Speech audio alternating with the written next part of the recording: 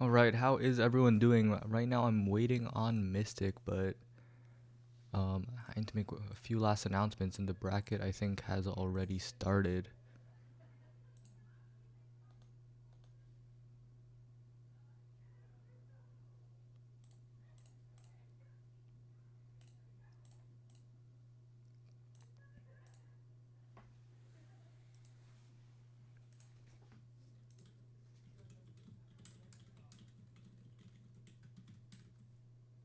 Hello, hello. Hello, How are you? doing very, very good, and I'll just have to get your camera up on stream. We are about to watch Pawns versus Blackwater Kraken. Now, let me pull up the bracket here so I get a full list of the roster.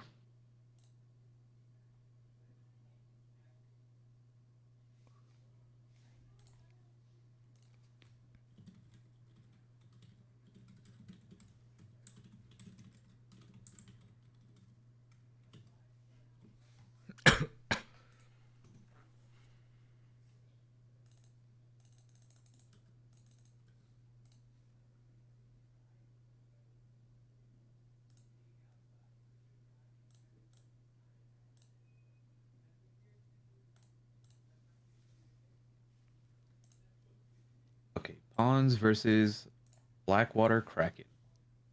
Yeah, you'll have to mute your video, I think. It's echoing? I might be wrong, though. You'll have to mute your video. Oh, it's coming in twice? Not a problem. Yeah. Done. All right, so I'll just invite you to a party.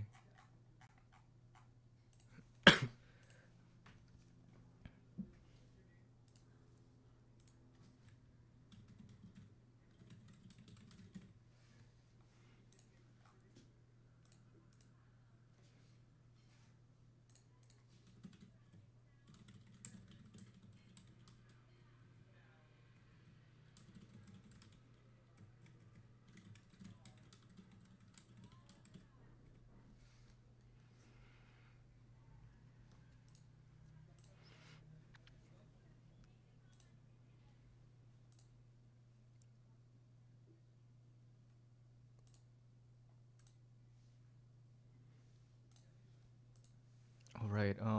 Are you in game? I am in game. Okay, so There we go. invite only, join a spectator.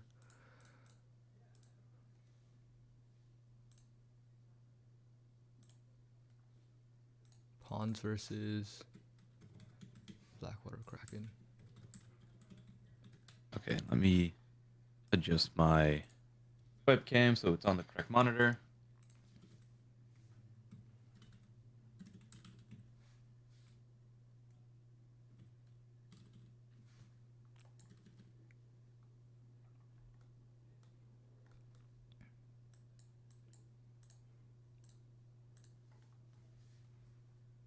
Okay, I'm good to go.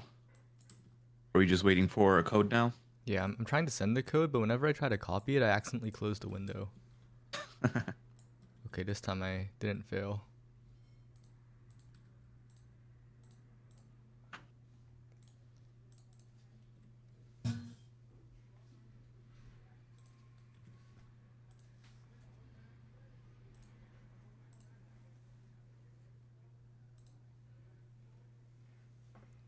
All right, so it's Pawns versus Blackwater Kraken, and Pawns, as we know, is Kong Kaiwin's team with Fluffy Sheep Snake and Chiswick as their substitute, while Blackwater Kraken has I'm Zealous, Hook Resets, and Joker. Okay, so looking at these teams, I would say just based on roster, I would have to favor Blackwater Kraken here. But when it comes to a team setting, I have no idea how either team is going to perform. Yeah, definitely. The individual players, I played with Hook Resets a ton. Same with I'm Salis. I've seen them play a little less confident in the Pawns roster individually, but they've entered so many tournaments so far that, Exactly. yeah, you got to hand the synergy advantage to Pawns. right? Because we've noticed even from previous tournaments that solo queue placement doesn't dictate everything. Absolutely. Sorry, still a bit sick. I don't know why I decided to cast yesterday and the beginning of today, but we're waiting on a different caster to replace me soon, so You know, surprisingly, I wasn't feeling too well the last few days. I woke up today feeling a lot better though. I don't know if it's allergies hitting me at this time or what it is, but it's spreading. yeah. All right. I'll just have to. How do I do this? I'm just reshuffling what's gonna be on stream because Kuyachi, the goat, uh, realized for me that maybe the games I chose weren't the greatest after all in terms of scheduling. So just swapping the sides of the bracket up and should be much better now. Are we in queue? Yes, we are in queue, which means we missed each other for some reason if y'all are in game. Oh, okay, Oh, okay, never mind, we're never starting mind. Y'all now. were Okay, waiting. maybe they were waiting for us Yeah, they were for waiting. confirmation. Okay, okay. Thanks for waiting, by the way. Better than missing it, Okay. of course. And I don't believe I can see the chat inside of start.gg, so I won't know what the ban is here. Yeah, okay. They haven't given us the ban yet, but Fluffy Sheep going with the Juno goalie, quite interesting of a pick.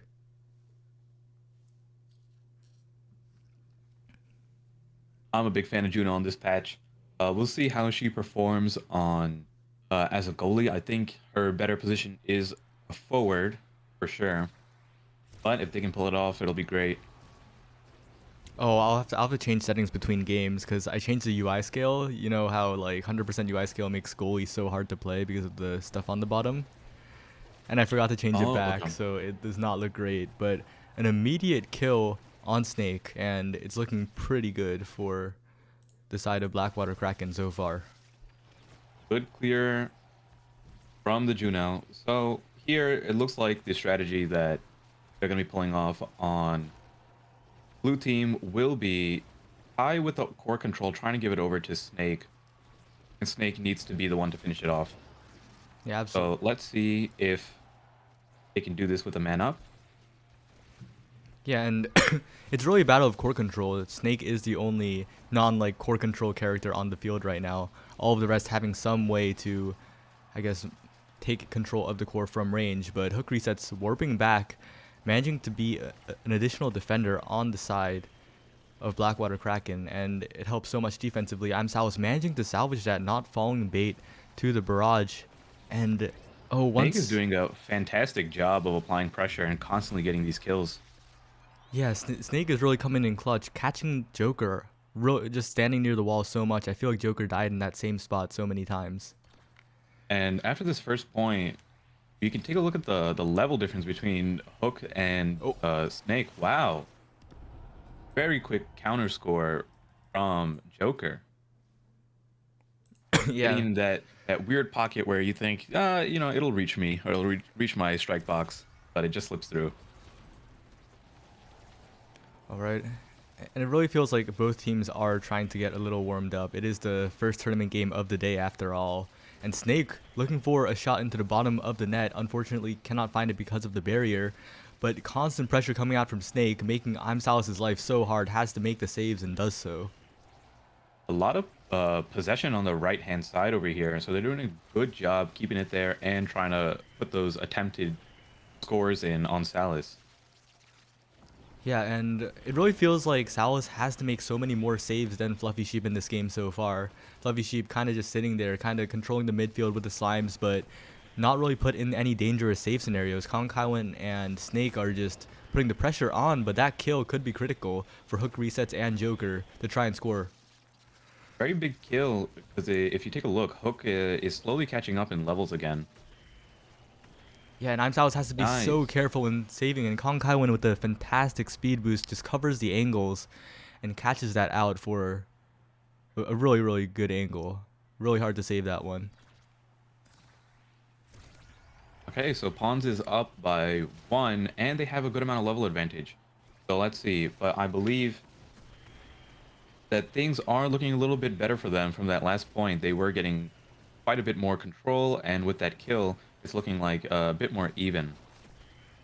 Yeah, and hook resets and Joker have like so many opportunities it seems to score, but sometimes it just feels like they're just not connecting with the passes. Konkaiwen there to intercept, playing so well. Fantastic strike by Fluffy Sheep, and Konkaiwen helps out with the barrage, and the flurry from Snake just completely saves the situation. So much pressure being put on. Now that everyone is level 10, Hook and Joker are both applying a lot of damage between their banish, pillar, beams, and everything. Yeah, and Fluffy Sheep has to be so careful. Like just a tiny bit more, and yeah, the Joker there to catch the unsafe clear. And Fluffy Sheep was so good so far, but when the pressure stacks up, it just gets so much harder. Exactly. It's one of those things where when you're playing against an Estelle, it's so hard where if you clear even once, not directly up or down, there's an opportunity for that Estelle to score. Yeah, absolutely. And this time it's Hook resets opportunity, walls off the corner, but unfortunately the core doesn't go that way. And now Snake and Konkaiwen are looking for a little bit of a snipe. Snake taken out, and the Slime's delaying Joker and Hook resets. Push for a small whiff by Hook resets, but it doesn't matter as the Joker with a fantastic angle into the bottom of the net. Very good passing there. So if you notice, Joker passed it up to Hook Reset, but because Hook Reset was in his animation for summoning that pillar, he wasn't able to catch that strike, but managed to get it back down to Joker, who scored the goal. And Konkaiwen is offering a lot of midfield control, which we all have to appreciate, making the life of Fluffy Sheep and Snake so much easier, but they have to make so many hard saves now because the Joker is right here with the pressure, but Snake finally wins a strike war and gets it out of there for now. And one other thing that, if you notice from the trainings, Hook Resets is running Hotshot, which makes a very big difference here. The core speeds up quite a bit, and once you're on that side, much harder to defend it. And we've kind of been noticing that with the aggression on Fluffy Sheep. And while we were talking about that, was just 2 seconds left. Zealous had to defend that last one to prevent it from overtime, but does so. And Blackwater Kraken secures his first game. They take game one. A great game from both. We saw the lead originally from Pawns, only to be taken over by Blackwater Kraken once the level started coming up. I feel like they really scaled their comp, and once the core itself was speeding up quite a bit, you noticed that it worked in their favor. All right, back to 100% UI scale and also adjusting the window on stream should provide a little bit of a better experience, I think.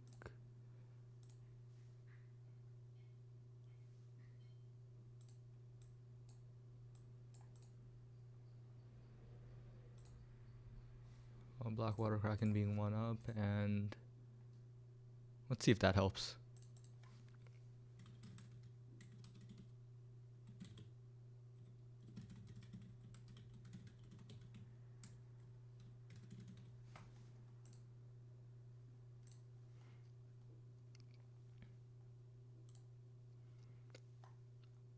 All right, and we're waiting on game 2 right now. Most likely, before they queue up again, they're deciding what bands they want to go with. After playing that first game, let's see if did it feel like there was a lot of oppression from particularly Joker or Hook resets on either Rune or that Estelle, because they could be shifting one of their bands towards that.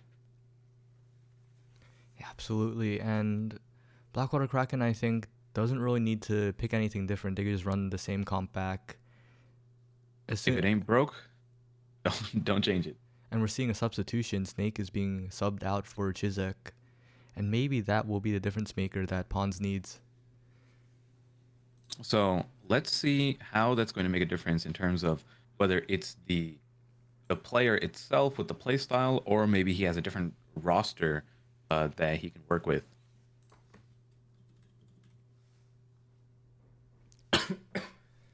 Sorry. What else? Yeah. Okay, we just need to wait.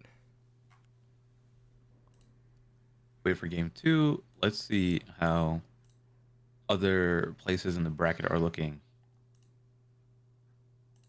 I see that Meta Abusers versus Goomba Stomp just started their game.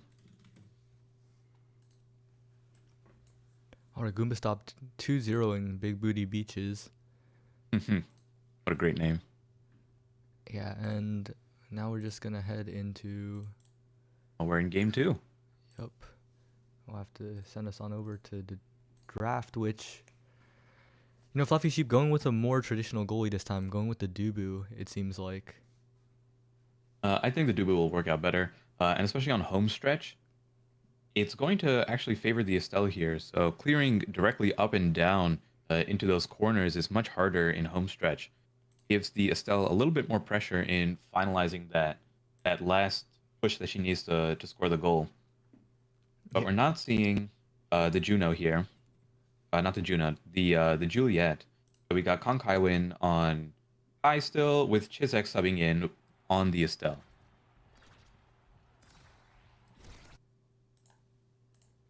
Alright.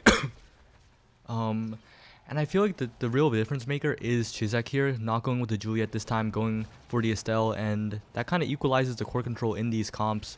Not really because of Rune, but both teams have the ability to just keep the core on the other side of the field as long as they use your abilities like smartly and are positioned well. So it's going to be so much harder for each of the goalies, but with Chizek Very dying, early kill yeah. from the Joker, taking out the Estelle mirror.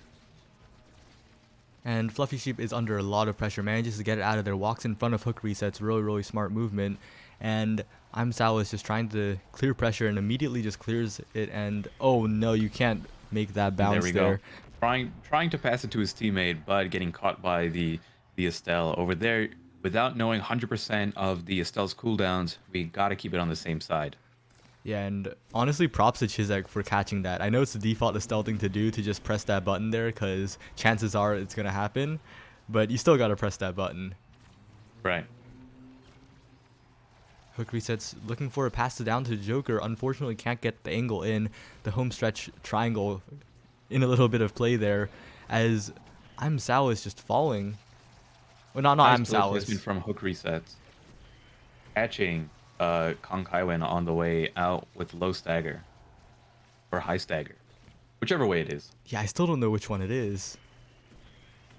Anyway, but the Joker speeding up the game a little bit, doing an aggressive bounce, but all it does is go back to Fluffy Sheep, and Fluffy Sheep is just constantly clearing it, but Kong Kaiwen is so low and finally taken out, which means that this 1v2 is going to be in Blackwater Kraken's favor, and a fantastic pillar by hook resets just really just... And taking a look at the trainings, we don't see a stinger on the side of Blackwater Kraken, but even without that, there's a lot of damage being put onto Kong Kaiwen. Yeah, and maybe you have to think that Kong Kaiwen might need to mix up the movement a tiny bit, but unfortunately Fluffy Sheep tries to pass it out, but the Joker is right there. Getting caught by the pillar up top, sending it right back down to the Joker, making a nice clear angle on that bottom side of the goal. And the Joker really has been, I guess, present. They've been there whenever it's necessary. And once again, looking for a goal. A very smart log from Fluffy Sheep to defuse that situation. But Chizek and Kong Kaiwen are now on the offensive, but can't manage to put together a push. Or maybe they do, and I'm South almost gets caught out by the barrage. But Very nice clear. alright, Fluffy Sheep once again trying to do a log clear. It's so scary. The Joker looking for a little bit of a cross, but unfortunately doesn't get anything. And Fluffy Sheep manages to pass it to Kong Kaiwen, but no, the Joker catches it. It's going to the Joker and hook resets alternatingly, but finally Fluffy Sheep manages to get it out, and now Chizek needs to do something. But Kong Kaiwen with the fantastic interception on the pass saves what could be a certain goal. There's still so much pressure on Fluffy Sheep, even with Kong Kaiwen making it back. You can take a look at Chizek's health. If they don't want to apply this much pressure, they can simply just choose to finish off Chizek and then go for the goal again. Yeah, and I think Chizek's health bar right now is an example of why not staggering someone is often a good idea, because you could keep them at that high stagger for longer than if they were staggered, in which case they could back up. But fantastic saves coming out from Fluffy Sheep, and even though I'm South hasn't had to do anything for quite a bit now, Fluffy Sheep is making it so that soon Kong Kaiwen and Chizek will have to go to the other side, will have an opportunity to catch Amsalis out, and eventually one of those Estelle abilities is going to land. Kong Kaiwen on the offensive, Chizek with the follow-up, but I'm Salas with the wait, and Gets it out of there. Fluffy Sheep once again looking for a little bit of the defense. Bounces it into the pillar. Bounces back. Manages to get it out. Doesn't get caught by the Estelle snipe. But Chizek going for Oh, a very little bit of the close goal. there. Almost cleared it back into the Estelle for that goal, similar to that first one. But right now we just get rid of that Dubu ultimate, which could mean that the pressure is finally going to hit. Yeah, Fluffy Sheep was so good for so long, but finally the Joker finds an opportunity where they're not ready for it. And, you know, when one goalie has to do way more work than the other, it doesn't matter if you're the best goalie in the world, you'll eventually Eventually, one of those crack. shots will make it through exactly. And even now, Joker with so much pressure, single-handedly putting on Fluffy Sheep. Yeah, and Pawns, they have to get some offense going. There's 10 seconds left, a mirror of the first game pretty much. They have to score with no time left, and it's looking pretty over unless Konkao can intercept, but no, and time slowly fades out. There it is. And one of the things that we didn't mention as much, but Hook resets with a great job supporting there. If we take a look, every time that the core was back on Salus's side, Hook's reset was there with the teleport, ready to pass it back, and immediately back on the offensive. So every time there was two people on defense and two people on offense. Whereas when Pawns was attacking, it was sometimes only Chizek there, and when they were on defense, it was sometimes only Kong Kaiwin there.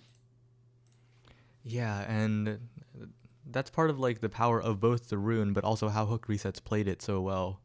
Like the rune, you Exactly. get like immediate ability to hit the ball from range, something that pretty much no other character has. And that's just so valuable in the midfield for scoring as well, but for setting up your teammate, you just have all the tools you need. And really good show from Blackwater Kraken, although the scores did not go all the way up to five, which was surprising with how much aggression that was being put on by both teams, especially the Joker. Uh, Goes to show how well the goalies were doing too. Absolutely, both goalies doing very, very well. We talked about how Fluffy Sheep had so much pressure put on them, but I'm Zealous also. When like the pressure came, they diffused it quickly. Their clears were mostly good, other than that one slight misstep that got the Estelle snipe, but the rest was pretty efficient, pretty fast, and got the job done. Yeah. And great job to both teams. Blackwater Kraken will be moving up with pawns going down to the losers bracket. And it looks like the next match we will be covering seems to be Rundown versus Glory Ignition. Is that correct? Yep, and Rundown, one of the, I think a team of free agents, it seems like, because Slop and Trick have bounced around on different teams before. Trick actually being an alternate for the roster that won yesterday's tournament on Quest Esports, and now Slop also joining along with ZZZ, someone I don't think we've really seen in tournaments yet, but definitely a name that most top players will know. Should be a fun one. I've seen ZZZ plenty of times in my matches, bringing out the Luna forward. But with Slop as goalie, I don't know who is going to grab the Luna here. It could end up just being banned. Absolutely, and it is important to note that Slop does tend to play more meta picks in tournament. Definitely Yeah. not like me or General Twy, who will pull out the Luna basically no matter what. Actually, General Twy is going towards the Estelle as well, so yeah, we really can't predict what picks will come out. Exactly. Yep. I've seen Slop more on the Kai recently when it comes to tournament picks. Looking on the other side, we have Comet 11 and Ignis. So Comet being known for that Asher goalie, 11, from my understanding, is a very good Estelle player, and then Ignis, he's been the Drakkar one trick for so long, but with this patch and Unstoppable being a thing, we'll most likely see him on Kai. I feel like.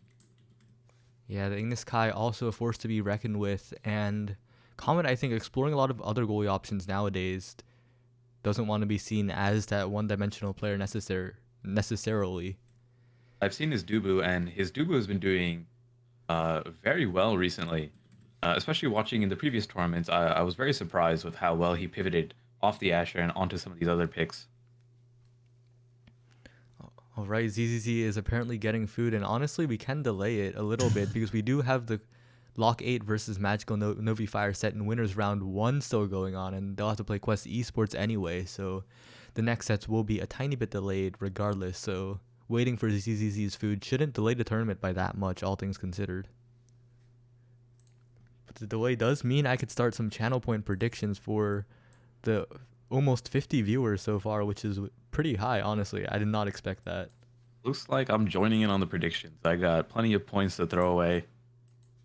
So let's see if I can give a little bit of a Aster's curse here. All right, predictions are up for the next 5 minutes. Who will win? Rundown or Glorious Ignition? And if you are wondering who's on each team, just type exclamation point bracket, which will give you the link for the Striker Saturday bracket.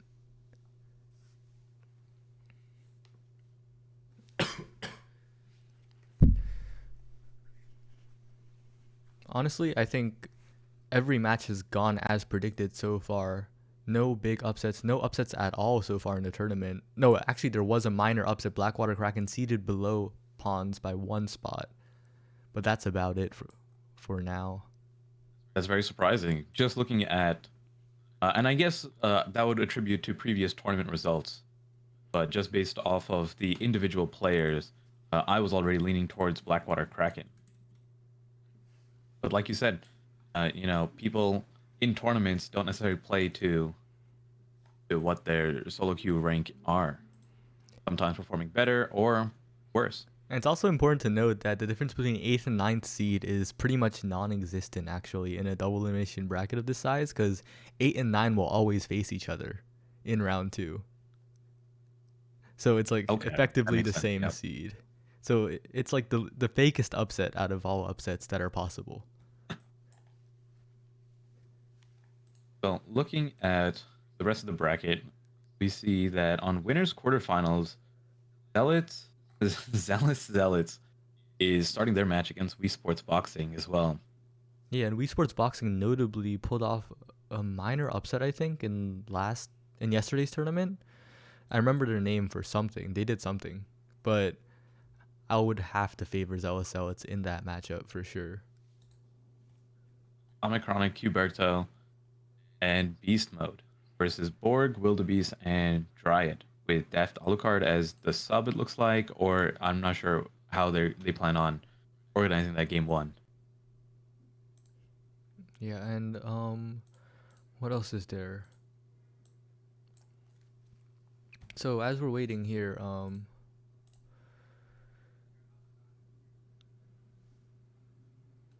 so Mystic, have you been playing some solo queue recently? I have. I finally made the push to Omega not too long ago. So I'm very happy. I'm trying to get closer to that 3K point, but this patch has been an interesting one. Yeah, definitely interesting is one way to put it. Thankfully, the hotfix is arriving on Monday, and maybe we'll see the meta shake up. But if that happens, we have like a whole slew of other problems to worry about because Unstoppable is both the problem and the band aid covering a bigger problem. 100%. We have such a weird position here where uh, bruisers are almost extremely good, but with Unstoppable being the barrier right there. So I'm curious when, if Unstoppable gets taken down a notch, whether it's from 40% to 20% or whatever the case may be, will we see a significant shift in the meta back towards bruisers? Yeah, absolutely. And I think a lot of people have Drakkar in their minds when they think that Drakkar got Adrenaline Rush this patch, and also if they manage to change Prize Fighter somewhat, Drakkar might be a user. Right, not really right now because Prize Fighter's numbers are quite terrible. But I'm I was a big tester of Prize Fighter in the early days. I would say on last patch I was primarily playing Jakar. So when this patch hit, I was very quick to jump on the new trainings, seeing Adrenaline Rush and Prize Fighter as two potential new trainings that Jakar could take, and it did not work well with Unstoppable being there. But Prize Fighter is quite fun. So if you ever hit those 7 stacks, it is noticeable. Anything prior to that is non-existent, I would say. yeah, and it's kind of ridiculous how Prize Fighter is barely a power increase over max stacks on stacks. Exactly. So hopefully Prize Fighter gets a bit of a buff. Maybe you increase the numbers a little bit on per kill and reduce the loss numbers.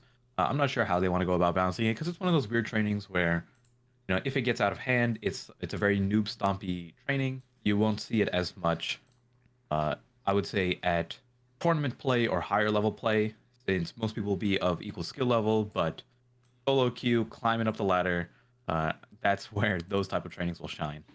Absolutely. And even with the current state of Prize Fighter, I still enjoy when the occasional Clash of Clones Drakkar game rolls around, just running heavy-handed Prize Fighter Adrenaline Rush. It- That is my go-to as of right now.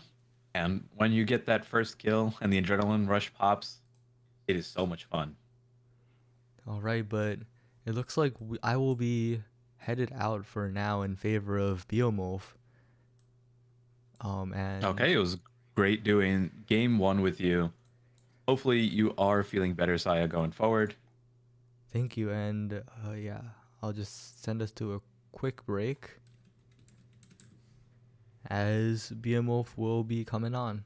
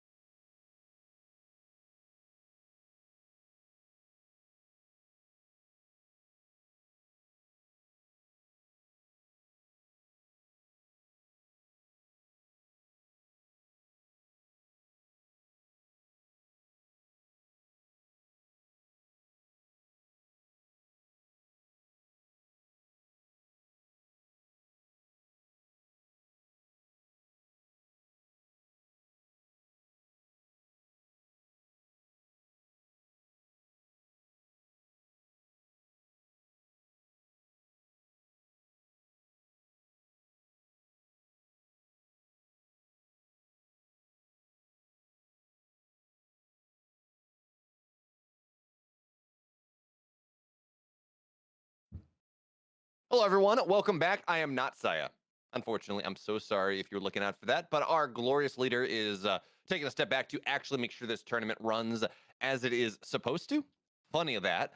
We got a great matchup ahead of us here in the winners round three, Mystic. It is going to be Rundown and Glorious Ignition. These are some heavy names, one of which is going to get knocked down to the lower bracket pretty early on.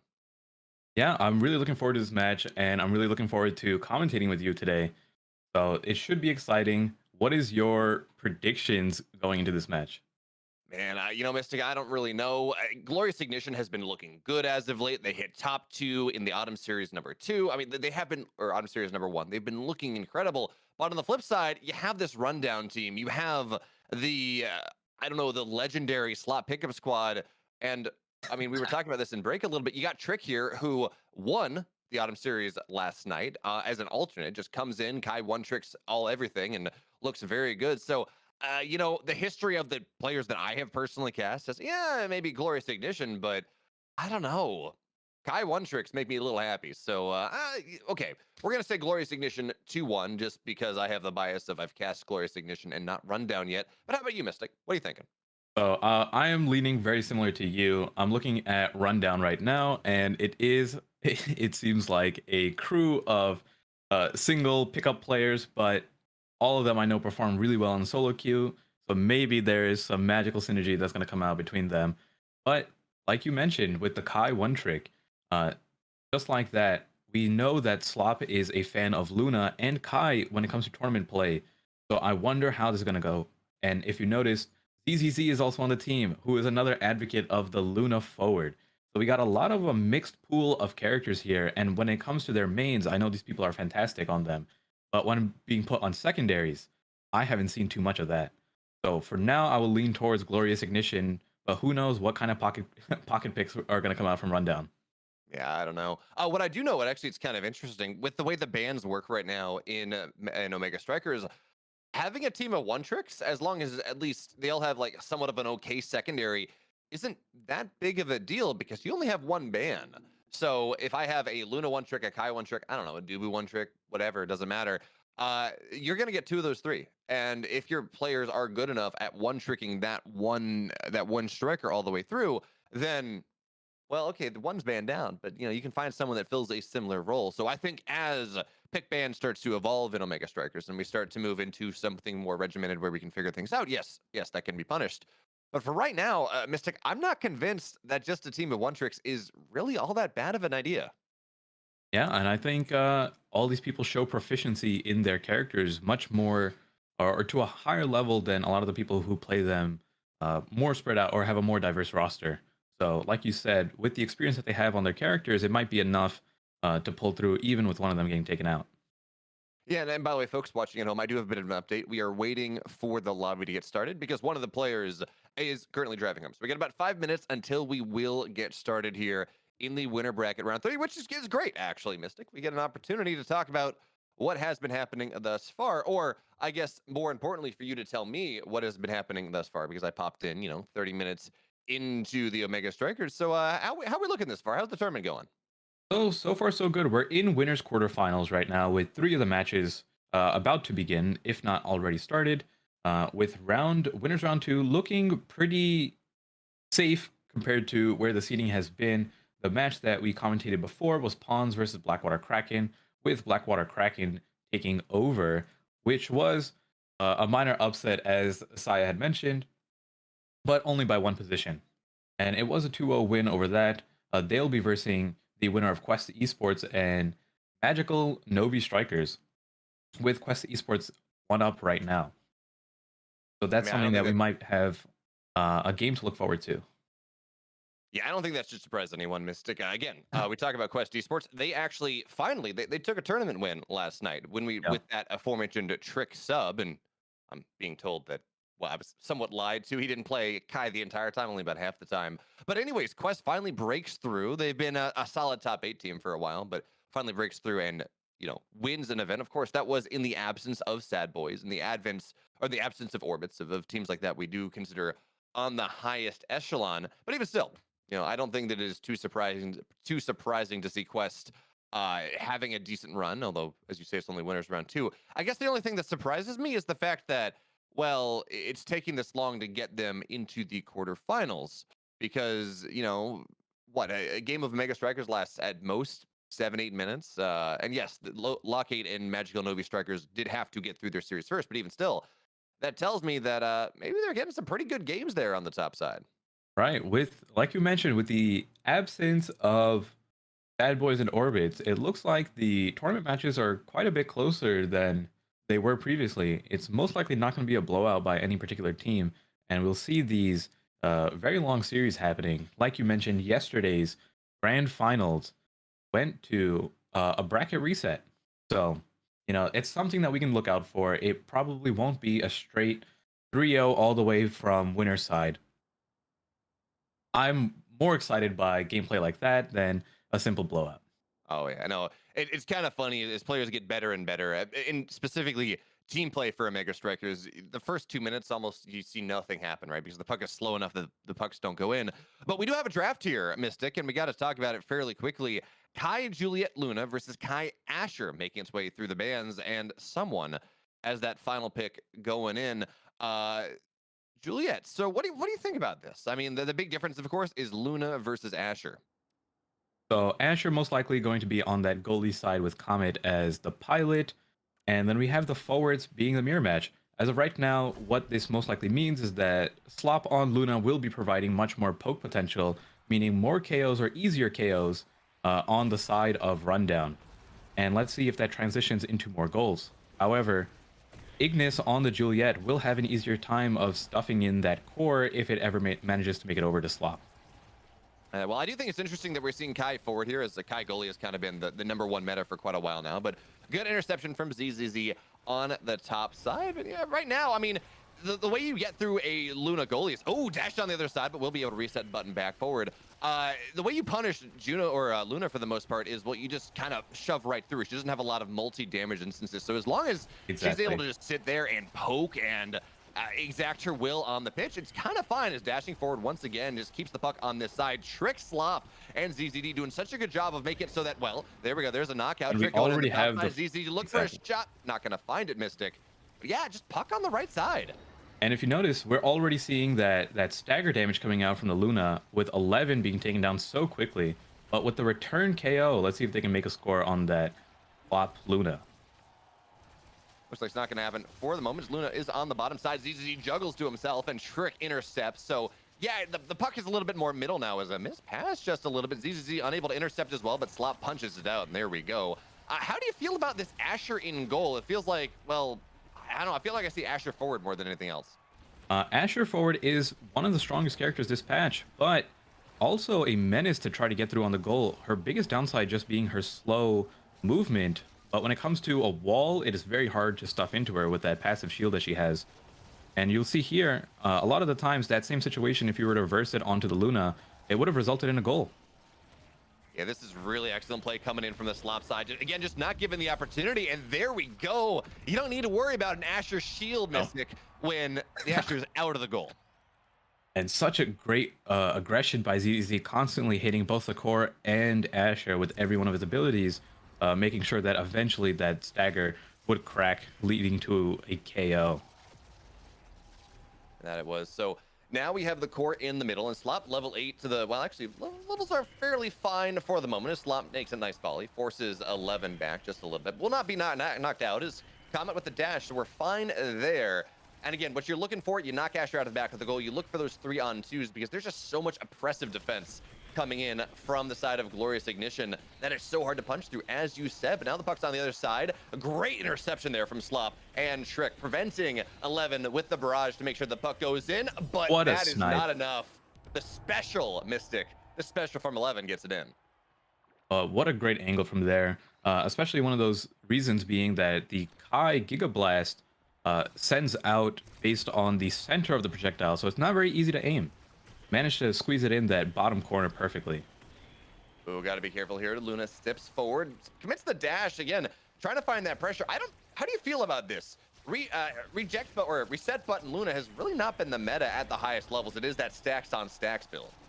Typically, you will see the stacks on stacks, Stinger, and Unstoppable coming out.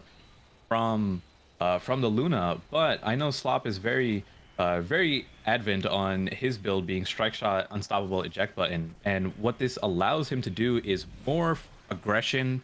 He is able to apply more aggression on the enemy goalie by trying to stuff it in himself and a little bit of range with that strike shot, trying to prevent it early, but sacrificing some of the chip damage from Stinger, as well as the speed from stacks on stacks. So a little less defense, a little more offense from Slop.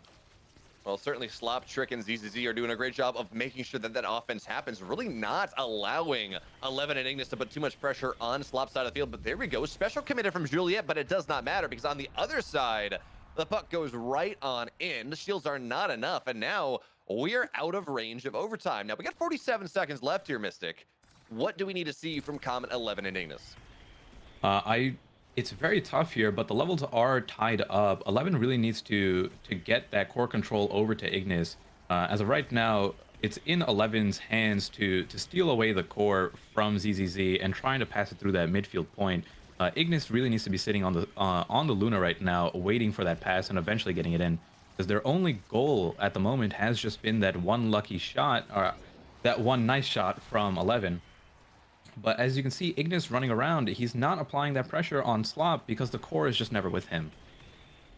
They did briefly have 3-on-2 and actually really good positioning from 11, but Comet doing what he can to try to get that forward pressure, but it's just 5 seconds left here. Ignis, he's going to try to force Luna out of goal. It's not going to work. And yes, we got the volley. Comet making sure that another goal does not come in, but it does not matter, Mystic. Not at the end of things. +2, and you play defense. It's a 3-1 lead and a 1-game lead coming in from Rundown. Really good game one from Rundown. There was just so much more core control happening on their side, and this patch is a patch of core control.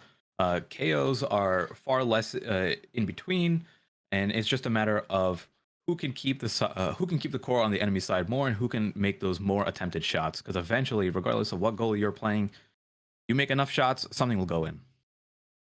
Yeah, I mean, that's how a lot of things work. You put enough pressure on, and eventually you might get lucky. So, Mystic, we're going to be getting into game 2 soon enough. Here, we're in the lobby queue right now. What changes, if any, do you think we see from Glorious Ignition? Do we see something that's not Asher in goal? Do we see Luna get banned out? What do you think? It would be really nice if Comet had that Kai goalie pickup or a range goalie pickup to help out with some of the aggression going on. Because as of right now, the Slop on the Luna is applying so much damage and so much pressure on the enemy side, where it almost feels like a 3v2. Comet was doing a good job of trying to prevent those goals from happening, but with the core always on his side, eventually something's going to slip through. I do like this pickup better with the Estelle. What this allows for is more potential goals from that midfield point. Ignis will not need to be sitting on Slop, and he will have that opportunity of trying to simply score from a little bit over the midfield point. Yeah, I think the interesting thing here is we see no stinger from Ignis, so he will not have that consistent poke over time that you kind of want out of an Estelle. So for right now, Ignis getting very low, but not staggered just yet. Dash comes in from Slop, and there we go. That is the stagger, so Ignis is going to have to play a little bit more defensively. Sit in that goalie zone. Get your HP back up, friend. And now 11 on the north side, but not able to chase the puck well enough here. Juggles up against the wall, and Ignis takes a shot, but it's not going to be enough. These early game, the puck's not moving quite quickly enough to really for something like that one to work out, but Ignis getting low, but the puck once again goes in, and Slop with a dash. It's not going to work out though, Mystic. Very good clear from Comet, sending it back up, making sure that he doesn't cross bottom, giving ZZZ an opportunity to score. And nice play between 11 and Ignis, with Ignis pushing it in that top pocket. That was very nice indeed right there. Good teamwork, really. And that's what you want to see when we're seeing these competitive players, these competitive games where they are in voice comms, they are actively communicating, saying, go north side, I'm going to go bottom.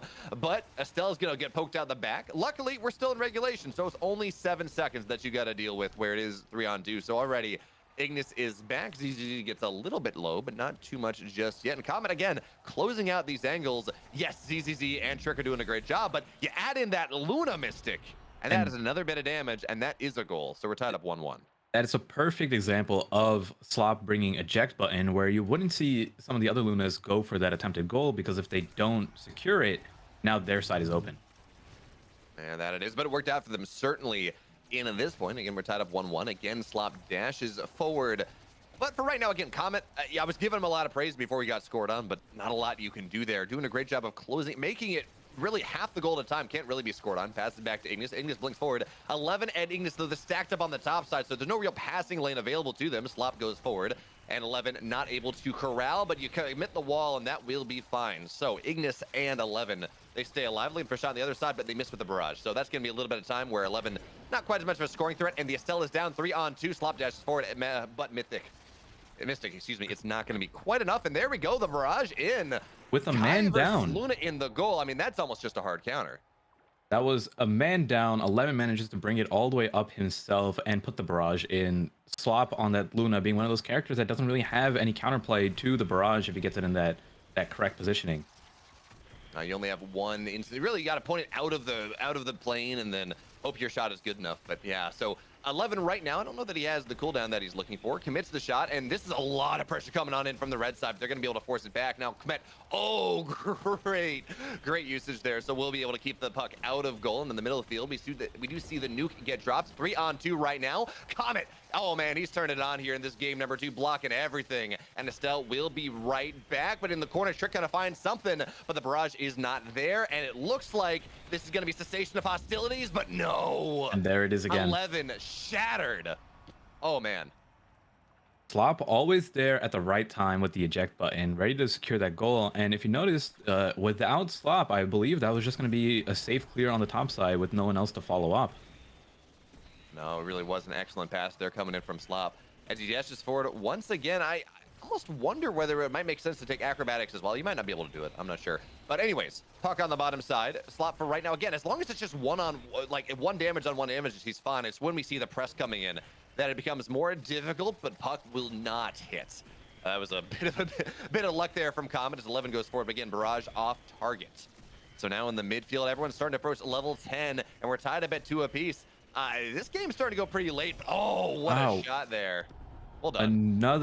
Another goal by 11, squeezing it in with that funky hitbox of the Giga Blast, hitting it radially outwards, sending it right along that top corner. So now, what are we missing here? I guess in part is the fact that Estelle is only level 8, so lacking in that level 10 power. I mean, she's not running prime time or something like that, so that's fine. As he's really started to enforce his will on the other side, but 11, he's got puck control. Ignis on the top side, blinks forward, it's not enough. So 11 is doing a really good job of trying to stuff it in, keeping it on their side. But if you take a look at the stagger, he had to go back all the way to pick up the orb from Comet just to heal up a little bit. And in that time, Ignis was taken out. And now Comet without an orb is stagger broken. ZZZ can simply just walk up and KO him at any point. But doesn't happen because 11 with another goal providing some safety to his team. Yeah, so now again, we are outside of that overtime range, Mystic. You got to get 1 in 28 seconds. We were asking about how this is going to work on the other side. Almost mirror a situation in the previous set. But this time, of course, it's match point as well. The game can instantaneously. Slop goes forward. Can't maybe play quite as aggressive as he would like. Shot goes in. Great defense. And will make sure that 11 does not put that puck in. But Trick and Slop need to work together in the remaining 10 seconds. Here comes ZZZ as well. They got to put this puck in or the game just ends. Oh, ZZ trying to force Comet out. There we go. There's the knockout. Comet 3 out on of the... 2 seconds. 1 second. They're just not going to get it in time. And friends, Romans Omega fans, we're going to go to game 3 here in this best of 3. And it is quite tight. What an important kill or knockout on ZZZ on Juliet. Out of all the times, there was absolutely no KOs happening on the side of Glorious Ignition. And right when they needed to alleviate some of the pressure on their goal, they get that KO on ZZZ, giving them 7 more seconds of freedom, allowing them to hit that 0 on the timer, giving them their first game win. Yeah, when you bring the goalie out of the goal, you do need that full complement of strikers. Not at the very least to just close out north, middle, south, so the puck just doesn't go through and you get that free goal. So life became complicated. We're going to go to game 3. We saw the Estelle adaptation that seemed to really work for them. Where do we go for? Does Estelle get banned? Where do we go from here, Mystic? So we're hovering over. It looks like the same 3 bands or the same 3 characters are going to come out from Rundown, and I'm not sure if they're going to ban the Estelle. It seems like something where banning the Estelle could open up another character for them, whether it be the Drakkar or most likely it would end up being the Drakkar. So it looks like we're going to see a rematch of the same team, and hopefully a change in playstyle. Well, for now, really no change in the strikers. Asher, Estelle, Kai versus Luna, Kai, Juliet. No Drek, nothing like that. But this is, of course, center stage. There is a big hunk of something in the middle of the map. It really turns this into a north side and a south side discreetly, which may help out with Asher just a little bit, right, with just how much space control she has. But we're going to have to see, as already we are into game 1, 6 seconds in. And right now, we got 11 a little bit low, but that really is the only big development we're seeing at the moment. 11 already getting chipped out by ZZZ and some stray projectiles. But this map should favor Estelle quite a bit. We'll see if Ignis can make some more pressure happening here with those midfield plays. Yeah, look at what 11's doing. Just making sure that he's always on the other side of the map from where Ignis is, looking for those nice, crisp passes. But Trick doing a great job of closing the connection out. And with Ignis being so low, he's got to be so careful on the edge of the map, especially with that Juliet there. But past north side, it's that 90-degree clear. But there we go. 11, he's been flirting with death for quite a while, and now he will be truly dead for the next couple seconds. But a great dash backwards there from Comet, closes the goal out. And well, it looks like this knockout, at least, will not be super consequential. They will stay alive. ZZZ, though, just forcing Comet away from where the core was going to be. Great play from the Juliet, and this is 1-0. Great play indeed. And if you notice, there was a previous point where Ignis had broken the stagger of ZZZ, but he didn't go out. And that was purely due to the unstoppable training. And something as small as that, could have made such a big difference in that situation. So you're telling me Unstoppable might be just a little bit overtuned right now? Some might say, I don't know if I could quite put my finger on that yet, but, I would say it is a good training at the minimum. Oh, so not quite heinously broken, just outrageously broken. Got it. Good shot here from ZZZ Yep. on the bottom side. Not going to get it, though. And 11, again, finds himself low, finds himself staggered. But Ignis looks for the shot, gets it through Trick, but not through Slop. And now the puck goes back the other way. And again, 11, he's just getting bullied here. Cannot stay out of stagger shatter range. Oh, almost That's there. how Just you do it. needed You get knocked one out. more second to re-heal up all the way. But Comet and Ignis, while they are protecting it, look at their stagger. They're next on the chopping block to get taken out by ZZZ, and there goes Comet. Well, again, it's kind of hard to get the puck onto the other side of the map at certain points, just on center stage with that big thing in the middle. It's just so much easier to close space out. But now, again, Ignis is not back. She's gone. But Comet and 11 are back here. So at least for the moment, we're going to go back to 3-on-3. Is Comet playing pretty aggressively for a 2-on-3, but it will work out at the end of the day. Toss to 11. Slop intercepts, and Ignis on the bottom side has an opportunity here, but not quite forward enough to get the shots in. And Slop will be able to save. By the way, Slop level 10. Highest level in this game by a significant margin. And it's going to make a big deal when you take a look at the damage that he's doing. Having that level up with the knockback orb, he's applying so much pressure. But it didn't matter in this situation because 11, again, in these positions where it doesn't look like it's going to go in, he manages to find such a small window to squeeze it in. Yeah, so there we go. We're 1-1, 90 seconds remaining here in this game number 3. Again, if you get knocked out at this point, you're not out. You do move to the loser's match, and Comet, a great save. Really far away. Felt like he was absolutely out of position, but it works out. Thank you for that dash. Thank you, most importantly, to Acrobatic. But for right now, puck on the bottom side. Ignis very low, but almost level 10. Not going to be level 10 for quite a while, though, as he does get knocked out. This poor Estelle playing more of the game off the map than she is on the map. Right, and I think it's one of those issues of the center stage. While it does give Ignis a little bit of a benefit when it comes to scoring from those side lanes, ZZZ is applying so much pressure both on Ignis and the goal. Anytime someone needs to walk up to that middle part, you're balancing getting KO'd versus trying to get the core across, and ZZZ is there to take advantage of that. By the way, you know what I want to point out here? You know what Ignis is not taken, Mystic? Rapid fire missile prop prime time, so he has not taken Stinger this game. Oh, I was saying Unstoppable. I am a big proponent of Stinger over missile prop in this situation, but you did mention Unstoppable, and it's one of those things where you sacrifice the level 10 play, but we're 3.5 minutes into this game, now just hitting level 10, so let's see if Primetime pulls off, because if he did have Unstoppable, it would have been a big difference up until this point. Well, do remember, of course, that we are, again, 30 seconds remaining. It looks like we're pretty certain to go to overtime. So we will see, I think, some significant usage out of prime time. 11, there we go. We see that Unstoppable. Make sure it does not get knocked out. Slop, again, playing great defense. Nuke gets dropped. Your shot on the right side. But Comet, again, doing a great job. Slop dashes forward, resets back. So for right now, we have 11. Oh, all the pressure in the corner. And no, despite there being 3 red players on that side, ZZZ pokes it in, 17 seconds remain. They just need one more. And if you notice in that situation, everyone was lined up on the side of Rundown. Trick making sure standing in that midfield, not letting a single shot through, with Slop sending out projectiles. So it didn't matter that there was 3 people lined up because ZZZ knew that as many times he pressed that button, it was going to go through. But Ignis finds the opportunity on the bottom side, gets the KO as well, and I think it's this is where the prime time is starting to show its merit a little bit. That it is. And man, we're in game 3. It looks almost certain to go to overtime at this point. I would not have it any other way with how tight together these teams have been. Shot on the north side. Ignis getting very low. Primetime shot not going to work out here. And there we go. Slop makes the defense once again. Again, Comet's playing very aggressively right now, but he does have double dash to get back if he does need to. But he can't, in fact, get back. ZZZ bounces him off the wall, pushes him forward. And Comet moves up there to try to step away from ZZZ, but in doing so, gives ZZZ that entire space on the bottom side of the goal. And with Trick getting it through, it was just an automatic free goal. That it was. But, 11 a bit of a scary position on the north side. We'll stay alive and not get the shot in that he's looking for. So, for right now, Slop just looking for that opportunity to maybe make something happen, maybe perform an interception. But for right now, 11 is knocked out. Remember, folks, we are in overtime. Puck is faster, but more importantly, knockouts are longer. Slop tries to make a second shot. It's not going to work out. And Ignis off the wall. Bank shot. It's 4-4. Great angles from Ignis and really good defense from Comet. So that was a situation where very few goalies, or I should say other characters, would have been able to defend the core like that.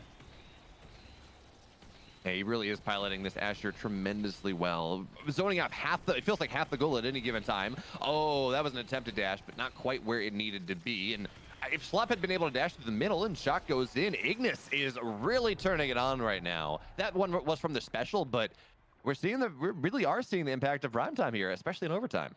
And we're also seeing an impact of lack of stacks on Slop, right? So this is kind of the other side of the coin where we were seeing a lot of aggression from Slop and the scores he was making. But in these situations, with stacks, there's a potential opportunity for Slop to save some of those goals that went in. Wow, they're just playing on the north side. And, well, that oh, and I think that's Comet with a DC. Oh, no. So let's see what happens here. Unfortunate time from Comet, but I know he is prone to quite a bit of internet problems. So it looks like by the good hearts of both teams, they're giving Comet a little bit of time to rejoin. I don't think I've seen the DC where the striker just runs in place. Normally you just kind of see him run out the back and then they're gone, but it's because they run into a wall or something. Interesting. Typically, I see them run across the entire map and then off the screen entirely. I mean, it's funny. They're moonwalking. It's fine. Good news, at the very least, is there will be many, many, many knockout orbs. So we're gonna see a lot. We're gonna see a lot of action when Kama comes back. I don't think I've ever seen all 4 orbs up at the same time. I have, but that was primarily because I was doing Striker Tuesday or Omega Tuesdays, where movement's inputs were not allowed. You could only dash. Okay. That sounds like a lot of fun. I wonder who was the top character candidates, you would say, for something like that. Oh, Comet's back. Great. It was Juno certainly, but we also had Amy did a very good job because her firewall turret could just knock the goalies pretty much out consistently. But we got shot on the north side. 11 getting very low. Nuke goes down. It's not going to hurt Slop here. And Comet, can he get back? Comet with a great clear upwards. The mental break that he's had for the moment. Yes, he will. Oh, great dash save. But 11 really low on the stagger there, or high. I will never understand which way it goes. But either way, good clears from them. ZZZ taking the opportunity to KO both of them. This is a perfect time for someone to get it. And there it is. The flurry into the double KO, leaving the goal open, only for Comet to defend. But like you said, he can only typically defend one side very consistently. The other side, if there's a teammate there, will push it in. The upside of getting the goal scored, though, is you do get 11 and Ignis back. So that's nice, at least something. But shot on the north side, Ignis not able to punch it in with the barrage, and Comet looking for that reset. But great shot coming in from Slop. Forces the reset, but it does not matter because a bank shot off the rim. 11 gets it in, and we're tied up once again. Mystic, how long does this game go now? players are getting 2 in a row seems impossible. And unfortunately, without the DC there, I believe we would have been in a position where Glorious Ignition was up and could have secured a win here. But it is what it is, and we got to see how it plays out. We could see this go on for a while. Like you said, 2 consecutive goals has not happened, and it seems like a lot of the scores from Glorious Ignitions are these bank shots or weird angles. So hopefully they can keep it up. But ZZZ applying so much pressure and getting those more traditional goals that I'm afraid. Oh no! Speak of it right now. It's those angles that you just never expect to hit and can never clear. What I do love, by the way, is the bit of misdirection that Comet had on the defense on the other side. Forces your character north, forces the Asher north, right? It makes you think that she's going to pass north, and just drags it right down south, back down to Ignis 211. It worked out rather well. But anyways, we're back in here, up 1 game for 1 point for Glorious Ignition on game 3. Winner moves on to the winner's semis. But for right now, Slot playing some great defense, dashes forward, has to reset here, out of the back of the goal. Ignis looks for the shot, not gonna find it. And now 11 on the north side. We have 7 seconds before the goalie returns. Does Comet go for it? Looks like the answer is no on the north side. Barrage is committed, but Trick, well, you know what?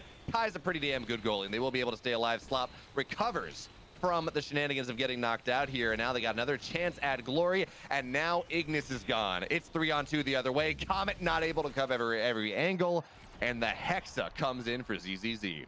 Great angle from ZZZ, banking it off that bottom corner with that self pass, trying to open up a window for scoring there, and he does get set in the top pocket on Comet. Without any abilities, Comet wasn't able to catch up. No, unfortunately not. So for right now, we're 7-7. It looked like there was an opportunity for this game to end, but I'm not so confident anymore. 11 a little low, Trick very low, but Ignis not able to get the knockout. 11 has to be so careful playing on the edges here against the Juliet knockout pressure. Nuke goes down, and there we go. Kai's down both sides, 2-on-2. Bit of a tricky pass there coming in from Comet, but we'll work out at the end of the day. Dangerous. Maybe there's an opportunity, not enough. Reset back, we're fine. Both Kais are back up. Let's see, with ZZZ at the goal line, can he secure this?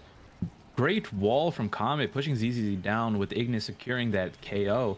And now they're up a man, and they're in a really good situation here to score a goal.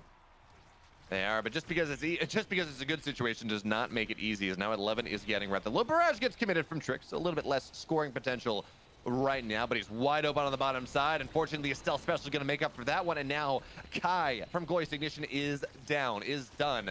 But we've seen this happen before. The even-sided position is actually worked out pretty well for Glorious Ignition thus far, and now again, Kai is up, and we reset. Right, there was an opportunity to score there from ZZZ, but because he used the flurry to take out 11, he didn't have it to finish up the point. But now he should have that flurry up again, unless he used it without me realizing. And he dash punches, getting Comet out of the goal and making it a 3v2 for rundown. Am I crazy? Why was that only a 7-second knockout? Yeah, that Comet came up much faster than he should have in that situation. I think it might have to do with the DC there, but Ignis taking it back over and putting them at match point again.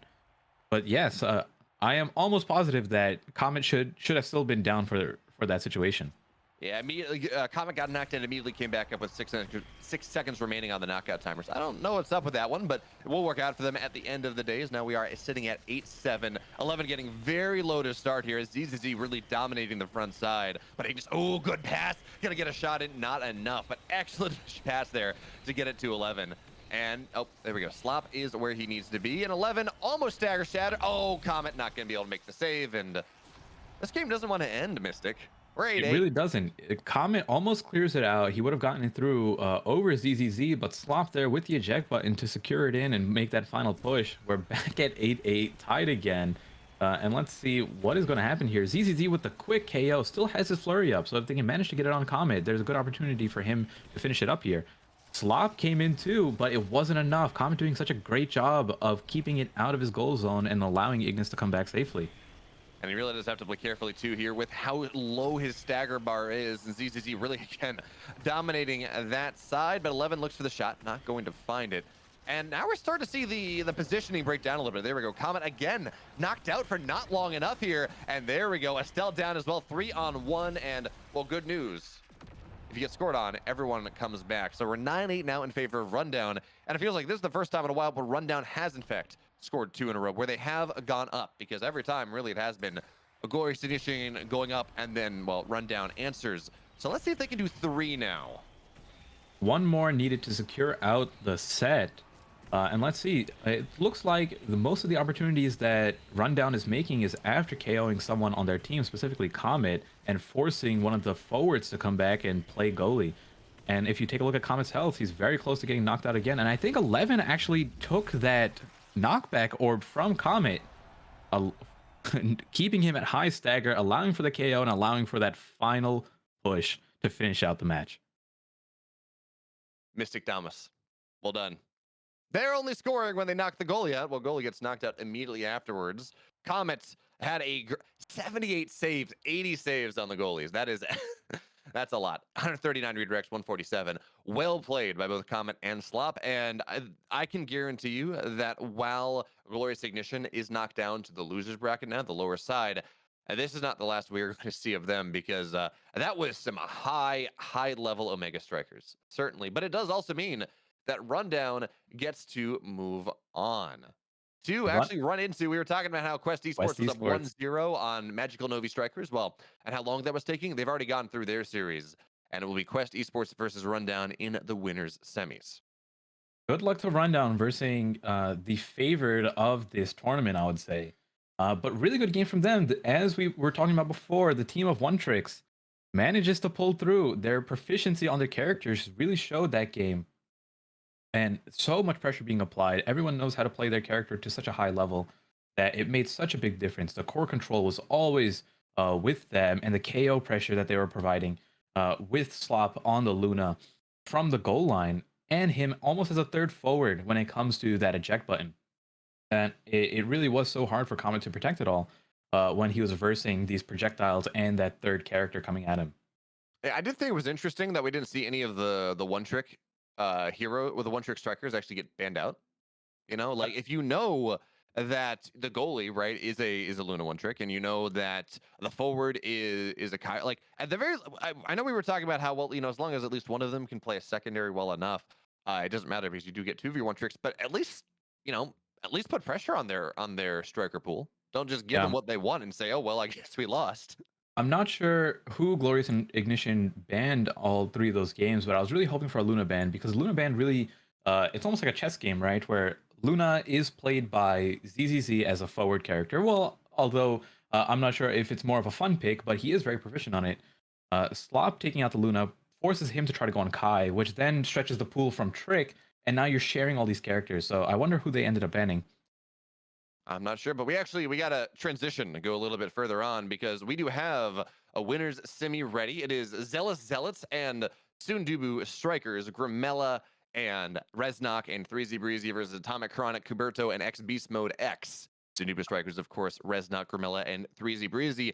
This is the first rune I've at least seen this afternoon. And how do you think about it? Rune forward? I'm a big fan of the rune. I think he just has so much pressure when it comes to the instant pillar that he can provide, catching out these stray clears from the enemy goalie and just stuffing it in when you least expect it. And then also being able to provide as a defensive character, constantly teleporting back and forth without risking any map presence.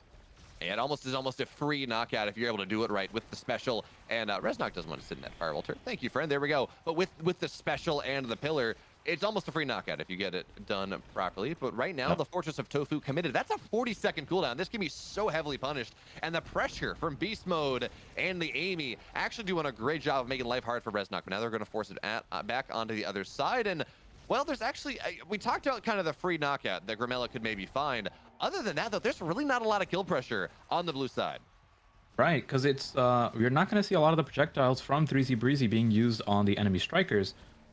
And with Reznok on the Dubu, we're not going to see any of that KO potential unless he gets a stun on someone and then chooses to use his cooldowns to knock him out. Yeah, so it's going to be interesting to see here. A lot more maybe core control on the blue side, a lot more maybe kill pressure on the red side. But for right now, Grimella, of course, does have the shadow in the middle of the map, so no easy defensive blink to make sure that he can supplement Reznok playing in the goal. But for right now, 3Z Breezy will get the orb, and that's nice. Beast Mode on the north side, but, well, Fortress of Tofu gets committed once again. That's fine. Roll is going to be enough to save this one, and We're just moving backwards and forwards, waiting for a. And I was there gonna it say, is. waiting. There we go. Using the primary to make that instant medium hit fast enough to get past Cuberta, even with him reacting just a slight bit late. He reacted on time. It just wasn't enough with the placement. Yep. So one thing we got to talk about here, by the way, is we're in game number 1. Sundubu, the Sundubu Strikers actually had a massive upset to get here. Those of you that have been watching Omega Strikers tournaments for a little bit may have heard the name Meta Abusers. They've been looking very, very good. They were the number 2 seed in this tournament. Well, they got upset. They got upset pretty hard by the Sundubu Strikers. So they are not supposed to be here. They're the 7th seed. They won in a 2-1 best of 3, which is actually, they're playing pretty well thus far. They're in fact up 1 on the Zealots, who again are also a pretty high seed in this tournament. Apparently the Rune is doing a lot of work for them there. And oh, what a save from Reznok. It's not going to be enough, but man, Almost that had was it a there. lot of pressure. Good use of cooldowns, but with the lock putting him in animation, he wasn't able to walk down and strike it out. Not sure if he was going to have enough time. But going back to the point that you made about meta abusers, I'm not sure if this is still true or not, but I was asked actually to sub in for meta abusers because they were down a person. So hopefully their third man came back, but there's an opportunity for them to be missing one of their teammates. That's always unfortunate. Is 3Z Breezy right now. It's just really playing pretty defensively, interestingly enough. Normally you see everything go forward a little bit, everything go a little bit back, but they're playing a much more regimented mid-game style or mid-map style here right now. Is Beast Mode looking for those one-on-ones, but if you trust your goalie, and by the way, Reznok's already level 10. Really, when you block that many shots, you do tend to get levels pretty quickly. 3Z Breezy, though, tries to force it in with the barrage, and Gramella, the Seeing Eye core, gets it in. It's 2-1. Gramella's been impressing me on this rune thus far. There's so much single-handed pressure being put on from Gramella on the rune because you just don't know at any point whether he's going to put the banish or the pillar, and you just have to be afraid of it all, right? Oh, certainly. So right now the shade is forward. He actually commits to it right now. What a great Unfortunately, angle. Reznok thought he was safe. The fortress committed, but not quite safe enough. Sending it from below the fortress, sending it up to that top pocket, catching Reznok off. It did not look like he was gonna send it there. Atomic Chronic with the great angle. Reznok commits the body slam as well. Unfortunate, but luckily you run acrobatics. You got 2 of those. It's going to be fine. Beast Mode dribbling to himself. Reznok has the save and good patience. Make sure that the Estelle snipe does not get what it needs, but he passes right back to the Estelle. That's a little bit interesting. The puck's going very, very fast right now, but it's on the bottom side, so 3Z Breezy will be able to get it. And well, there's the firewall turret is gone. Reznok commits the orb, collects the orb, and now we're back onto the other side where Beast Mode finds himself in a corner, but Gramella in the midfield, not able to commit to that one as hard as he would like. And Reznok looking for the pass on the bottom side here because, well, Beast Mode doing a great job of closing out the position that Gramella would have liked. But there we go. Blinks forward, looks for the shot, and Beast Mode doesn't get it. But oh, that's maybe an opportunity. But no, 3Z Breezy, again, not able to crash the goal. There's no blinks here. It is just, well, I guess you do have Rune, but no forward blink aggression. Where you are is where you are. You know, both sides running acrobatics on their goalie, but it looks like the fortress is still down from Cuberto. So, oh, and right there it comes back up. This is an opportunity for them to score without that fortress being such a big defensive tool. And there it is. All right, so the underdogs up 3-2 while we are in overtime. So again, reminder that theoretically your knockout time is 11 seconds. That's how it should be. That oddly enough wasn't that game. You know, the game's in beta. And of course the puck goes a little bit faster too. It's great saves there from Cuberto multiple times, and the puck goes bouncing back and forth. Breezy tries to force it in. Gramella does not have the extra damage required to make sure it does go in though. And Reznok, how aggressive do you want to play, my friend? Almost catching not it. that aggressive. Commits the acrobat though, the somersault. And well, now we're going in. Gramella, really nice positioning, but not going to find the shot he's looking for. And there's an example of Gramella using Rune's kit so well to single-handedly catch the core and bring it back to himself. They end up getting a KO thanks to the banish, and there it is, getting another score, finishing it up in overtime with the 2-point lead. That was a beautiful self pass. Drops the pillar back to himself, gets the core speed, puts in the bottom side, and Cuberto was just never going to be able. Was really just never going to be able to respond appropriately. Really, really fancy bit of passing there at the end. So some news we're getting here is that the bans for that game one were Drakkar and Asher, and it's looking like Sundubu banned the Drakkar. I'm not sure if I'm reading that correctly, and Asher coming out from Zealous, the Zealots. We might need to see that ban change up over to Rune because that was such a great gameplay from Grimella, putting on so much pressure that you know I don't know how a goalie is going to respond to that at all. I mean, I don't think the goalie can. I think very much you have to have your teammates helping you, and that's how you save that. You can only close out so many angles, and yes, Dubu is absolutely a big beefy boy, but he only fills maybe a third of the goal. Yeah, Fortress of Tofu, if it's there, if it's on cooldown or if it's off cooldown, and again 40-second cooldown, you can cover out a little bit more, but that doesn't last all that long. Again, it is on your teammates to cover the positions that you can't when you have that level of aggression just really on your goal line. And one of the other things you end up noticing because of the rune having the ability to go back and forth so much, when rune is applying that pressure, if you need a teammate on the other side to help defend, once that core gets cleared out, the rune can simply go back and catch it himself.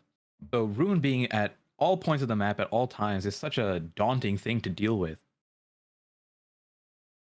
So what I'm hearing here is the fact that well, Rune is the newest character, so therefore broken. Easy, got it. Thank you.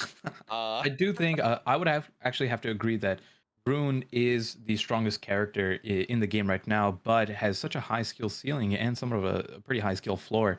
Uh, and that's the reason why we haven't been seeing him as much because of the level of, I guess, knowledge needed to pilot him. But it looks like the rune did get banned out as we're seeing Grimella on Estella this game, and the same exact ban possibly for Sundobu strikers. We're seeing the Amy, Estelle, and Dubu come out on the right side.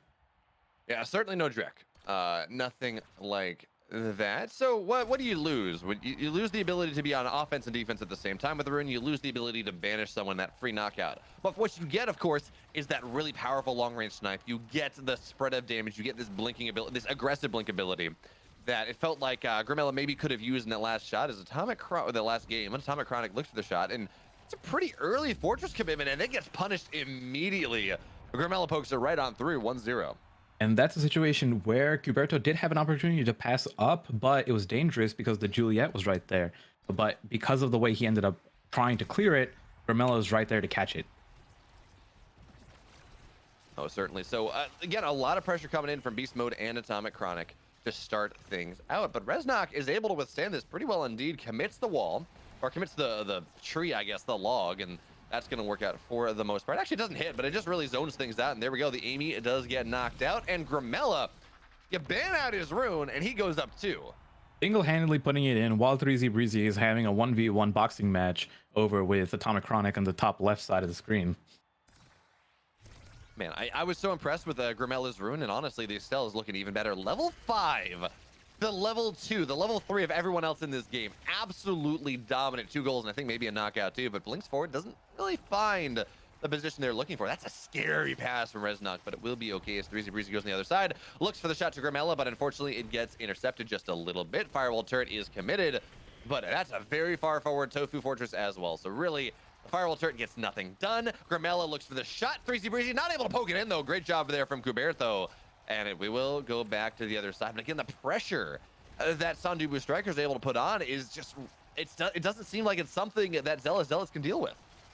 Right, and one of the other things that we notice here is that Grimella is running Stinger, trying to help out the Juliet to finish those KOs. We already saw Atomic Chronic and Beast Mode get their staggers broken. Even though it doesn't necessarily result in a KO every single time, it's one of those things where you very well can KO whenever you choose to. Oh man, nice save there from Reznok on the other side. And Grimella pokes it in once again. 3 goals in a row, level 9.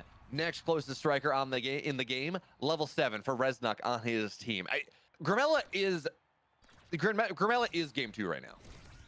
Grimella is definitely looking like the MVP of this game, and especially with game 1 performance on Rune. Reznok with a great save there and clearing it out. Let's see with the level lead if Grimella and 3Z Breezy have enough to finish it out with the 5 points. I mean, it's looking good right now. They got 2 solid minutes to get those extra points there. 3Z Breezy. Great save from though, not gonna Cuberto. find it. And a great snap coming from Grimella as well. Level 10, prime time unlocked. And folks, there is 4. Grimella really showing his proficiency on Estelle. One of the things that I will have to say though, Cuberto is not really taking advantage of the corners to clear out as much as I would like him to. When you're against that Estelle, clearing it back into anywhere that isn't straight up or down is very dangerous. And there, 3Z Breezy was there to secure the strike war, allowing Grimella to push it in. Yeah, Grimella is just on fire. We were talking about how good their rune was. Well, they say hold my, I don't know, hold my beer, hold my drink. I'm not going to assume anything, but 5 goals, 36 redirects, really excellent game coming in, and we can't talk about this enough though. Reznok was a big part of that. There was a lot of pressure coming in from X Beast Mode X and Atomic Chronic at like the first 10 seconds of every point. Right, and if you And actually take a look at this endgame screen, although it's gone, it was 16 saves from Reznok versus, I believe, like less saves from Cuberto, or Reznok ended up having more saves, but no gold scored on him that game, and it just goes to show how well he was doing on the defensive side. oh no, yeah, again, there was a lot of pressure that the forwards of Zealots were able to put on in like the first 10 seconds. On Reznok, he bent, he did not break, he had a bunch of great saves, and then, well, from that point on, Estelle dominated the rest of each point, and well, the game went on. But again, Reznok, maybe not the MVP of that game because again, Cremella popped off like I don't even know. But sir, I don't know, secondary MVP, co MVP. We're gonna work on it. We're gonna workshop that. We're gonna get back to you all because there are gonna be more games popping up after this, and if this is the quality of games we're getting already, we're in for a good day. Right, I'm very excited by these teams that we didn't get to see much of previously showing such high proficiency. And it looks like the next match we will be covering is going to be winners final Sundobu Strikers, who we just saw play this match, versus the winners of Quest Esports and Rundown, who we just saw Rundown play previously. Quest Esports is up 1-0 on Rundown as of right now, Tied up. and it It could just end up updated. being. And it just updated? Mhm. 1-1. We're going to a game 3 on that side. So more of what I like to see. We're seeing a nice spread of high level talent here. No blowouts happening. Besides this game, let's see if Sundobu Strikers can continue that streak. And one thing I want to point out here, by the way, just so we're clear, Sundubu Strikers, they're the 7th seed. Uh, they are not the lowest seed, certainly, but they've had a series of pretty good upsets to get to where they are. Now, I don't know that they can beat down Quest or Rundown, but you love to see it. You know, winners final already. This is already a pretty successful setup for them. Their best player, Carmella, yes, is in the top 400 of North America, but high diamond, top 325. Not one of these top 10 players that we see on a Quest Esports or maybe top 30. One of these seen Quest Esports, like with Yeesh and Hamster Quest or Slop and Trick, but they're making it work. It's Ramela really it's playing. awesome to see. Yeah, he's really playing above what his rank would indicate, and it's great. And that's the type of thing that I like to see is where your solo queue performance is definitely not indicative of how you're going to perform in tournament. When it comes to that team setting, having someone to communicate with is such a big difference. Knowing that you can trust your teammates to do certain tasks can lead to such a different play style and results at the end of the day. Oh no, it really can. So I'm excited to see what's going to happen. I don't know. Are we gonna? Yeah, so it looks like we're going to go to a brief break while we wait to see what's going to happen. Who is actually going to run into the underdog juggernaut in the winners bracket finals? Game 3 is happening. Unfortunately, we do not have that on our broadcast, but we will be back once we have our winners finals, folks. It only gets better from here. Don't go anywhere.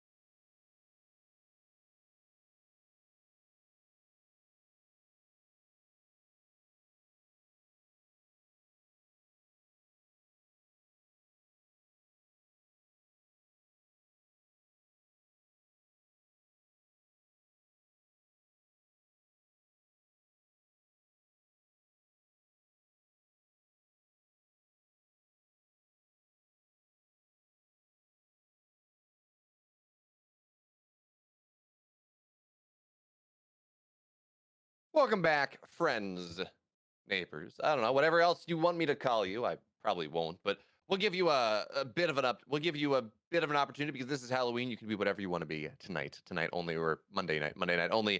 Mystic, we have a winners finals ready here. Quest Esports 2-1 victors over Rundown in what looks like was quite a long game, and now, well, Rundown's forced a couple long game threes. Right, and I was just taking a look. So Quest Esports ends up winning in game three, and the score was 7-5 Quest Esports going into that overtime win by two. Let's see, with how close these games are, how Sundobu Strikers is going to hold up. So we just casted Sundobu Strikers winning that 2-0 very quickly, with Gramella being the star player, whether it was on his rune or his Estelle. Reznok being such a huge character on that Dubu, protecting from all these forms of aggression. 3Z Breezy there, ready to KO anyone who gets close to the sideline. So I think we are going to end up getting a close game here. I would certainly buy. So now, of course, folks, remember as we do get into the winners finals, it's going to be best of five. Gone are the days of best of three. Pretty much from here on out, players have to win 3 games out of 5 to make sure that they do move on, which gives you a little bit more room to maybe play around with bans a little bit. It gives more room for skill differentiation. So I wonder, is it's something I often talk about, Mystic, as we get into this best of 5 in particular, do you ban the rune? Do you ban the Estelle if you are on the side of Glorious Ignition? Do you ban the Dubu maybe that enabled this extremely aggressive Estelle and rune play? And then on the other side, I mean, Glorious Ignition plays so many strikers. What's your ban going to be on that side? So this one is a bit tricky, right? Because Gramella did perform on the rune, but I don't think people were expecting him to take out the rune. So I'm not sure if Quest Esports is going to really know like to target ban that rune or not until after that game one. So I'm not sure who they're going to ban right away. Um, Usually we might see like a safer ban on game one, whether it's Estelle or Asher or even Kai if no one on Quest Esports is playing it. But most likely, someone always wants to end up playing Kai. And then from that game one, we'll see that transition into more targeted bans based on performance. Yeah, I'll buy that one. Then of course there's the other side of okay, well it's game one in the best of 5. We'll just give them whatever they want. Like, but I don't even know that we need a ban necessarily. Just see what they choose. And if we can beat it with it, that's great. If not, well, okay, now we know we need a ban. I don't think we go there. I do think again you do ban something at the very least, just to take one weapon, one arrow out of the quiver of but really for both teams. Now, this does mean, by the way, as we get into the winners finals, that well, Rundown, which has been looking fairly good thus far, they are going to be into the lower bracket, where they're gonna have a bit of a run ahead of them. Not too bad, of course, because they were in the winners semis, but they have to go. They face the winner of Meta Abusers and Wii Sports Boxers, so most likely Meta Abusers. And well, that's going to be actually a really fantastic matchup. Meta Abusers, I think a lot of people would say probably should not be in the losers bracket, certainly not this early, but hey, thank you, Sundubu Strikers, for that one. And of course, Blackwater Krakens, well, they knocked out Glorious Ignition. I'm sorry, I was talking about Quest Esports, my bad. But Glorious Ignition was knocked out by Blackwater Kraken, so they face Zealots, which of course were 2-0 and kind of dominated by Sundubu Strikers. So, well, 6 teams remain here in this tournament. As we turn to look to the lower bracket a little bit, Mystic, who do you got making it to face the loser of Quest and Sundubu?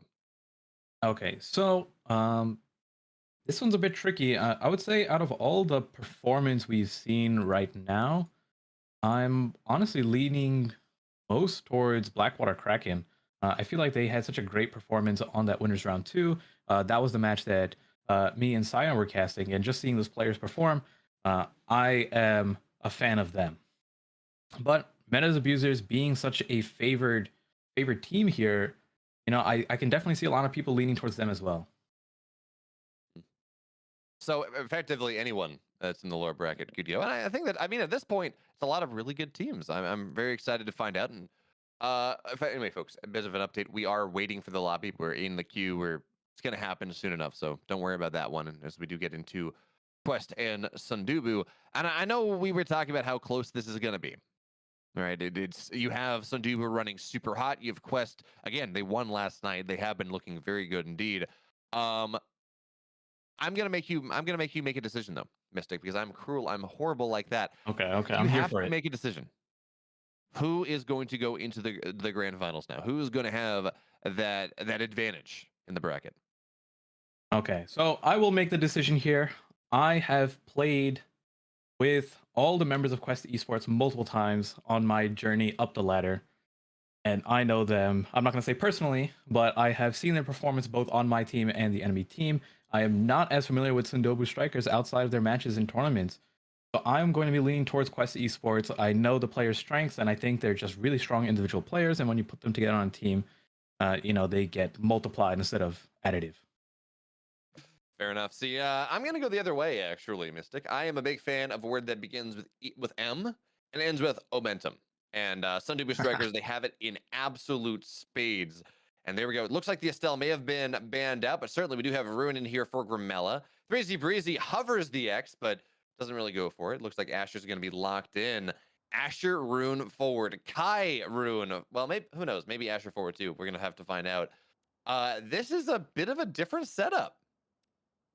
We have the Asher mirror match, the Rune mirror match, but the difference in the goalies here, which is most likely what we'll end up seeing, is the aggression on the goal, whether Kai can defend it all or whether Reznok on the Dubu is going to remain that wall that he was in that previous game. Yeah, what am I even thinking about saying? Oh, well, it could be Kai. Not, it's Hamster Quest. Hamster Quest on his Kai and goalie. No one should be surprised there. His Flare, juggles to himself off the pillar, and there we go. An immediate knockout. Of course, Asher is a powerful bruiser if you let her get in goal, but she also has some of the lowest stagger in the business. It's a great shot there from Granella. Banishes both, but not gonna be enough. Flare trying to steal that, and I don't think she got the power. I don't think Flare got the power of those. So that's fine. Reznok continuing to put himself in a good position, and while Flare dashes forward, been able to find what he wants, and they're just again fighting over the orb, and while Flare gets it this time. So, well, they're trading out. It's fine. Everyone wants the orb, but not everyone can get it. So in those situations, actually, if both characters are standing on top of the orb, both characters will get it. So Oh, interesting. something like that, both Flare and Reznok end up picking up the size orb. And it's one of those things where when you know the other person doesn't have cooldowns to KO you or punish you, you can simply just stand on top of it and be safe knowing that it's like, okay, it's my orb too. Oh, there we see the power of the Asher. I mean, Reznok has handled it a couple times, but there is just such an area of damage that you can inflict with the shields of the Asher that you got to have your angles perfect. And unfortunately, Reznok's angles were not quite perfect. So it is now a 1-0 lead for the presumptive favorites of Quest Esports as Reznok passes on to the bottom side. And Flare is really closing out a lot of these angles, making it very hard for the puck to go onto the side, giving Grimella the room to be aggressive whatsoever. And 3Z Breezy just I don't know that 3Z Breezy has really touched the puck here in this game, and he gets banished once again, passed down the bottom side. Hamster Quest just does a great job forcing that to happen, and Flare just sitting in the goal zone of Reznok, and regardless of whether a goal happens, that is just so much pressure on the goalie. One thing I am noticing is you did mention 3Z Breezy with the little bit of lack of core control. He's using his abilities primarily on the strikers, and I think it's one of those situations where he needs to save it more while he's on the goal line to secure that KO. But another great pillar from Grimella securing the first point for them. You unlock Grimella, good things happen. And it also, we did see 3Z Breezy actually able to start to interact with the core just a little bit more because they were out of that leftmost third. That is terrifying. Reznok last second save will be fine. And the puck gets banished, but no one else.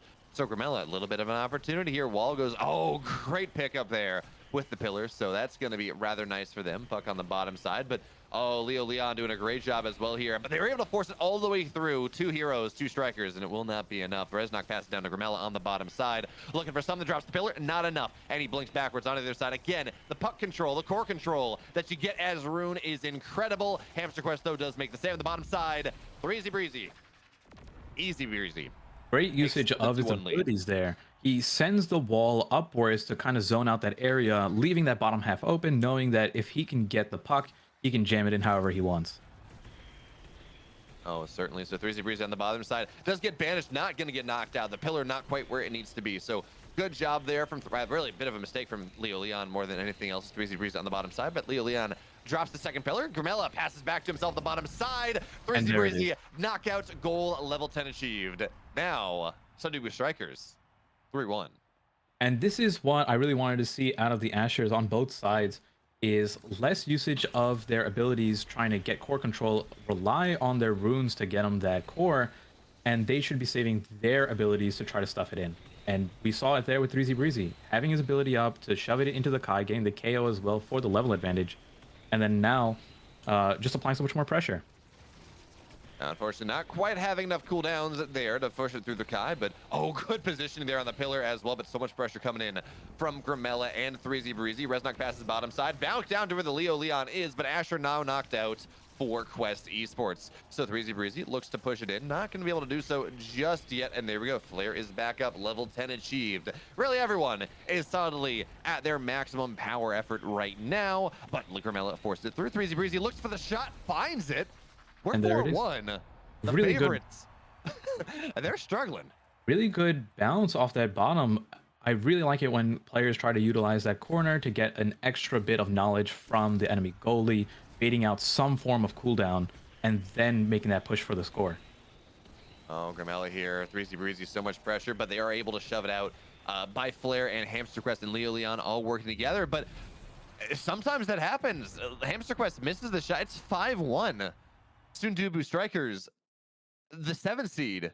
Misses the Gets to strike that on one. it. I think he was hoping the strike shot would have hit there, misses the strike, and unfortunately the core was going fast enough that it passed him before his cooldown came up. I'm not sure if he was past the goal line there. And if that was the case, you know, he would have had that longer strike cooldown. If he was sitting in the goal line, I think he would have caught it. But you know, sometimes, like you mentioned, those situations just happen and it lets a goal in. And what a powerful performance from Sundobu Strikers. And man, I don't even know how you change your bans here because Grimella looked very good. We did see the Asher looking very good as well. But if you ban out, I mean, if you ban out the Rune, then you have to deal with Grimella's Dispel, which is his most played hero, at least according to Core Strike. The striker that went 5-0 that got a penta against their previous opponents.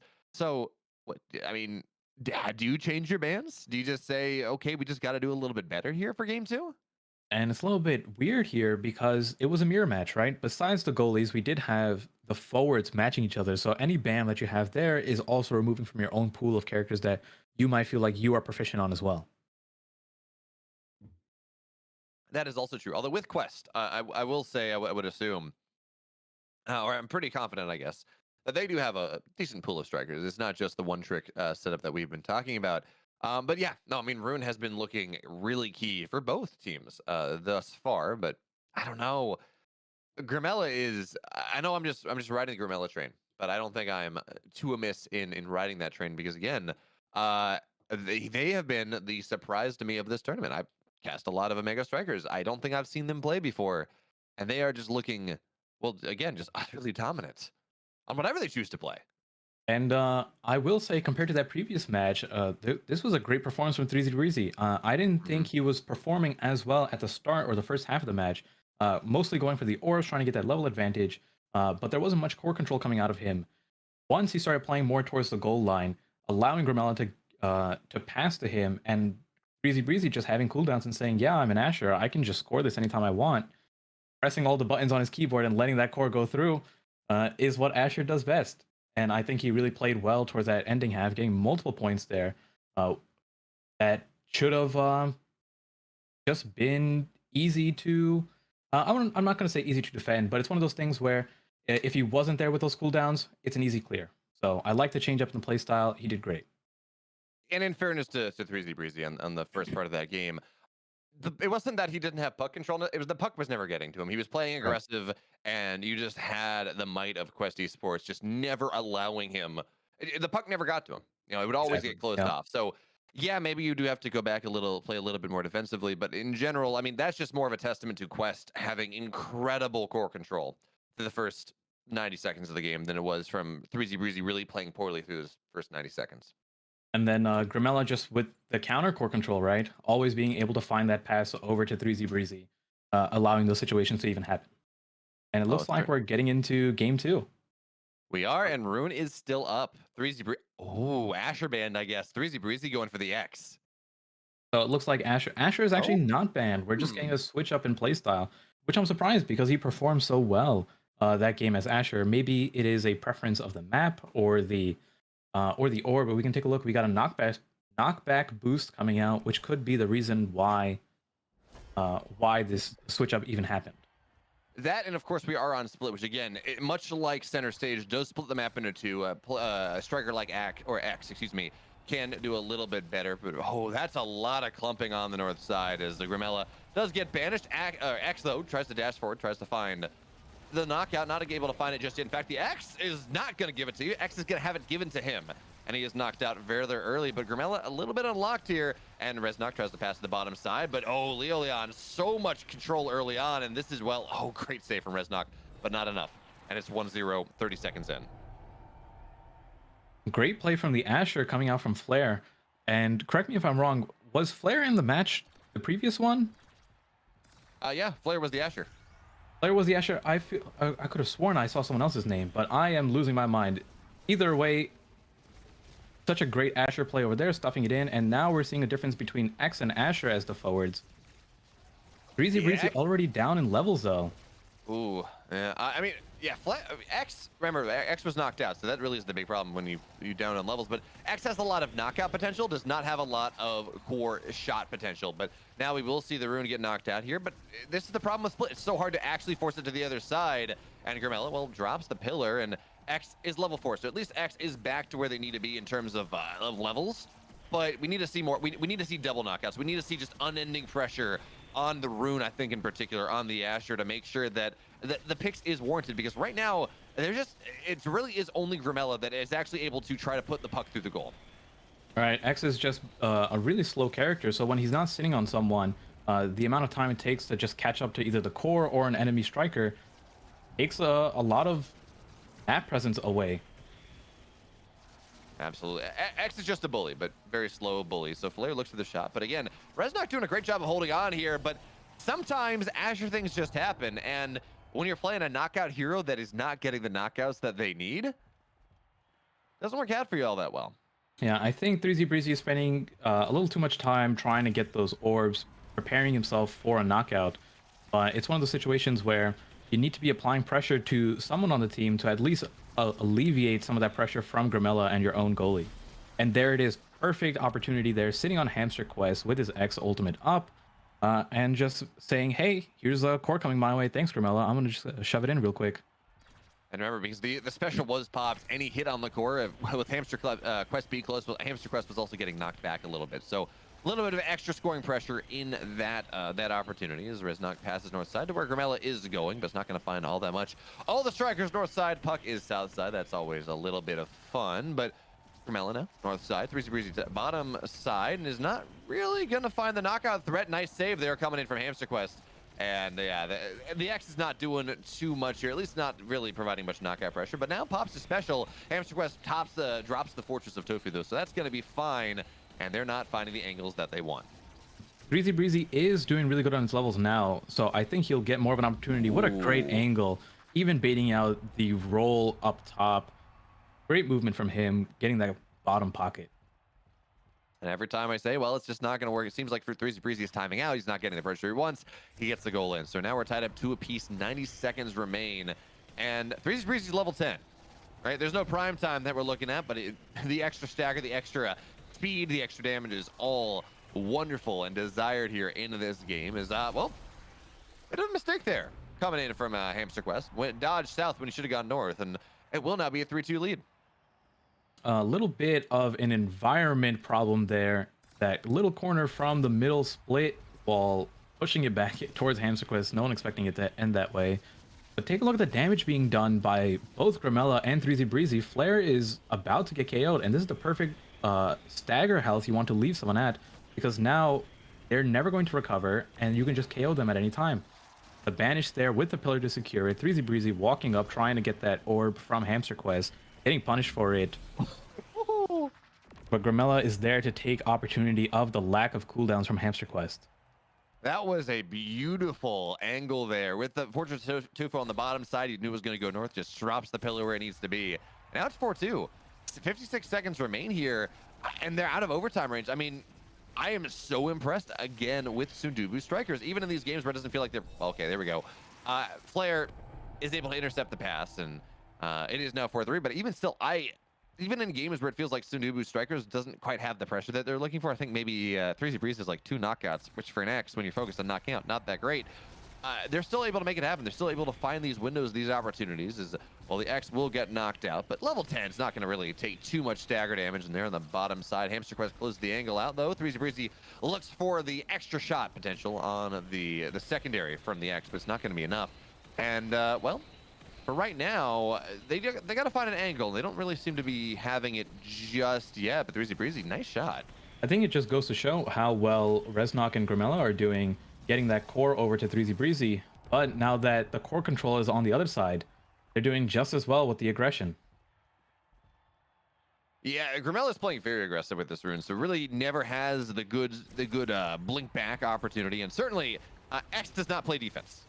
X, in fact, the amount of times that I've had an X score on me when they're on my team because they press their secondary wrong, it's significant. Anyways, 5 seconds remain. We're tied up at 4 apiece here, and nice save. What a save by Reznok. Oh, that was so well done. But he passed it north side here. Flair's going to be able to push right on through, and now the puck's faster. Knockouts are longer. This is Threezy Breezy's opportunity if he can find it, but man, nice save again for Reznok. The puck's moving so fast right now.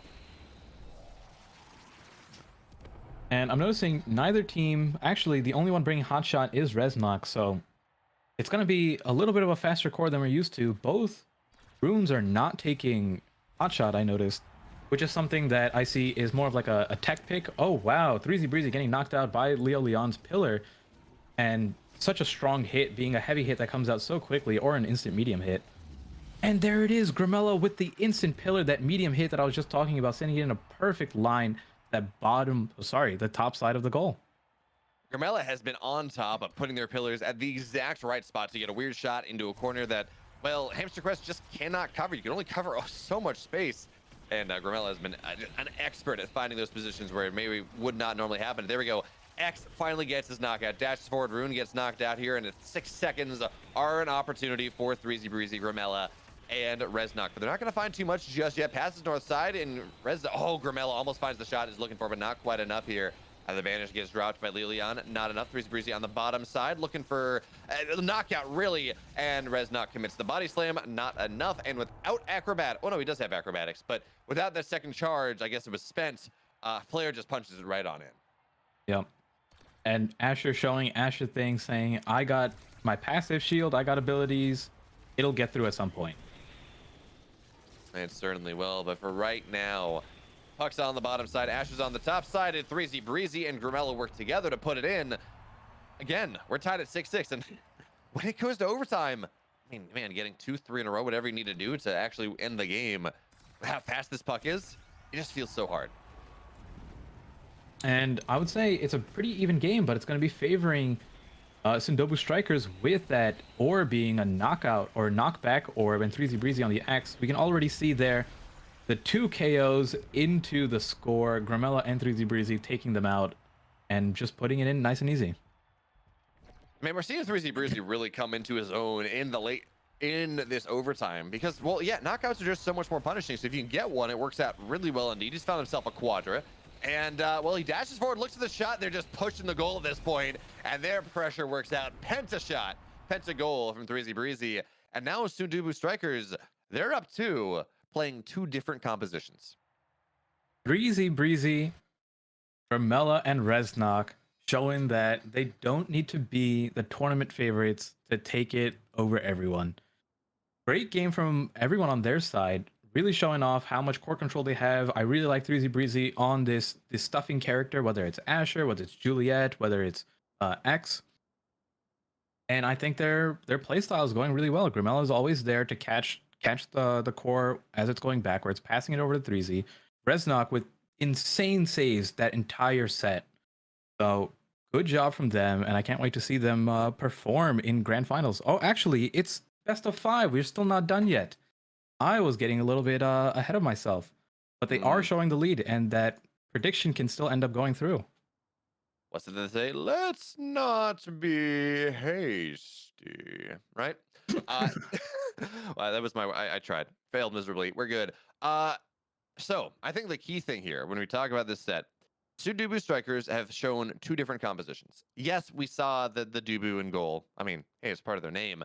We saw the rune twice, but out of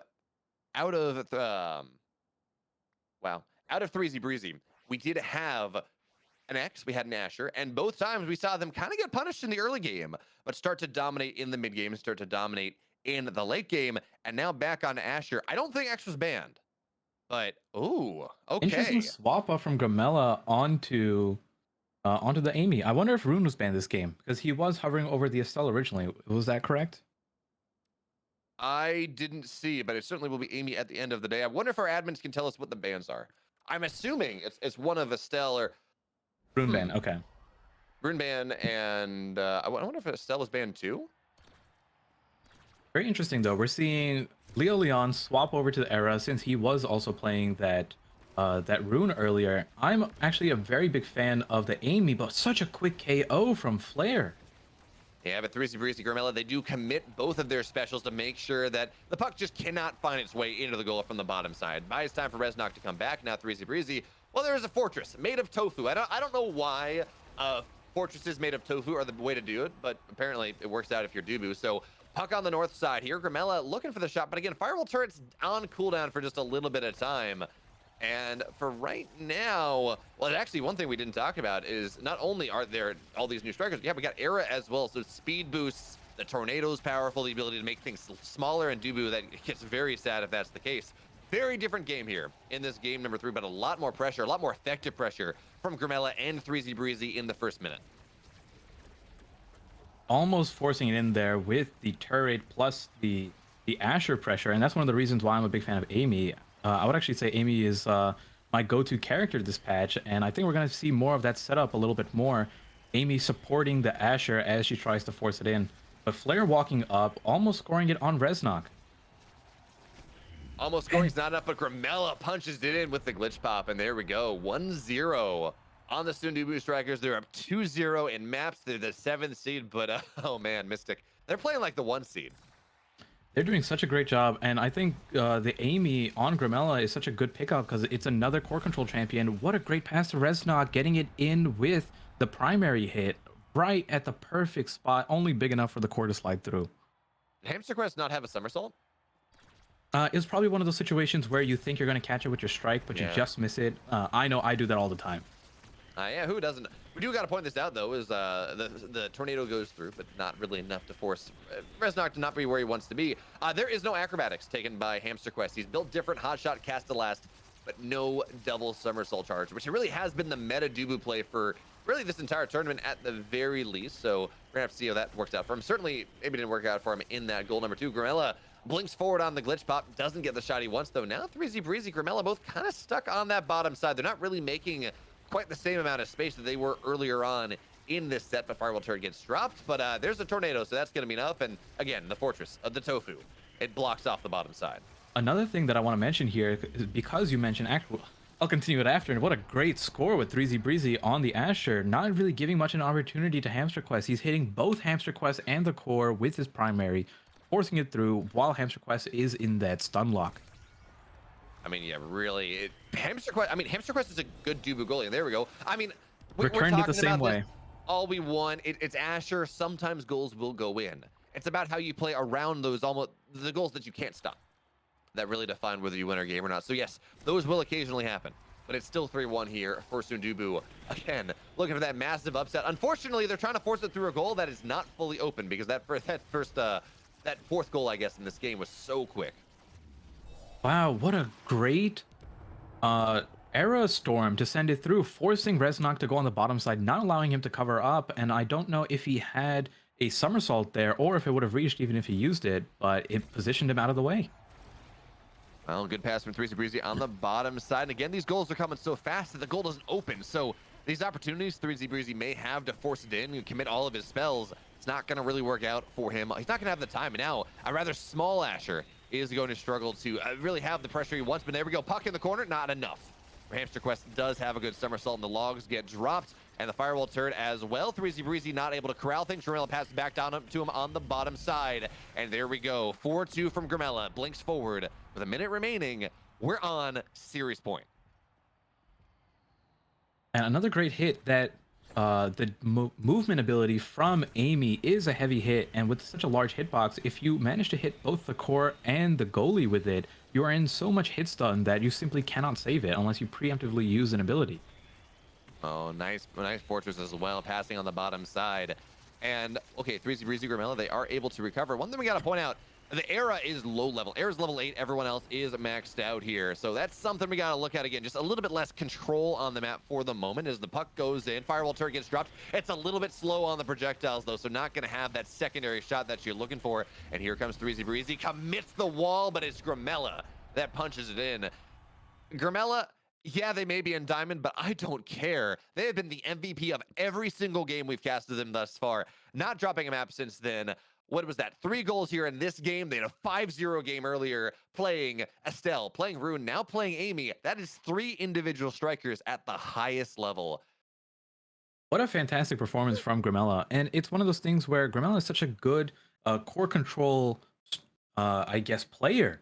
Always being able to pass it into 3Z Breezy, getting it away from the enemy strikers, and then at the same time applying that score pressure.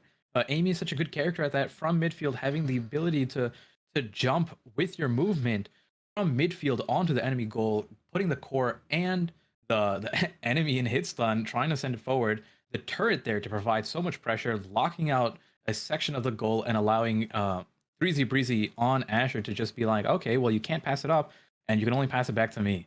So I'm here to use abilities, try to get it through me. It's kind of funny. We look. I swear, watching the Sundubu team, they go for their Rune Asher Dubu type setup, whatever it is. And like, okay, well, this seems pretty strong. And then you ban one of the strikers out. It's like all of a sudden they look better. And then you ban someone, it's like Yep. they look even better. It's like they're not picking their best lineup when it's available to them. They just go for it's like, okay, well, that's terrifying. If they're winning with their third best lineup, and then that gets banned out, so they have to go to their better one. Like, what are you even doing here? Right, and it's one of those things where this game is a game of core control on this patch, and with Grimella being such a strong player in the midfield, it's tough. How do you score points when you can't get the core to yourself? And it I do doesn't have matter to say, what striker you put on. yeah. I do have to point that like Hamster Quest did a great job, or Quest Esports in general did a great job in like the first 10. And we've actually seen this happen pretty consistently against Sundubu, where there's a lot of pressure and a lot of effective pressure on the map through the first like 10 seconds of every point, where it seems like the Sundubu side are maybe not quite where they need to be in that little bit of time, and that may be a punish later on. And certainly it also does seem that well, totally blanking. It does seem like what's the player's name? That 3Z Breezy is he's very much a 2 minute and under player. He does seem to struggle in the low levels when you're not quite as fast. So I don't know. Maybe that's something we will see someone like Rundown, Blackwater Kraken, or Quest Esports try to abuse once they make the run back, because well, Sundubu Esports is in the final, which means that wonderfully, excitingly, we do have the queue going. We're not there just yet. Blackwater Kraken and Rundown will be our next matchup. I've had the opportunity to see Rundown, but you and those people that were watching earlier are the only ones that have had the opportunity to see Blackwater Kraken in this iteration. So, how do you think about this matchup?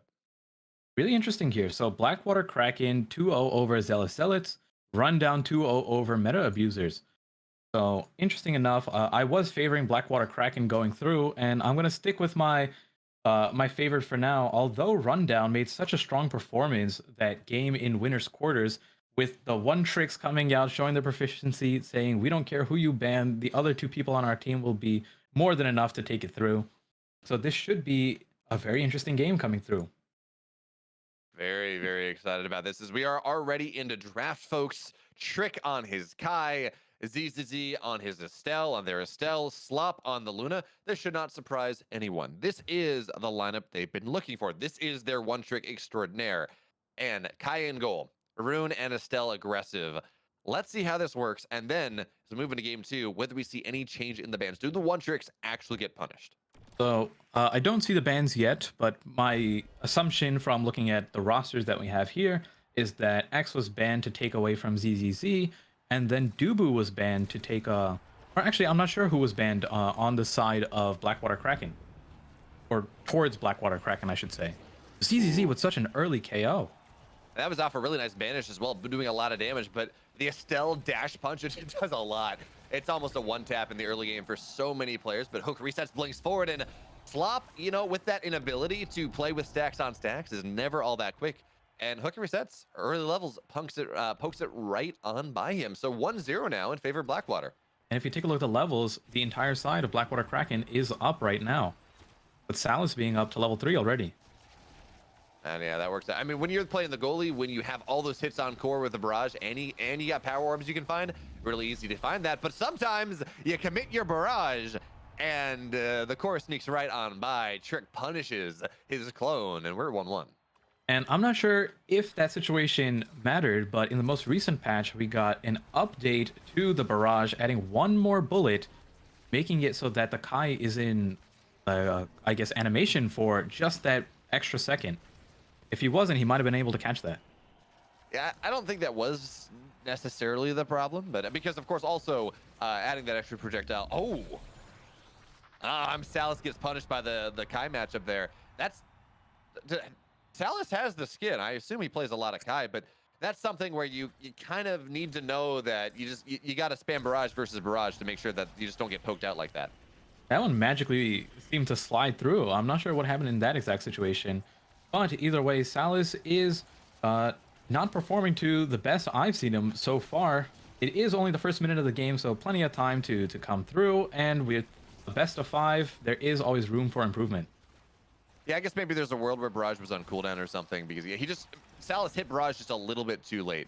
But for right now, Trick, good job on the positioning there. But Joker looks to commit all of his cooldowns to make the shot happen. And Slop as well on the other side. He's got time. He's got to go back because reset button and it eventually does time out. But for right now, Slop doing a great job controlling space here. But the Estelle with all the cooldowns, when the puck's against the line, there's really not a lot you can do. And we're tied up. Right, he did manage to dodge the beam with that first pass down, but with Joker being right there, hitting back up and having the special, it was just too much.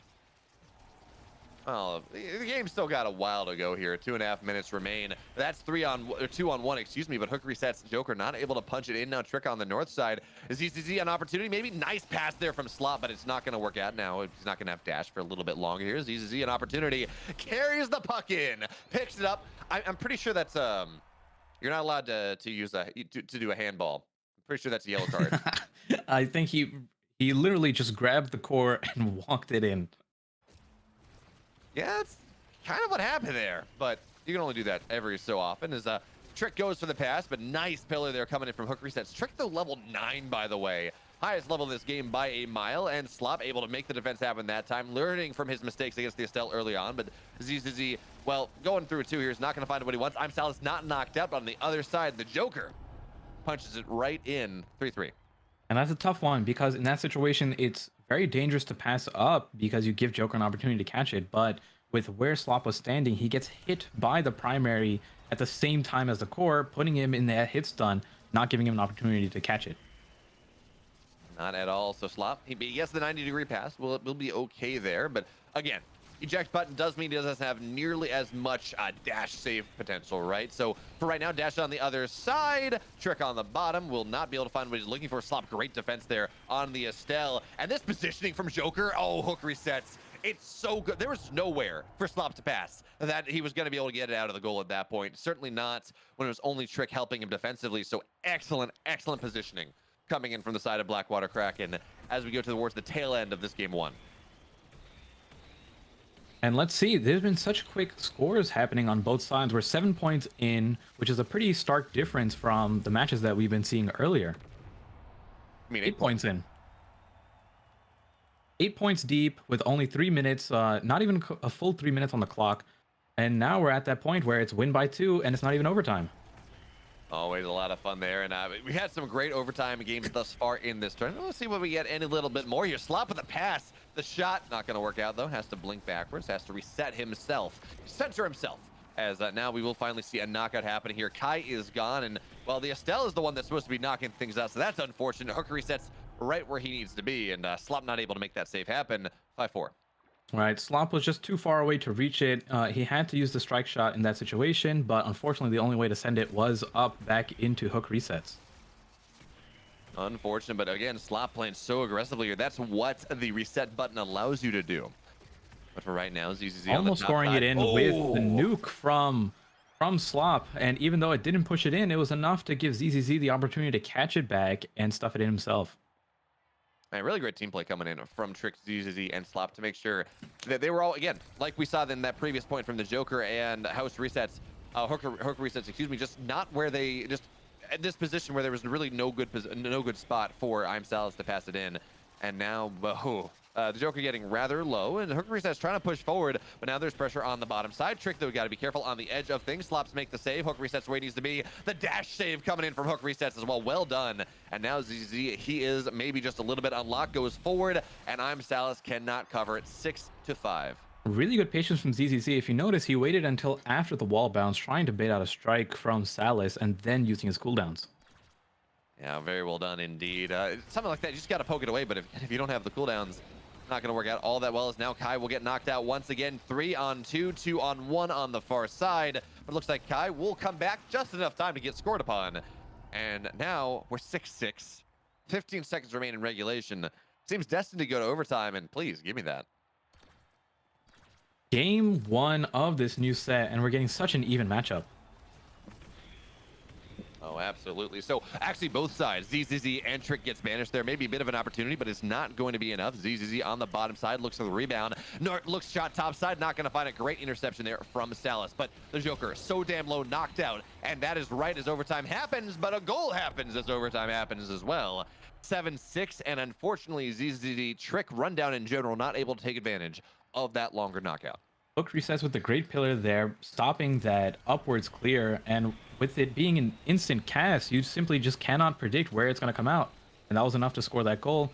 But Slop coming in with the eject button tech, making sure he says, hey, I'm going to support my teammate on the other side, and we're going to make sure we get it right back.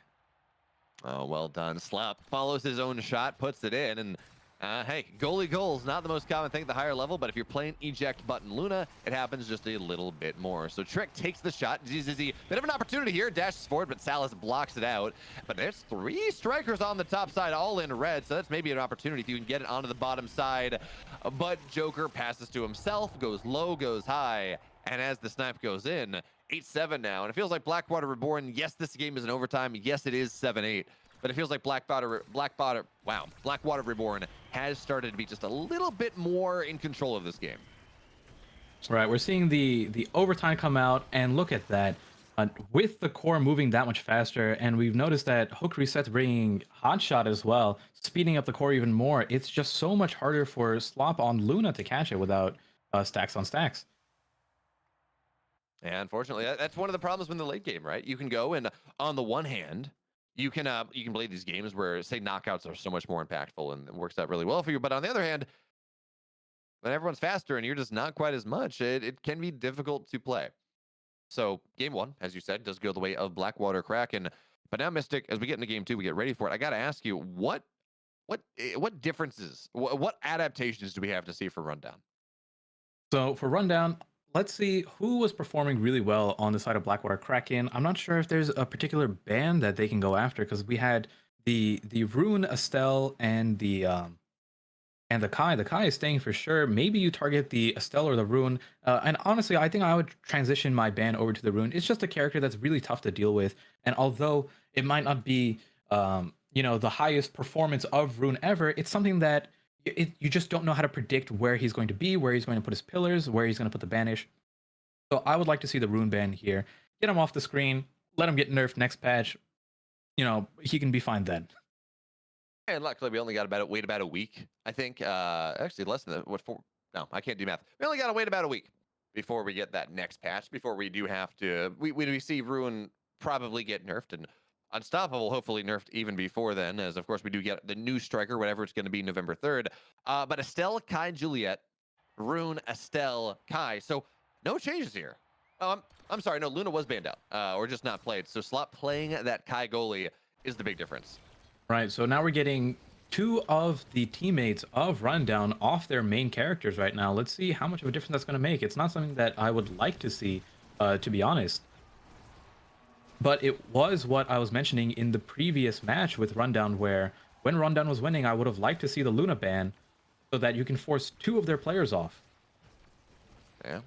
Well, for now at least, we do not have that Luna in the game. Slot playing pretty well on the Kai thus far, but really hasn't had to make any technical, interesting things just yet as he grows. His heart goes 3 sizes that day. Thank you so much to the Power Orb. ZZZ gonna look for those knockouts, but we're not really seeing a good opportunity for him to do so as the Joker lings forward. Trick goes for the shot, though, blows his entire load, and now it's 1-0. The amount of damage instances, technically Kai is probably the best goalie to deal with that, short of maybe a Dubu with a Fortress of Tofu. But in general, even still, that's a difficult position to try to defend, and Zealous not able to quite do what he needs to do. So Slop looks for the defense, but puck gets banished, so doesn't really have to do too much just yet. Great saves, actually, on the volley. So Slop, at the very least, proving that he knows what to do when piloting this guy. Right, and I'm surprised from both Trick and Slop showing that they don't need to be on their mains to perform to this level. Oh, certainly. So Hooker Set's fallen a little bit behind on the level count, 3 to 5 here from Trick, and the Joker shattered for just a little bit longer, but will be okay. And there we go, special committed. And it seems like we're having a little bit of trouble from Trick and ZZZ of getting the puck onto the other side of the map where they can start to put on that tremendous pressure. Hooker resets and the Joker really where they need to be is, there we go, there's the banish on the puck, banished on Trick as well. Zealous reaches out with the special and knocks down the Estelle for the next couple seconds, but well, the puck's not going to be where Joker wants to be to make the shot happen, so ZZZ Trick's back on the field. And can they get this puck, this core consistently on the red side? They're not really able to do so thus far, but here's an opportunity. Estelle's overcommitted. Trick commits the shot. It's not going to be enough. And here we go. Now, again, a consistent knockout opportunity, but can they get the shot, Mystic? It's been a constant 3v2 for the side of Rundown. They've been KOing someone as quickly as they come up. And it's one of those situations where Kai putting in that damage as well on top of the Estelle with Stinger. And eventually it's going to go through. ZZZ knowing how to stuff it in against the Kai. You can already see that the level difference between the Joker and Hook resets versus everyone on the side of Rundown. Everyone on the side of Rundown, yeah. So Trick now looking for that shot, and he's the one that's going to try to run it down a little bit. But man, Slop, he looked good on the Luna goalie. I don't know here. It feels like he's looking even better on the Kai goalie. Maybe that's just because Kai is probably a better goalie. Please don't hate me, Saya, and the other Luna enjoyers in chat. But certainly, without stacks on stacks, I think Kai is a much better goalie than stacks on stacks-less Luna. But for right now, seriously good saves coming in from Slop. And there we go. We're now up 3-0. This is looking like a much better composition coming in from Rundown. Yeah, I think having Trick on a Stinger Estelle supporting ZZZ, just cracking all the players with their staggers and giving ZZZ such free reign over the goal is working a lot better than before. Slop is really showing on the Kai that he can protect, but eventually one of those is going to end up going through. And Estelle on funnel, it's hard to clear against that. It really is. You got to have the timing right, where you got to wait for the shot to hit, then you make the connection, or you kind of go through it. But getting stuck in those middle zones when the Estelle special hits the core right as you're trying to go through, it's so hard to deal with. But for right now, I mean, it's still 3-1, right? They still have a minute left. They're still looking like they're in pretty good shape here. Trick with a little bit of patience, waits for the core to get to him, not the other way around. And as ZZZ shot top side, looks to go in, but not quite what he needs. And Slot picks up the core, 3-on-2 once again. But remember, it's been 3-on-2. It feels like the majority of this game. ZZZ tries to punch Zealous out, not successful. And here comes the Joker back once again. Slop's able to make the save happen, though, but at the expense of his own life. And, oh, the pillar from Rune.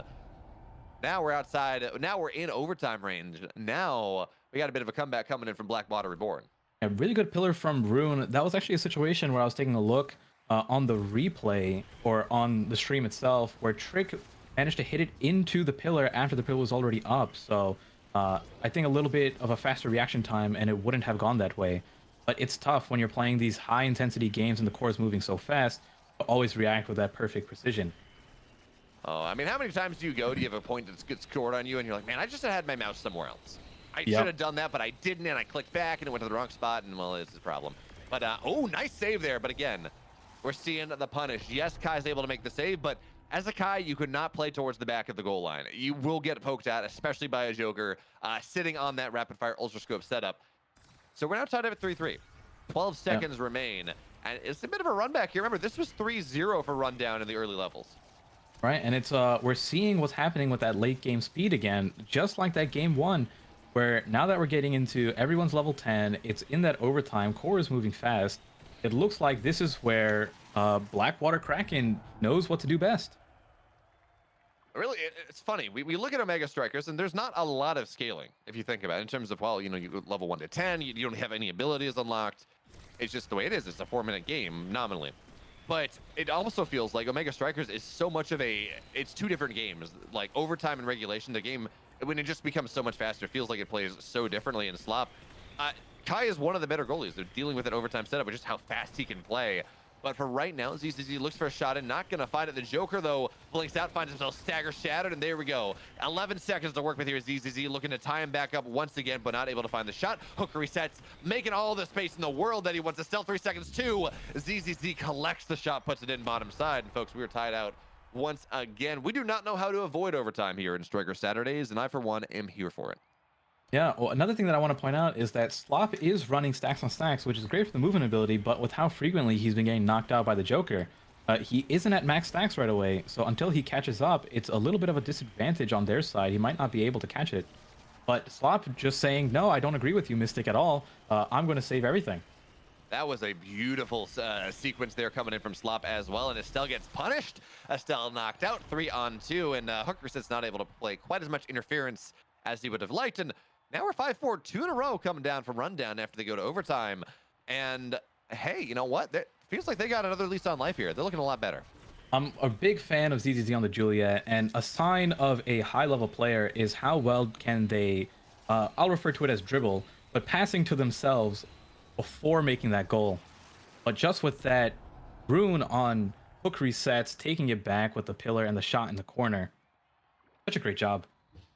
Yeah, sometimes you tap the haste button there on the Kai, and you go and you're I'm gonna pull it. I'm gonna pull it down. It's gonna be great. And then you just kind of miss the shot, and it feels very bad.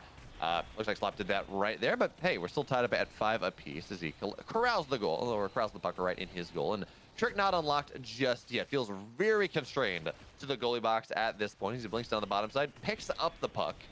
But the Joker, does he have the cooldowns? He does at the end of the day. Pokes it right on in. Now it's 6-5.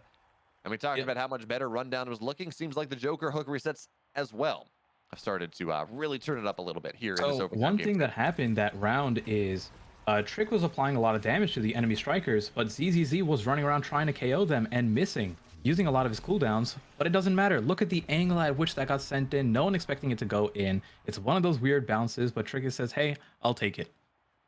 Absolutely. I'm Zealous a little bit too advanced there. It's so tempting, especially when you pop your haste as the guy to go play almost to midfield. I can cover everything. And then there are shots that you absolutely cannot cover, and that was one of them.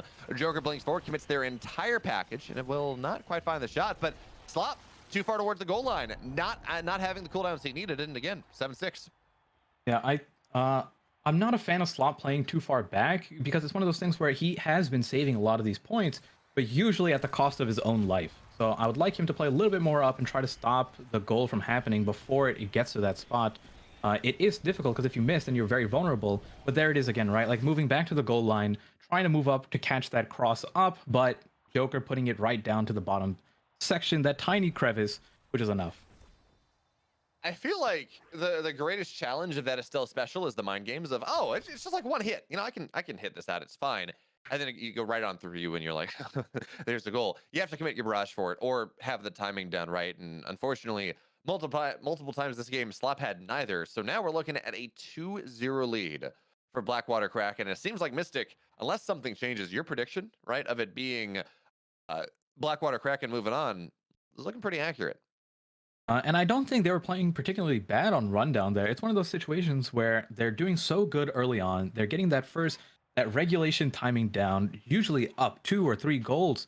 But when it comes to overtime, or when it comes to that late game where everyone's level 10, it's really tough for them to close it out. The core is moving too fast, and these two strikers on the side of Blackwater Kraken, knowing how to just abuse that speed of the core, saying, hey, we only need a few shots because eventually this thing is moving too fast for you to touch.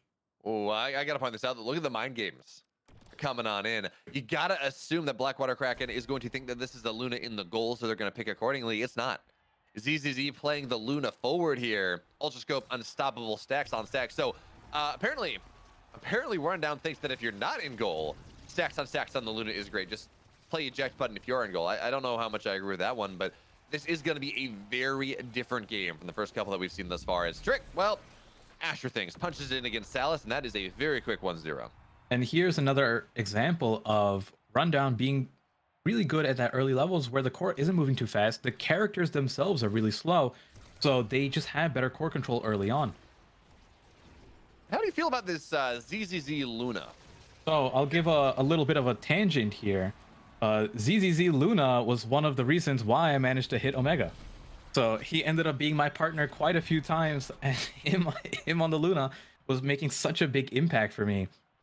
So I know for a fact that ZZZ is really proficient on this Luna forward, and I'm expecting to see really funny tactics come out. One of the things that he might pull off here is when the orb is spawning on the other side of the map, he tends to be perpendicular to it, or I should say parallel, throwing out his rocket and trying to headbutt them, anyone who tries to get greedy enough to pick up that orb.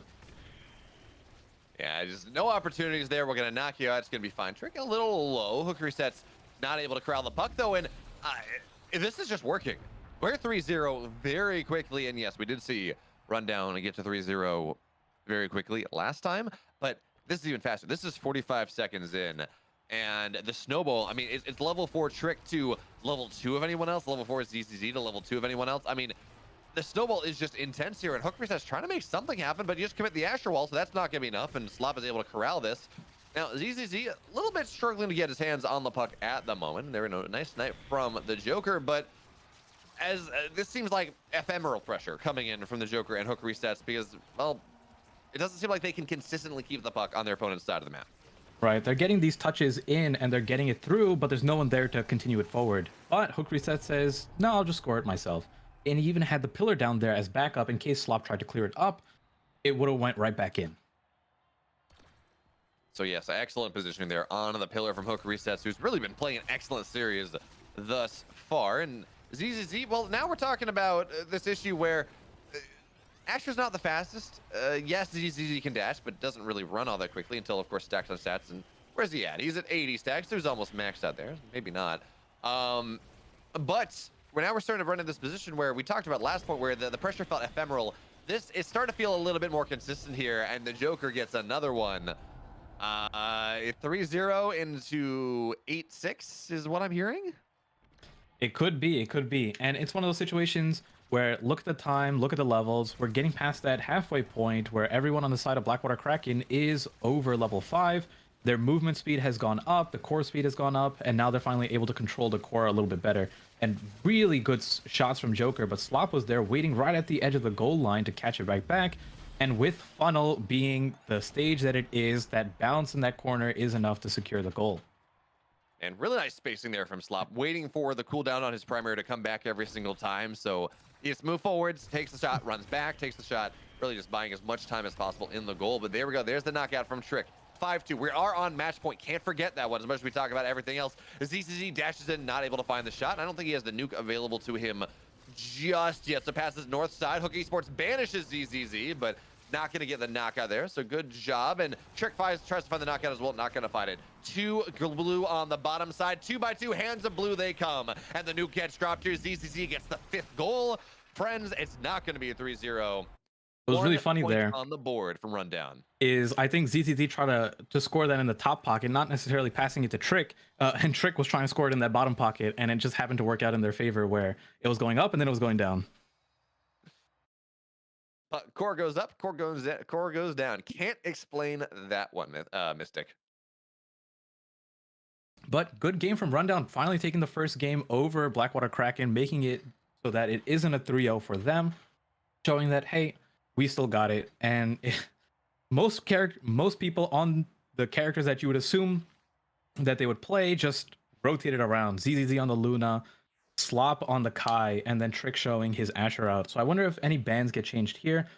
We're seeing Joker still hovered over the Estelle, Hook Reset still hovered over Rune, and it might end up being the same roster here. Zealous on the Dubu. I don't know if this is a intentional change or a ban on the Kai. No, Kai is still up, so it looks like bans don't change there. I'm assuming that it's Era being the ban on the side of Blackwater Kraken because of Hook Resets being such a proficient Era main, and they're just saying, We don't care how many times you win. We're not letting you get the era.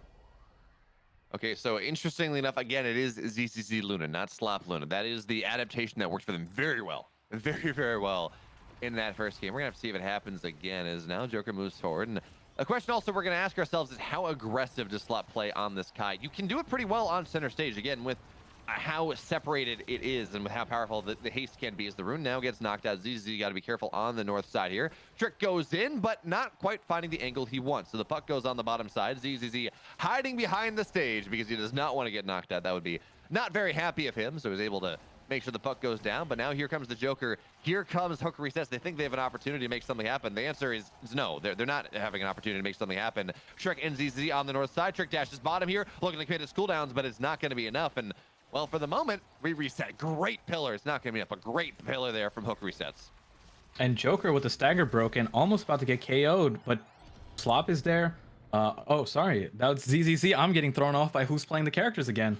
ZZZ putting on so much pressure with the Luna forward, having all of his cooldowns and applying so much AoE damage with the nuke that it was enough to shove it in.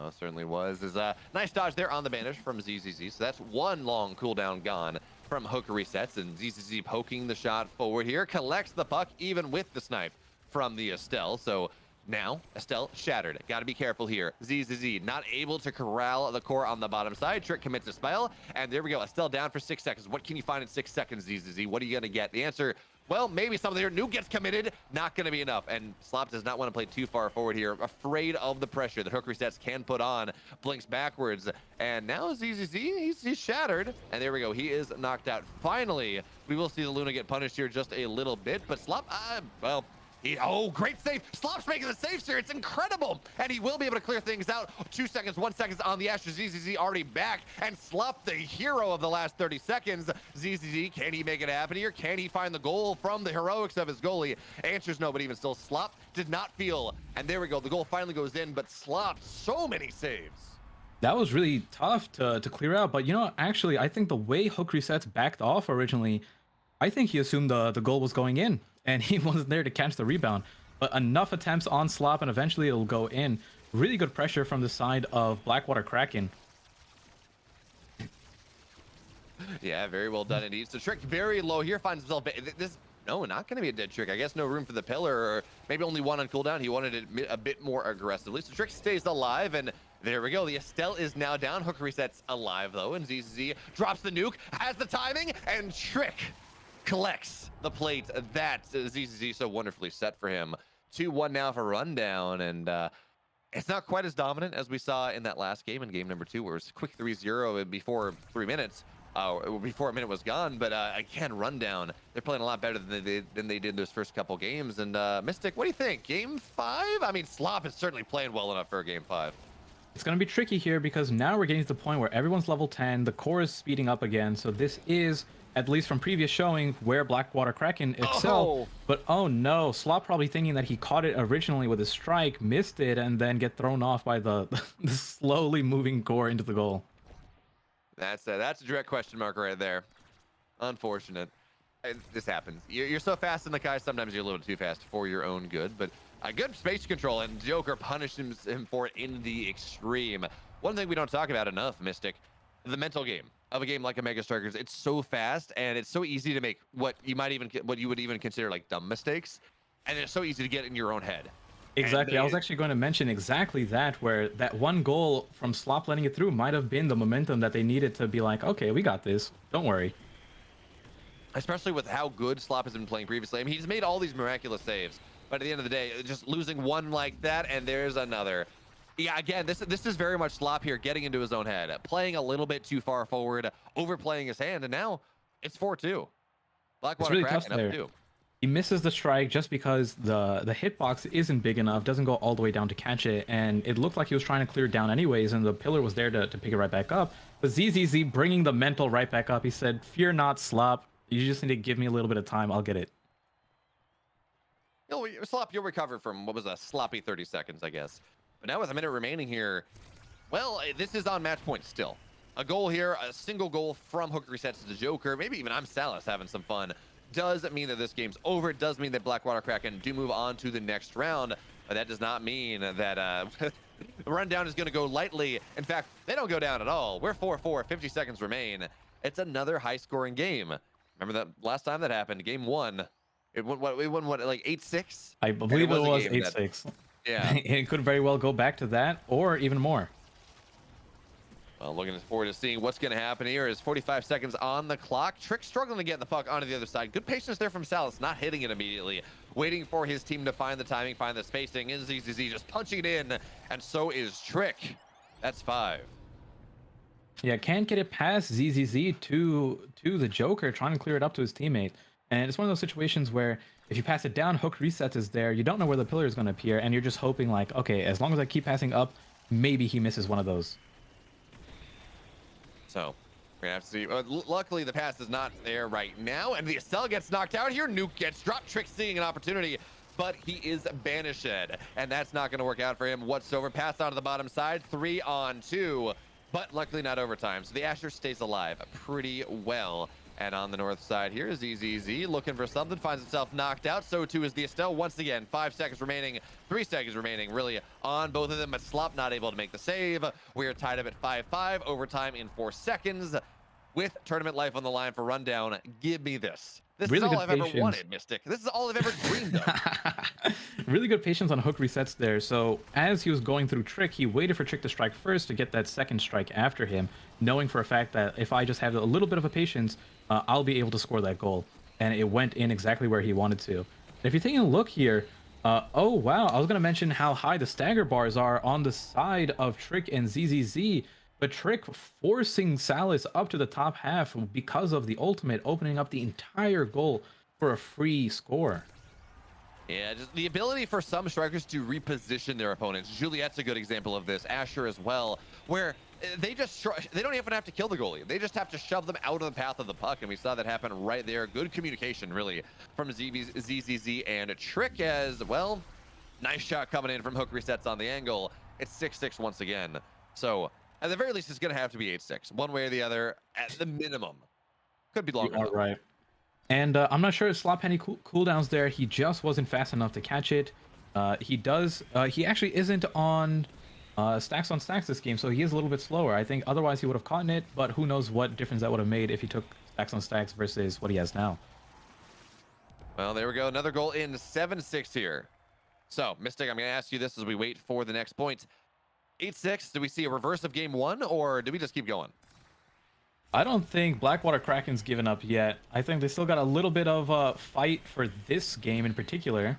So let's see. I'm predicting a little bit longer of a match. Look at the positioning where they're at, the aggression from Joker and Hook resets, but it's now coming back on the other side. Banish is out. No KO happening, so a lot of the kill pressure is already gone from the rune. ZZZ on the brink of getting knocked out, but so is Zealous. Oh, it's getting a little bit scary here. Zealous was played so aggressively early on at this point. It's not going to be now. Oh, the unfortunate pass backwards from Hook resets, but it will be okay.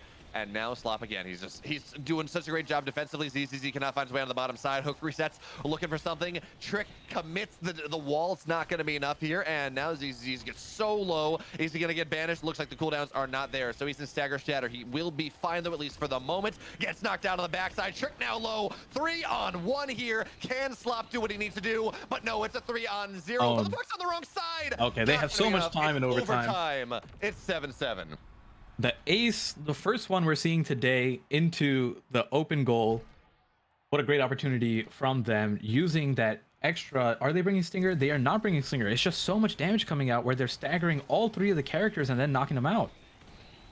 Rather unfortunate. Man, I got so worried. It would feel so bad if you don't get a goal out of that, but it was going in the wrong direction. Luckily, Zealous was able to corral it in time. And now double banish, double knockout, not going to find it. Okay. Ooh, ZZ barely stays alive on the edge of things, but Trick and ZZ, there's so much damage, as you said. Now it's 3-on-2 once again. Seems like, I was going to say Estelle, and the Rune figured out how to play this game, but now it is a double knockout here, and Zealous. He's got to dodge the nuke. And he got to go a little bit too far out of the way. Well done. Great special from ZZZ, forcing Zealous to move down, and he knows for a fact that if Zealous is moving down, he can simply just shoot it back up top, and Zealous can't do anything about it. No, not really. So now Slop again. He's been playing. I gotta point. I keep pointing this out. He's been playing so well as Kai Goalie here, really in this entire series. And now it passes back to bottom sides once again. Oh, hook resets. He thought he had the bait out, but no, just a continuous pass backwards. And Asher things, friends, we're going to game 5. Tricks, he's got that penta. Ooh, game 5. Game 5 of loser semis. So whoever doesn't make it through here is out, and whoever is moving on to, is it losers finals after this? Yes, it is. So securing a 3rd place spot at the minimum if you win this next game. And you know what? I think at this point, with how close this series has been, any team, either team, getting knocked out here is going to be pretty disappointed with things. And it only gets harder from here, though, right? Quest Esports, Hamster Quest team, waiting in the finals, and then the Miracle Run, the team with all the momentum, the 7 seed, waiting in the finals as well. So it's going to be a lot of fun going forward. Think we've seen any different bands. Estelle, Kai, and Rune, and yeah, Luna, Kai, Asher. So the exact same lineup once again coming in from both sides. Yeah, I think both teams were surprised. Actually, I would have thought there would be a change. I think both teams were pretty content with saying like we could have won that match. It could have went either way, and it was a matter of performance of the individual players that game, and not a matter of like the characters being like a counter to anything that they were doing. That's fair. It feels like you always have an opportunity to maybe make a change and identify something, but if you're confident, you're confident. And as now Asher and Estelle both knocked out, ZZZ has been doing such a good job of finding pressure. Nuke gets dropped here, and that will be a save. Has been doing such a good job of just finding these angles where they can knock someone out. As Hook resets, juggles to himself, and Slop does not hold the center well enough, and that means that Hook resets will get that first goal. I think as the Kai there, you just kind of want to sit middle goal and commit your barrage wherever the puck's going in, but I understand the appeal of trying to close that corner out. And there we saw how well Rune is at scoring goals by himself, but Joker says, you know, I can do the same thing, just give me the core. Yeah, there we go. So now 2-0, and I'm a little worried about these quick setups, right? Because remember what happened games 2 and 3? The quick 3-0 into the very long game that the team that went up didn't necessarily win. I think actually, wait, it's a little bit different this time though, because it's Blackwater Kraken with the lead, which never happened before, I believe. Or it did last game a little bit, but not to this extent. I'm just saying, I'm worried for Blackwater Kraken if they go up really early. What does that mean about their late game? As we'll see. It could very well just mean they escalate and snowball this all the way through. Very possible. Don't deny me my memes, Mystic, please. Thank you. We do want to see a 20-minute overtime game 5, so let's see where it goes. There we go. Give that to me. For right now, no one's really in too much danger of getting knocked out as EZZ juggles, and the slow puck goes in. Zealous thought he had a shot on the primary, but just not enough. So no barrage committed. 2-1. Slow puck, slow Kai for now. It doesn't look like he had his movement speed available, and not at 100 stacks, wasn't able to catch it.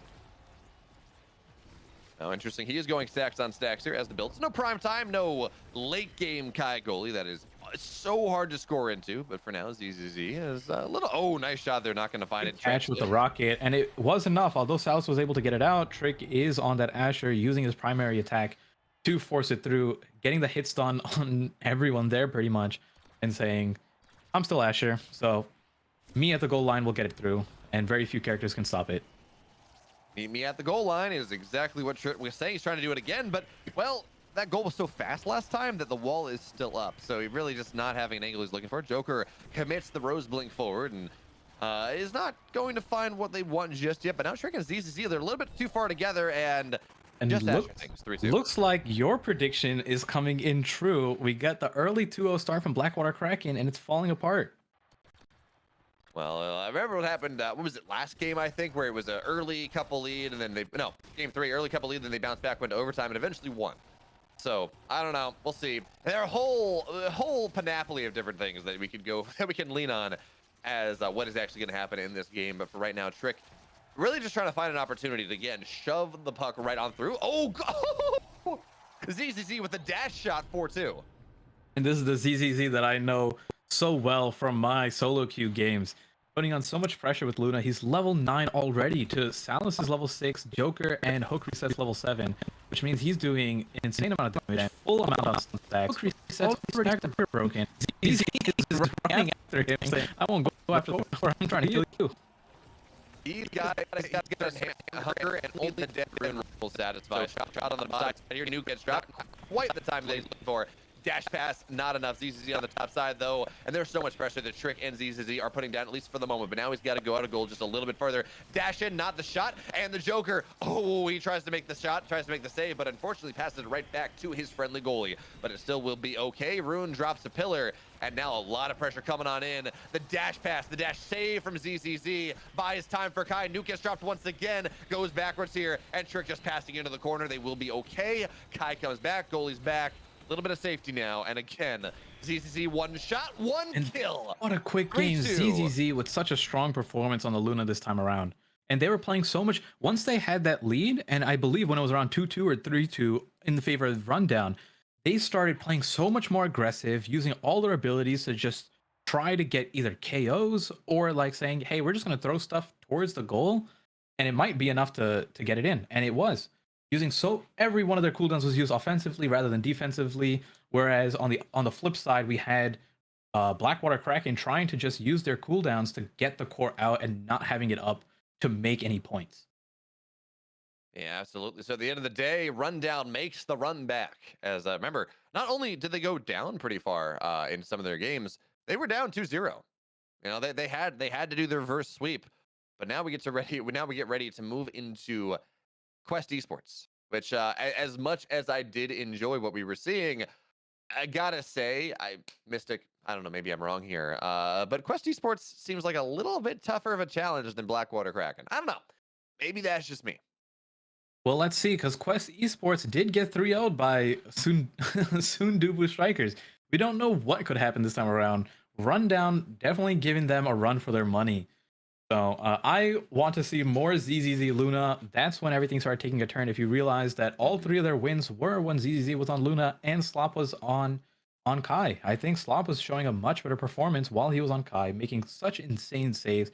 Even the ones that he let through were after using endless amounts of cooldowns to clear it out. And it's like, okay, on the 15th shot, I'll let it through. Yeah, I mean, Slop played brilliantly, and especially as you're talking about on that Kai. I really do like to see him on it. Which makes sense. I mean, again, Kai is probably a better goalie than Luna is. And, I still like to see Luna in the game, so I'm happy with that. Hey, look, we had that Luna forward. Actually played very well indeed. That final shot coming in was 10 out of creme de la creme, 10 out of 10. But I guess the other question here as we move into the next series, we're talking about Quest Esports. What should we be looking at, Mystic, in terms of the strikers that Quest is going to bring to bear that maybe Blackwater Kraken didn't? So taking a look, we're going to see most likely Flare on the Asher again, unless they ban out the Asher on both sides. Or I would say, if Rundown takes out the Asher, I'm not sure if that's going to be the go-to or not, since Trick was playing it those last few games. Other than that, I'm not particularly sure who they want to target, because I believe Leo Leon has a Rune and a Juliet that he plays, or was it an Estelle? So there's quite a bit of a deep roster. Leo Leon plays an excellent Rune. He was that on the much is Rune, and true. I think it got taken away at some point in the previous set, or he swapped off of it. So there's still such a deep roster on their side that I don't know if one particular ban is going to be enough. Well, we do see different things here to start. No Luna actually in this game. Maybe banned out, not sure. But Slop on Kai, Trick on Era. Right, that's a striker we haven't seen for a while. And then we do have the Juliet battles. So Era buff and a brawler. Name me. I don't think there's anything more iconic in Omega, right? Right, we have Leo Leon on the Rune that we saw before. Flare is on the Juliet. Let's see if it's enough to shove it in. They have such high scoring potential and even KO potential. You can already see Trick is at 75% of the way there of getting broken. Oh man, Slop turned it on when he turned the Kai on, and he's really kept it everywhere since. Doing such a great. There's so much pressure, and certainly on this map, finding the angles is so damn hard. So Slop has been in his zone, trying to make sure that he has the save happening. Like, he has not had an opportunity. He's not had 5 seconds to think, and finally now it's going to get pushed out here. Hamster Quest was playing very far forward, almost punished for it, but not quite here. And Slop is, yes, the goal will go in, but Slop is playing this so well. Flop is fighting for his life, but it seems like the forwards are having much better core control on the side of Quest Esports. It's not even core, it's tempo control really, where Trick and ZZZ are finding themselves so low that they cannot be out on the map. And then it goes forward, and then you run into these problems. But finally, ZZZ and Trick, the haste is popped. They're moving a little bit faster here, trying to find that opportunity. Puck goes north side, and finally, Hamster Quest is the one that's under a little bit of duress. But Trick and ZZZ not really quite pairing their shots up just well enough. Dash committed there from Juliet, not enough. Pass to the bottom side where, hey, guess what? Rune can be there too, and he's on the top side as well. Trick for the shot forward, but it's only a single damaged instance. Not really enough to make too much of a score happen. As Flare goes forward, tries to find the knockout. Not enough, but there we go. He gets the power rune. So now Slop will be low. Juliet more powerful on the knockouts for the next 5 seconds, and it's a scary time in the life of a Kai. Yeah, I think Flare has an opportunity. Okay, so the other rune came up. Otherwise, I was going to say Flare had an opportunity to simply just sit on Slop and try to KO him with the extra damage he was getting from the orb. But Flare really low, still playing aggressive, which I like. Not sacrificing any space, pushing Slop down, moving him out of the way, enough to let the core go through. Yeah, that's what a good Juliet provides, even when they're not actively touching the core all that much. They can just force the goalie out of any space. And then, well, there's this nice, wonderful passing lane that your team has to cover, but it's so hard to deal with, especially when this Rune, who can just has so much more mobility, really, than anyone else on the map right now. So Lilian on the bottom side, Flare dashes in, is not able to quite hit the punch as well. So that will be that. No goal just yet, but we're already looking at 2-2 here. ZZZ finally gets the knockout that he's looking for, but it's banished, so really hard to come back. Really hard to take advantage of that one for too long, and Slop playing so aggressively here, passing to himself with the special, and we'll be able to make that save happen. But Flare is back, folks, on the map, and Flare is one scary Juliet. Double knockout, not gonna find it, but the Kai is down. Only managed to get the Kai out. Trick right there, ready to get knocked out, but I think Leo Leon's pillar saved him. Didn't matter though, ZZZ was there. Enough abilities will always get it through, especially when you're on Juliet. So, Mystic, have you heard the story of the quick 3-0? So, based on our previous games, I feel like I know how this is going to end up going, but with 2 new teams, who knows what the meta is for this set. I don't know. It doesn't even matter what happened in the first 2 games. Rundown's able to make the runbacks and, reverse sweeps. Have you heard the story of the reverse sweep? I don't know. But for right now, Hamster Quest is doing a great job defensively here. And like as much as they would like to go to 5 and the game before regulation, they just need to hold on. They have 2 goals of buffer here to make, or I guess 1 goal of buffer, excuse me, to make sure that they win, even if it times out. So for right now, Slop, again, he's corralling the shots here, and nice pillar coming in from Leo Leon. We'll make sure Trick is not able to actually hit the core. So 48 seconds remaining, and at what point do we start to see Slop go out a goal and really start to be aggressive? It really needs to be, honestly, now, because you need 1 goal to first tie it up, or to get in that 2-goal range, but it looks like it might not be enough anymore. You just have to go forward and try to make as many goals happen as quick as possible. You'll have 30 seconds on the clock, and you need, what, 3 points somehow to push it to overtime? Hey, sometimes these goals go fast. I'm not saying it's going to happen in this game, but sometimes you have some really quick scores. We're going to have to see whether Trick and ZZ's, actually, it's not going to happen at all, because the nice angle coming in from our Rune player is going to put it in the corner, and 5-0 is a pretty dominant showing, Mystic. Is this our first 5-0, or was it that match with Gramella on the Estelle? Gramella did have the 5-0 on the Estelle. So, what a powerful performance coming out from Quest Esports, already being up 1-0, and from the way they're showing, it could be a 3-0 clean sweep like you were talking about. Was I saying that? I don't know I was saying that, but I will gladly take credit for it if I'm right. I didn't say it if I was wrong. There we go. Hinting, or I should say, I brought up the clean sweep last time, but you were hinting at, is this the way that it's going to go or not? Yeah. Either way, it is a potential opportunity. Oh, very much so. And Quest is, I mean, they got a lot on the line here. Not only do they want to go and win this because they want to be in the finals, they want revenge on the team that they will be looking at as probably not quite as good as they are. Again, that 7th seed, but it was again a dominant showing coming in from the Sundubu Strikers. So they do want that salty run back. They want to be able to have another dance with destiny in the finals. Juliet, Kai, Estelle, Juliet, Rune, Dubu. So I believe this was the same matchup as last time. I guess we do have Trick was on Error, that's right. So now Is Trick running Stinger? That's the question. Let me. Trick is on Stinger with Okay. Acrobatics, which I haven't seen too much recently, but if it's working for him, we'll see how it performs this game. He already stagger broke the rune. Let's see if they can convert that into a KO and possibly a score while being a man up. I mean, yeah, that's the goal, right? When you take Stinger on the Estelle, it's just to stagger break someone, let your Juliet have a lot of fun. So for now, Flop, he makes the save, but again, these are more passes. These are gathers, and I don't know if we can truly call them saves. The puck bounces quite a bit between that pillar and the wall, and Trix looks for the shot, not able to quite find the angle though.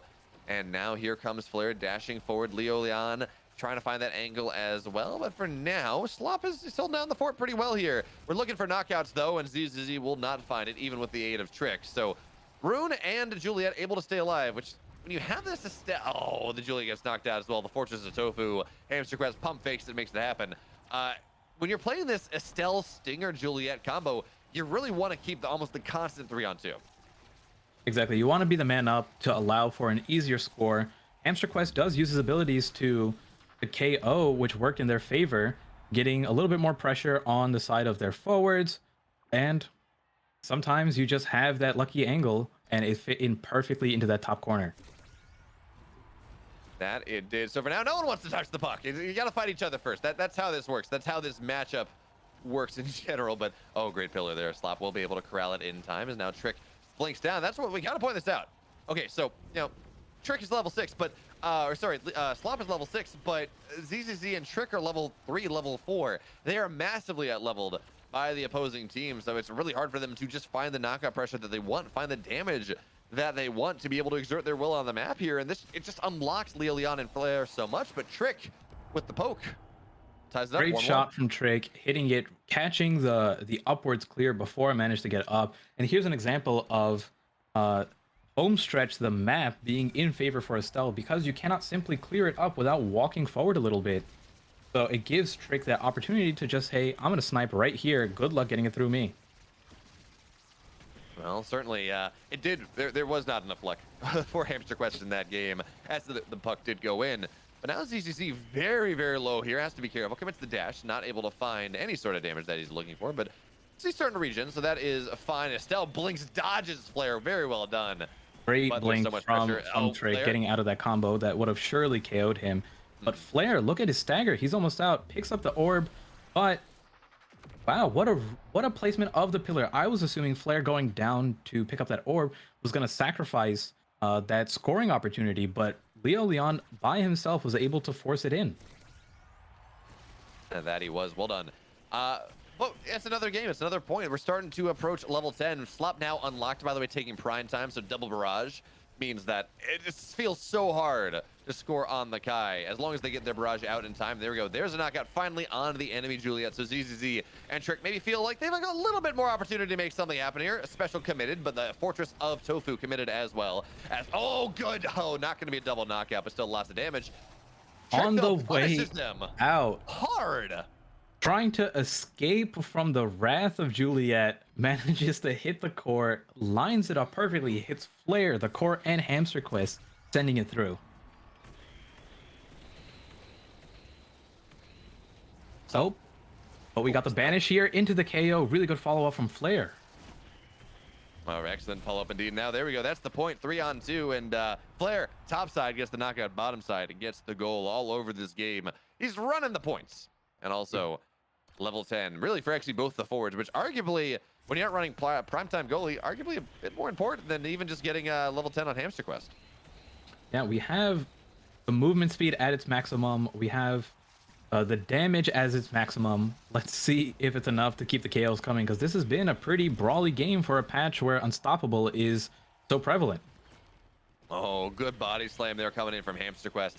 Making sure that Trick does not get the goal in once again. Is Banish on the core as well. Rune playing this defensively, but that's not a great clear. We'll be fine with the pillar as well, but that was a scary, scary clear coming in from Hamster Quest. And Leo Leon is now. Flair tries to corral the puck, looks for the shot, not able to find it, but there we go. The pillar as well as the wall, and the log, I guess. And Estelle is now knocked out. Got to be careful here if you're Hamster Quest. He's playing so aggressively, and there we go. 4-2 on the side of the blue team. On the side of Quest, 20 seconds remain for Slop, Trick, and ZZZ to bring them back and force them to overtime. Those are always some of my favorite goals, is when no abilities are used. It's just a slight nudge because you know that the goalie won't be able to make it through, or is going fast enough. Slop could not get that.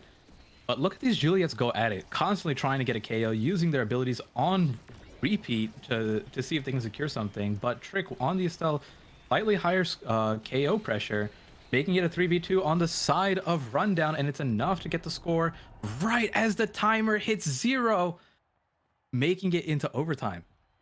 Oh man, Hamster Quest thought he was safe with the Fortress of Tofu. He just patted down there, but he did actually still have to cover that angle because the Tofu wall wasn't perfect. But great positioning there from Trick, as now ZCZ dashes forward, tries to fight the flare. No knockouts though, is a bit of a banish. And now are we gonna see it tied up here? No, not quite. Slot playing much more aggressively. And let's see if that's gonna happen. There we go. Rune knocked out for the next 11 seconds. 3-on-2 here. Trick and ZZZ working together to try to force it in. But again, the Fortress does get committed. The power orb though for ZZZ, he's the one that has that one. Hamster Quest not able to heal up, not able to get a little bit bigger, get those cooldowns back. Actually, I think is what the orbs are right now. But Right.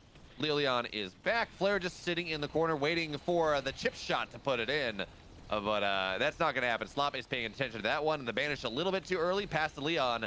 And a great pillar. The puck's bouncing all over the place, but now here goes the Juliet. Leon got to find an angle, got to find an opportunity, keep the puck on his opponent's side of the map to make sure the Juliet is not punished. And that is a great pillar, buys all the time he needs. Juliet back up, belly slam committed. Does not matter at the end of the day. Yes, we went to overtime. Yes, last second heroics from Trick.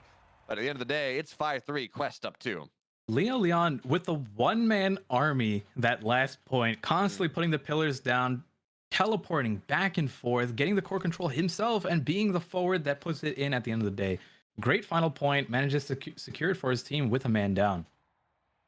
Oh, very much so. And now, Quest Esports, they are one game away from the Salty Runback, I believe it's called in the fighting game community, from running it back, going back to the finals here to deal with the team that sent them so unceremoniously, and if we're going to be honest, so dominantly down to the lower bracket when we talk about Sundubu Strikers.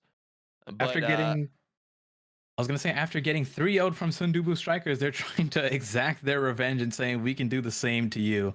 Putting Rundown at that match point with this, or match set game match. Either way, they're right there trying to make it a 3-0 themselves, and then going right back up for revenge on Sundubu Strikers. Okay, well, looks like Rune has been banned out. That is important to say at the very least, as it will be Era Juliet coming in from Flare and Leon, and Luna back on the table. Luna makes it through, so I wonder who they ended up banning instead. I mean, I'm willing to assume the Drek is banned somewhere because he's just so powerful right now, but don't know exactly. Yeah. Well, I hope it's ZZZ on the Luna, and it There is. we go. We're gonna get a high intensity game here if ZZZ can get any form of an early lead in levels. Remember, ZZZ going to Luna in game 3 in that last series was what led to Rundown doing the reverse sweep. But Luna's dead pretty early here. Flare does a great job punishing that one. Leon pretty low as well, but is able to make Trick rather tiny. And that's a good trick, but not good enough as Flare punches it in, and we're 1-0. Such a slow moving core, but also such slow moving strikers. Nothing you can do about it as you see it take a whole 3 seconds to walk in, and it's out of your control. Unfortunately, out of your control is, well, of course, as the game goes on and you start to touch the core a little bit more, you move a little bit faster and the tornado will not hit. So I don't know that we see a goal happen at that speed anytime soon. Good save there from Hamster Quest and Flare working together to make sure that the Asher's not able to find what they want. Is now Flare on the bottom side, a little bit low, but there we go, gets the orb, and now is rallying to himself. But Slop, he messes with the timer there. So ZZZ tries to pass forward, but there we go. That's a dead Juliet off the map for 4 seconds. ZZZ passes a Trick on the north side, but Hamster Quest goes for the stun.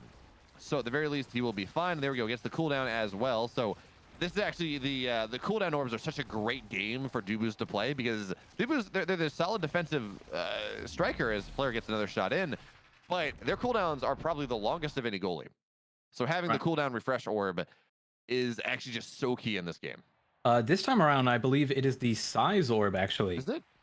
All right, we're seeing blue orbs here, characters getting bigger, but it adds a little bit of stagger to them, a little bit of size. You can see right there the Trick Oh, there we picking go, up the yeah. orb, and he's getting that built different size that you normally would have if you run that training, and now immediately back to being tiny from Leo Leon.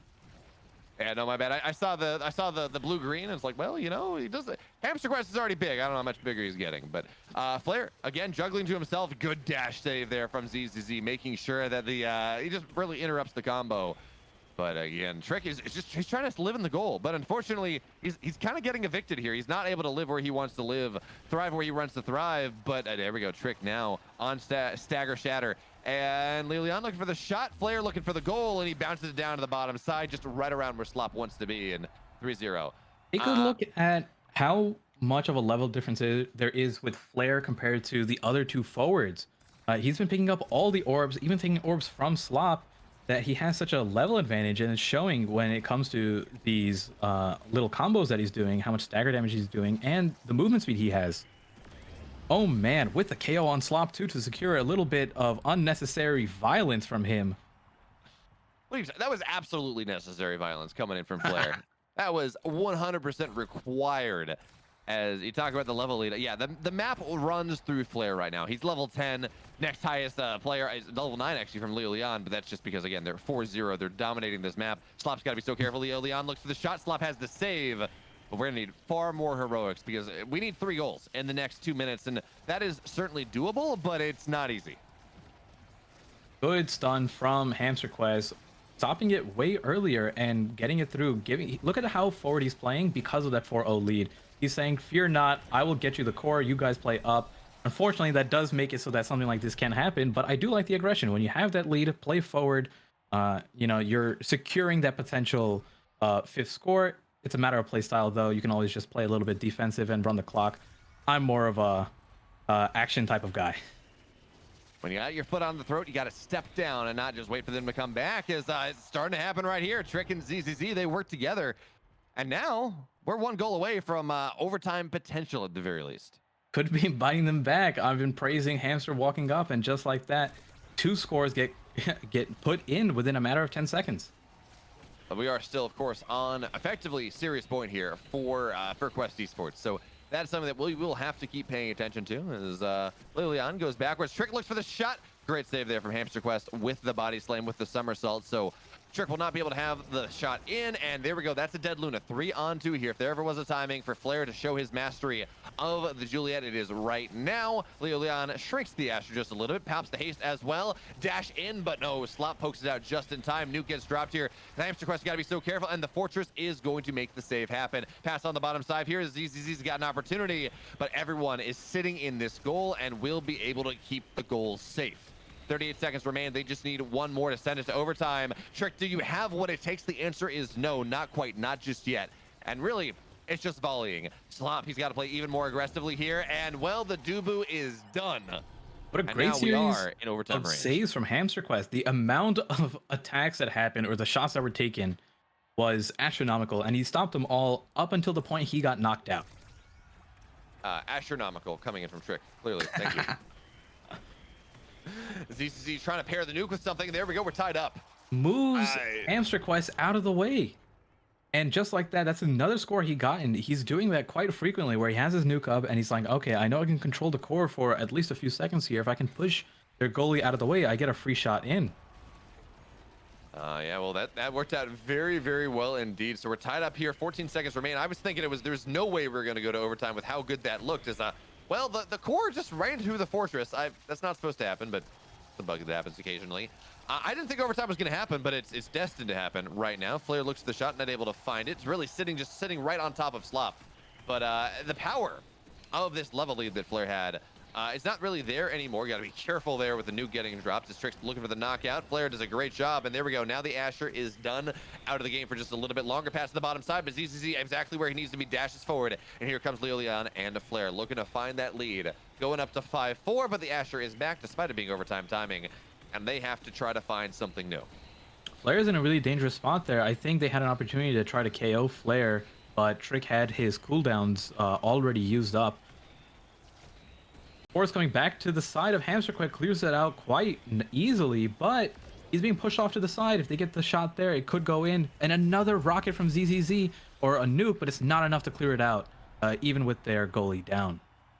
Just kind of sitting there, hoping that the puck just sitting there, waiting for someone to hit it. And yeah, there we go, 5-4. So as much as this comeback has been from Rundown, remember, next goal wins if you're Leon. Not only this game, but the series and a date, of course, with Sundubu Strikers in that grand finals and maybe even a bracket reset. We're gonna have to see, but it's not gonna happen anytime soon because ZZZ so damn powerful in the Luna.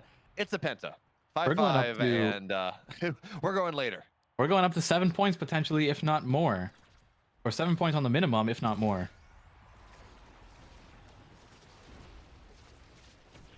ZZZ getting away from Flare because he's on the chopping block and manages to pick up the cooldown, or sorry, the size orb, which gives him both health back from picking up the orb and health back from just being bigger.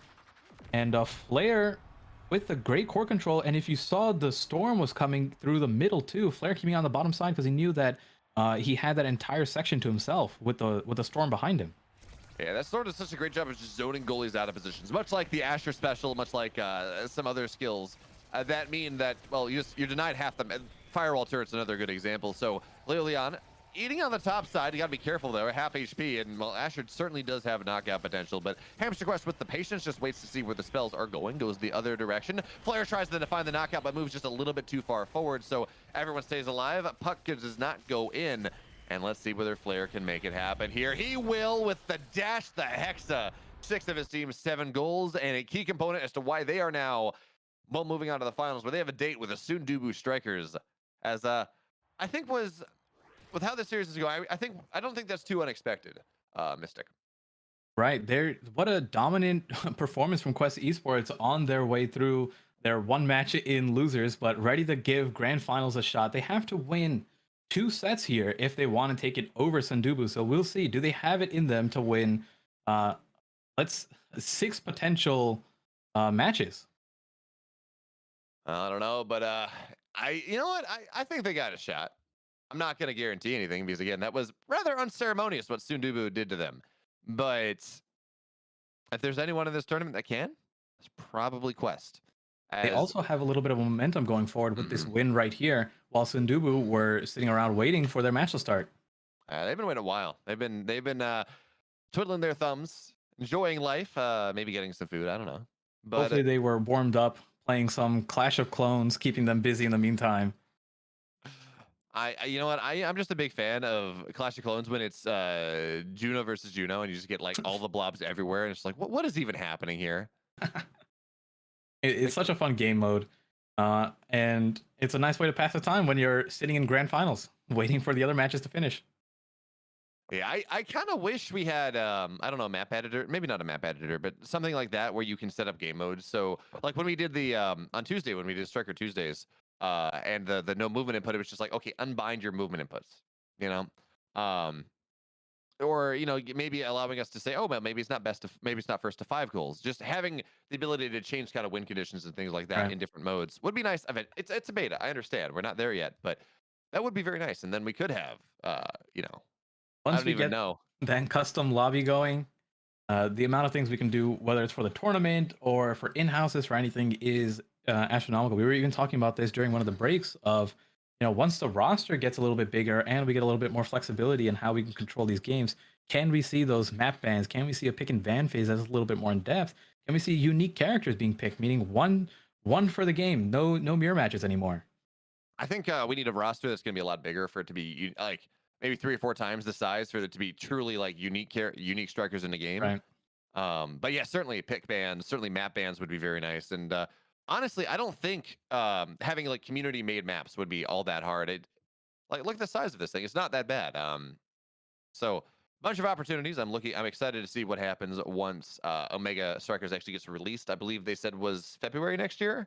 Was the letter that went out something like that? Yes. Certainly. I remember February 2023 with that $19 million of Series A funding that they got. So we could be seeing quite a big launch, whether it's on the marketing side. Hopefully, a nice big update to one of the things that I think that could use a bit of improvement here is the UI, a little bit of clunkiness, but I'll attribute it to That too, but hopefully we see that before launch as quick as next week.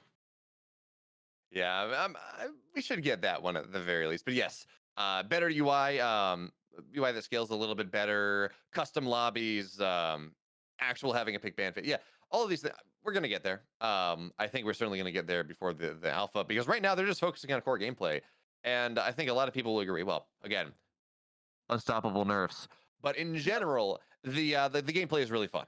All right, that's the big thing. Everything else kind of is secondary.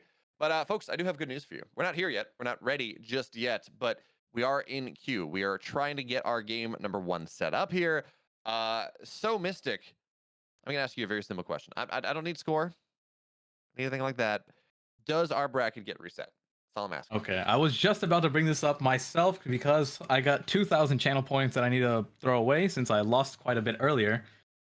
Let's see, who am I going for? So far my prediction has been wrong on the last time around with Quest Esports, but I'm gonna give it to Quest Esports. They can get the bracket reset. I'm not gonna say that they'll take it all the way, but I want to see 3 wins coming out from them, whether it's a game 5, whether it's a 3-0 or a 3-1. I want to see the bracket reset so we can see it all the way. Well, I mean, here, Mystic. Quest have already had 3 total wins this tournament, so you're fine. Your predictions, you're fine. You're okay. I don't know. I think Stundubu, they look so good in that series that we saw in the upper bracket. They took down Zealots. They had the big upset against meta abusers, and honestly, meta abusers. I don't know. But at least judging off the score, meta abusers looked like they did better against them than Quest did. So I think it's hard. It's hard for me to go against the underdog story, and I honestly I think they're kind of favorites anyways. So I don't think we see that reset. I think Sudubu have what it takes. You know what? I'm gonna go with your prediction. I'm putting my 2,000 channel points in on Sundubu. I gave the favor to the other team last time, but fear not, Reznok. These 2,000 points are for you for that insane Dubu performance that you had. We're being flamed here for not knowing for not understanding that if you have 2 Juno mains, you just automatically win. I mean, okay. Actually, in fairness, just a little bit, Juno is probably one of the more mechanically intensive strikers in the game, right? Because you have to deal with the blobs. But I don't know. Maybe that's the argument. I don't know. We'll toss in that bone. Yes, if you play Juno, you are the most skilled players in Omega Strikers because you have to handle the blobs too. There we go. That's my fan service. We're fine. So it looks like we're going to be getting a little bit of a time from what I'm seeing until the match starts. They're trying to reduce the amount of ping that is going to or could be happening this next game, which I'm always a fan of lower ping. If you ever play, I'm on East Coast servers, so whenever I play, it's normally around 20 to 30 ping, which is great. And then every now and then, the occasional 90, 100 ping game from Oh being God. thrown onto the West Coast, which I never want to experience ever again. It's just impossible. Yeah, I play Kai goalie, right? Or I play goalie in general, and you're trying to block shots. And it's like, I blocked the shot. Oh, it's in. Okay, well, next yeah. Uh, we talked about things we want to see from launch. Maybe a little bit better netcode would be very, very nice. Because again, it just even like 100 ping, which should technically be playable, is unplayable. So excited to see what happens with that one. And again, yes, as Misty did say, we're trying to do some magic. I believe Ginger Pop was it who figured out that there's kind of a way you can. Not exactly sure what you do. Maybe it's opening some ports. I don't know exactly what the trick is, but there's some magic trickery you can do that does mean that you can get kind of more equal service. So that's what we're working on. I've been told it might take a little bit of time, as you said, but hopefully not too long. And we're gonna go from there. Yeah, I'm excited for the match. What are your predictions on the characters that we're going to see through? Because we saw quite a bit of depth from Sundubu Strikers constantly rotating who they were playing. Gramella playing 3 different characters to pretty high proficiency over there. He was on the Amy, the Estelle, and the on the Ruin, and each time he got one character banned out, the next character was there to take it over. Yeah, I feel like you just got to ban out Estelle. And I know you asked what I'm gonna see, but I think it's more important to talk about what we're not gonna see, because while we did see Grimmel go and looked very good, I think they looked by far the best on the Estelle compared to, or excuse me, Grimella, compared to their other 2 characters. So from that perspective, yeah, throw out the Estelle. You don't want that. It's not okay. Because again, just that they looked so much better, and they already looked very good on the Amy and on the Rune.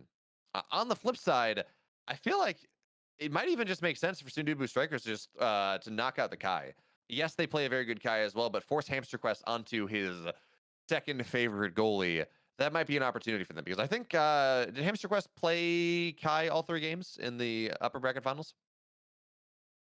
What? I'm trying to think. Was he on Dubu or was he on? He played a lot of Kai. He played Kai at least once. I think we did see. Yeah, we did see the Kai. I don't know how much of a force he was on the Kai. Do you think it's worth the ban, or target one of the forwards instead? Well, it looks like I'm being told that actually I was incorrect, and he did. I could have sworn we saw Hamster Quest on Kai, but at least Reznok's telling me that he played Dubu, so maybe I was wrong.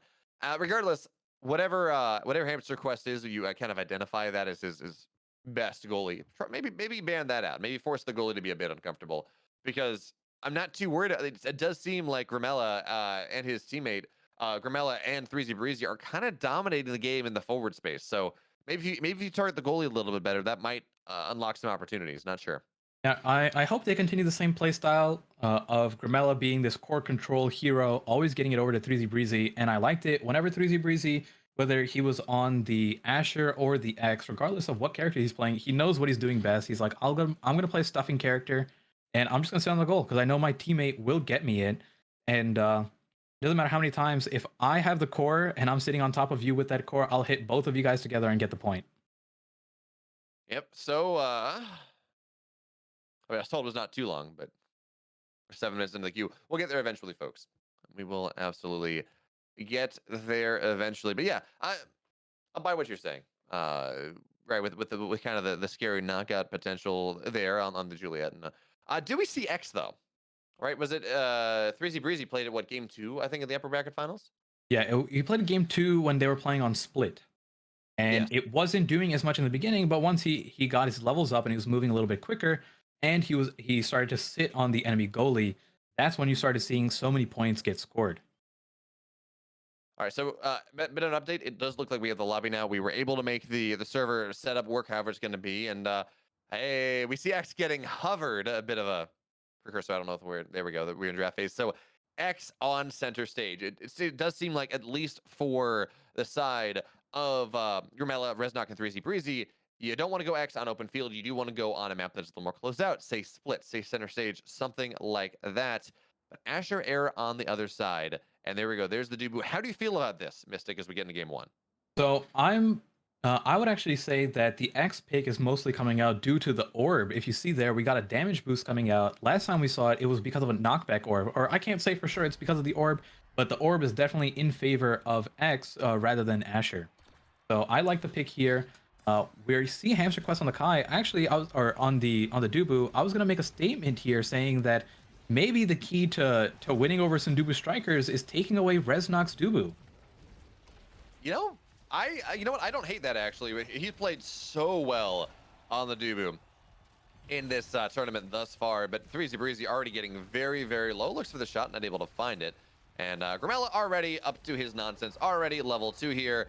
But Leo Leon got the little poke, just a little redirect. Your favorite goals, you said. Well, there's one of them. And there it is. Leon using the extra movement speed to his advantage early on. Era is such a good character when it's in this regulation phase because they can just move themselves and their teammate up to any position that they want. The core control is so much more in their favor. And take a look at that. Both characters sitting on the bottom saying, I'll take this orb too. Oh, and a little Well, bit there we too go. far of the somersault. I wonder how much of this is just lack of being fresh. Like, these were not the mistakes we were seeing from Reznok in game 1. Right. Or in the previous series, the winter bracket finals, excuse me. But they haven't played in a solid like 45 minutes. And Hamster Quest has, or the Quest Esports has. So I don't know, maybe that's something to do with it. Is Estella's gonna get Grimella gets knocked out here. This is just not the quality of play that we were seeing from Sundubu Strikers about an hour ago. Yeah, this is looking less of Quest Esports making these insane plays and more of slip-ups from the side of Sundubu Strikers. Well, they are down 3, and you've heard the story of going of 3 goals pretty quickly before the 3 minute or before 1 minute is passed. So what are you predicting? 8-6 again? 9-7. Let's go with it. 9-7. Hopefully, and remember, 3Z Breezy was kind of vulnerable in the early game, time and time again, in the series, the 2 series that we've already seen from Sundubu Strikers. As okay, Ooh, he makes the very save. close. Oh no, It was the slow core problems. There was a non-zero percentage of the core that was already in the goal when he took that out. Yeah, I was like, oh man, this just feels the worst. I thought we were gonna go to 4-0 very quickly, but Reznok makes the save at the end of the day. 3Z Breezy, he's the slow boy. He's not quite as bullying as he would like to be. His pass on the bottom side. Lilian gets a little bit low, and everyone gets the speed boost there. So, well, for now. Oh, Buck goes in. Okay, Nice score from 3Z Breezy. And you know, it's really important that he specifically is the one to get the gold, so he gets the extra EXP. I was just about to make a point saying that he was down to like a 3-level deficit on compared to the other forwards. And when you're playing X and you're down in levels, there's really not much you can do. You don't have enough damage to push through their stagger bar, and you don't have the speed to stick on them. So getting that score is astronomical. Not astronomical this time. Yeah. No, Asher's on the other side. You are correct.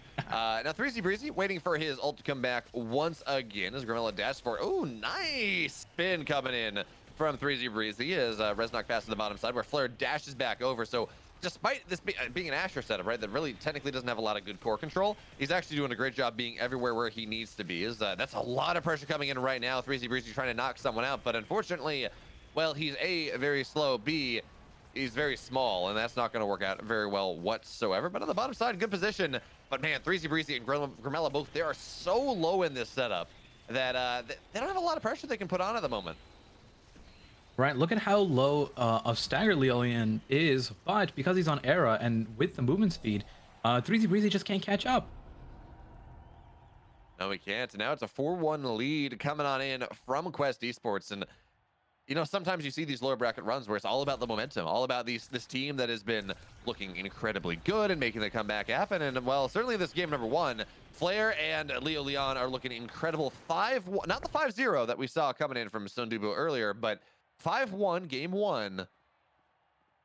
Maybe I want to revise my prediction on whether we get to bracket reset or not, because Quest Esports, they're looking damn fine. Really good performance from everyone on the side of Quest. I think Leo Leon played phenomenally with the core control, getting his Era out, which we didn't see. We saw it once, but we didn't see too much of it prior to that. The early game with the slow characters of Estelle and X, while Estelle does have a blink, there wasn't there wasn't that much core control coming out. Leon maneuvering through them, breaking some ankles while we was at it, and scoring goals. Yeah, weaving all around. 3Z Breezy, though, is not going to go for that. He's not going for the X once again. There's the knockback boost, but it is home stretch. So it is a wide open map. There are really not as many angles that you can choke people into. So 3Z Breezy, Kai, Dubu, Estelle, Dubu, Asher, Era. So it seems like Quest Esports is very happy. Very happy with the setup they had for game number 1, but a bit of a change. Looks like no change on the bans from them. It's most likely the runes still banned, but I would have preferred 3Z Breezy to go on the Asher here, and I think it would have made a little bit better of a choice when it comes to stuffing. So let's see how the Kai performs. I know he is proficient on Kai. It's more a matter of the team composition. I mean, Kai does have some, as powerful as his anti-stuff is, some pretty powerful stuff as well, but Asher is just dominating this side, knocks him out. Kai gets very low very quickly. Leon looking for the shot, but not able to find where Flair wants to be. As Flair is just, with no knockout pressure, is just going to sit on the knockback boost. And there we go with the tornado as well. Quest is just, they're looking, I can't even say this game that it's Sundubu looking worse. It's just Quest is looking better at this point. I think Quest needed that bracket run in the loser side to get a little bit more flair, if we should say, to get them ramped up for this game. And there we go. 3-0. Well, slow puck, early game things. Reznok not able to make that save happen. It's now 2-0, even as, actually, and they also got the knockout. I think that was on Flair, so Flair getting tons of levels here. But one thing we got to point out here, Hamster Quest has not had to touch the puck at all, which means he's only level 2. Bit unfortunate. That does mean that if they do get a shot on Hamster Quest, it'll be a little bit easier with that lack of movement speed that he has and higher cooldowns at the moment. But they're having such a hard time getting it through midfield. I don't know that they ever will necessarily. Leon is able to corral it. Hamster Quest, he gets a touch, so he gets a little bit more XP there. And one benefit of being a goalie, right, is you do get those free orbs far more than everyone else. So you're able to get the experience that way. Is Flair in the corner trying to find the shot. Leon makes everyone small, but that's not enough. Not enough to get the goal in. Certainly not. And now there's a shot on the top side. So everyone is, have you ever played soccer as a kid, Mystic? All the time. Yeah, so you know, like when you're playing as a really little kid, people don't understand spacing, so it's like this big clump of kids that just kind of runs after the ball the entire time. Yeah, and to that exact point, look at where 3Z Breezy and Grimella are standing. They're always so close to each other, not spread out. I would like to see a little bit more.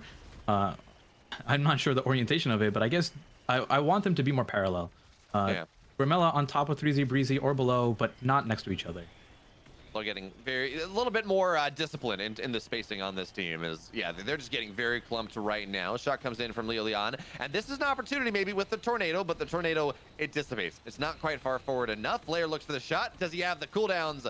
No, he does not, at least not close enough in time. And the Fortress has been committed though, so lots of pressure coming in from Flair and Leon. But a great defense there from the blue side. They need more than defense though at this point. They need offense. They're down 2 goals. Good clear from Resnok, getting it below the storm before it manages to make its way through. Using his acrobatics to the full extent there. We saw 2 pretty quick somersaults, but which means they should be on cooldown for now. I don't think he has it up for quite a bit. Well, yeah, it's a long cooldown, especially with that 5% cooldown problem. And now, ooh, Dubu gets knocked. I didn't realize he was that low, but good poke coming in from Grimella and 3Z Breezy working together, but Dubu's back. Yeah, he might have just been close to remaining the edge, closer than he thought, and especially when you have these knockback orbs going out. One quick knock from the Giga Blast or the beam is enough. But there it is. Flair had his cooldowns up enough to hit the core even with the stun. One bit of a training choice that I want to bring up here is that Resnok is on the acrobatics where we saw Hamster Quest, not in this game, but in the previous series. I'm pretty sure he was taking Castellass. And for those who aren't familiar with the interaction, Castellass extends the stun time on the somersault, which is really important with the interaction against Asher specifically. You have enough time to stun the core and break it free from the Asher, whereas without that Castellass, Asher can usually shove it back in. Other interesting thing is Hamster Quest is running Unstoppable, which, you know, I thought you told me that Unstoppable was absolutely broken and no one ever gets knocked out. Well, we saw Hamster Quest get knocked out at back of the goal for pretty much from full, so I don't know, maybe it's not broken after all. You know what it is? It's the knockback orb and the unstoppable are canceling each other out. So he was just back to being a normal character for that 5 seconds. I'm just on copium, okay? It's fine. But at this point, they're down 3, 20 seconds remain, down 4, excuse me. 26 seconds remain. Resnok's got to go to goal here. They need to start putting pressure on, but it doesn't seem like they can. Grimella, we were singing his praises in that upper bracket finals, but it seems like he's fallen back down to earth. We're not seeing the dazzling performance that we saw really in those upper bracket series. And there's another example of the lack of Castellass not stopping the Asher. He was able to stun it, but it wasn't enough. And Leon with a great point there. Flair with a great pass as well. So, first game was 5-1. Now it's 5-0. Do we? I don't even know where we go from here. Like, there's a clear trend, but you can't have negative points in a game. Is it going to be like 5-0, but at this point, Sundubu, they own goal themselves? Like one self goal. I really think that here there's like 2 main things that I feel like were the difference maker. Resnok wasn't getting as many saves as he was in previous matches. Well, to be fair, he's gotten more saves. If you looked at the sheer number of them, it was 47 to Hamster Quest's 22. So he was getting more saves, but they were the type of saves where I wouldn't really call them a clear-cut save because they were going back to the enemy forward almost every single time. Yeah, that really was the story of this. We talked about actually getting into this series about how it felt like the forward game was something that was going towards the Sundubu strikers and that previous series. Right? We had Grimella absolutely dominating. Wow, blanking. Thank you. 3Z Breezy as well, just doing what he needed to do. But this is very much a game where we are having Leon and Flair. They are dominating the forward set. So the load that Resnok has to play on, it's so difficult. But hey, we got both here: knockback boost and a split. Both conditions for 3Z Breezy to pick this X. I'd much rather see this type of comp getting the turret to zone out a certain section and hopefully getting the core to 3Z Breezy and letting him just punch it in. So hopefully this little bit of a mix-up is enough. One thing is that we haven't been seeing Grimella do as well on the core control. So in the previous set, it was always Grimella winning out these strike wars and just knowing where to be at the right time to get at the 3Z Breezy. But 3Z Breezy is spending so much more time in the midfield trying to pick up the core himself as well that he isn't in a position to score.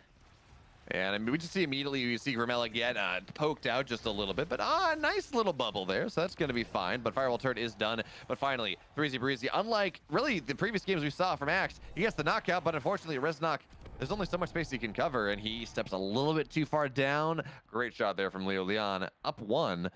I think we're seeing, I think it's bracket, it's a little early in this game, but I think we're bracket reset bound. I think you are right. And I'm taking a look at the trainings here. We got a bit of some tech choices here. 3Z Breezy bringing triple red, unstoppable tempo swing, heavy-handed, which I'm not necessarily the biggest fan of. 3Z Breezy not being there alive to help out on the defense, and Leo Leon and Flare putting so much pressure between the beams, the Asher primaries, the storm coming through, that eventually it's just going to make it through them. And well, for right now, Leo Leon, it takes a bit of damage, and 3Z Breezy tries to move forward. But again, the level disadvantage is a bit of a problem. Era pops that speed boost, so really, no one's 3Z Breezy can't get on top of anyone, which is really why. I mean, Era is such a pretty decent counter to the X in that way. As Hamster Quest passes bottom side, but Grimella starting to find something. Great save though coming in from Hamster Quest on the goal line, and now, well, that was a lot of cooldowns. That's a dead Amy. Leo Leon. Oh, Reznok. He dashed wrong side. He somersaulted. He belly flopped, but just kind of did not go where he wanted to go. I think he was trying to predict an upwards core strike, but in that situation, I don't really think it's the correct move to use your somersault preemptively. You have enough time to see where it's going, use it reactively, but thankfully, the 3Z Breezy shot alleviating some of the pressure on Reznok and saying, "Fear not, we'll get it in. This is the comp that we're more comfortable on." So it's not going to be 5-1 at the very least. That is that much is confirmed, or I guess 4-1. But also this puck went in the goal very quickly. So the firewall turret gets committed, but really not much of a scoring opportunity. It's full wall, and now the Amy's knocked down once again. Flare looks for the shot, doesn't even have to do anything, doesn't touch it. He just baits out the spells from Reznok too early. Leon, level 9, 3 goals to his name. Yeah, it looks like there isn't going to be any KOs happening on the side of 3Z Breezy and Grimella. Look at the level difference, 9 to 6 and 4. Flare hasn't been touching the core that much, but it doesn't matter when Leo Leon has like all the mobility he needs for the both of them. He says, I am speed, I am power, I don't even know what else he is, but Flare looks at the shot, Asher things get it done, and folks, we have a bracket reset here. I think it's the first one I've had the pleasure of casting. Quest Esports looking dominant in the upper final, in the return, in the lower bracket finals, I guess. After getting 3-0'd from Sundubu Strikers, they go on to 3-0 on the losers bracket and 3-0 again to reset it. So now we got a blank slate, but definitely not with the momentum. Oh no, not at all. So what changes do you have to make here? If you're Sundubu Strikers, do you have to ban out the Era? I don't think so. Like, do you ban out the Asher? I mean, that's maybe okay, but then that brings back, maybe that brings back the Drek. I'm not sure who was getting banned. I mean, what changes do you make here, Mystic? So from what I'm looking at it, it looks like Sundubu Strikers isn't picking the Asher for whatever reason. If you're not going to pick the Asher, take it off the table. It's either that or the Era. Leo Leon had such good core control. Put him back on the rune. Maybe that works better. At least change it up for one game because it isn't working right now, right? He's running circles around everyone. They're getting so many points early before the core could speed up, before the levels can catch up. That Sundubu Strikers are just walking through molasses. They aren't able to catch anything. 3Z Breezy isn't able to sit in the spot where he has score potential because he's trying to run back and catch the core every single time. And I don't know if that is Grimella not having the same performance as before, or if it's just Leo Leon stepping it up, being on the Era instead and saying, I can just run around you. I don't even want to interact with you. Yeah, I don't know. I don't know that. I know you talk about letting the rune back in the game because that is the ban on one side. Not sure which side is banning it, but do you really want to give Quest a rune back? Like, yeah, this was a 3-0 and it looked good, but I mean, I feel like Quest's rune is better than Sundubu's rune by a fairly significant margin. We'll see. If something has to change, whether it's the rune coming back, but I think the highest performing character on that team, on the side of Quest Esports, was the Era. It was just a presence everywhere on the map. It was there to defend, was there to attack. We're All getting a right. change up though, with the Juliet hovered on the side of 3Z Breezy though. I mean, I don't hate a Juliet. It gives you so much space control. It means you can, as the puck's going in, you can force your opponent out of the way. But okay, Gramella back onto the Estelle. Juliet, his partner in 3Z Breezy, and that's just a classic kill combo. Era Juliet on the other side. So I'm assuming Rune was banned, and then I think something else. Asher ended up What's the getting Rune? banned somehow. Maybe Rune is up, but I doubt it because I think we would have seen it between one of the two teams.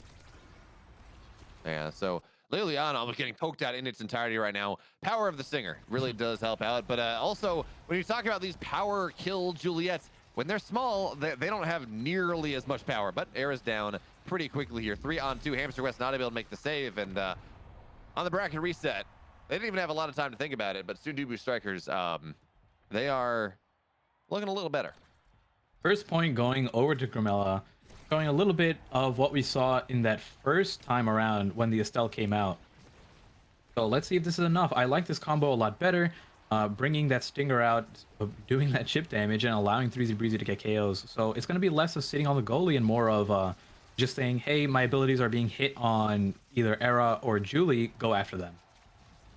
Exactly. So, oh, Flare steals the knockout orb, the damage orb. And, well, now Reznok insignificant threat, but just not quite enough damage from Flare just yet. There we go. Poke out from someone. I think it was Leo Leon, actually. But good defense coming in from Gramella and 3Z Breezy right now. But Hamster Quest playing so aggressively here. Make sure that he doesn't really have to worry about it. Oh, last second save. The tree does not work, but he does. So, let's see what Flare and Leo Leon can do with the tornado triggering a little bit early to hit the puck, and it's not going to work out here. 3Z Breezy, an opportunity to score, but not going to be able to find it now. Maybe another one, but back to Flare, back down to Hamster Quest, and Good core Gramella. control from Gramella, keeping on the enemy side for majority of this point here. 3Z Breezy getting at least more opportunities to attempt to score on their side, but now it's brought back by Flare and Leo Leon. And look at the aggression Flare is putting on their goal. Reznok is already at half stagger. That he is, and you got to be so careful there as well. I mean, the Juliet dash punch, it knocks at almost anyone, but good save there for Hamster Quest on the bottom side. Gramella not able to quite find the puck control he wants, and now Reznok back to full, level 6. So 3Z Breezy, or excuse me, Leo Leon and Flare, not quite the kill potential on the goalie that they would like, but Leo Leon getting very low here, and he just has to stay out of range of the Juliet, and there we go. 3Z Breezy forces Hamster Quest in the corner and gets the follow through. 2-0 now, and a much more exciting Sundubu Strikers. Right, we're seeing a lot better performance on their side, and also in that last situation there, Hamster Quest used his somersault to protect Leo Leon from dying, stunning the Juliet, and didn't have it up to roll back to stop that goal. So there was a situation there where, in hindsight, you let your teammate die, but you didn't know at that time. Yeah, I mean, save your buddy syndrome is a powerful thing, regardless of what game you decide to play. So, Fortress Tofu gets committed. Hamster West on the bottom side will be, well, he somersaults, but it doesn't quite stall it out long enough to not have the log to force it out. And now Gramella gets his goal. And man, 3-0, this is a totally different series compared to even what we had. I don't know what they did to reset themselves mentally, but this is just looking, it's just looking so much better. Yeah, I'm really liking whether it was the Asher ban that's what it needed. It looks like there's just less pressure on the side of Reznok, and he's getting a little bit better with the clears. Almost got forced out by the Era Storm.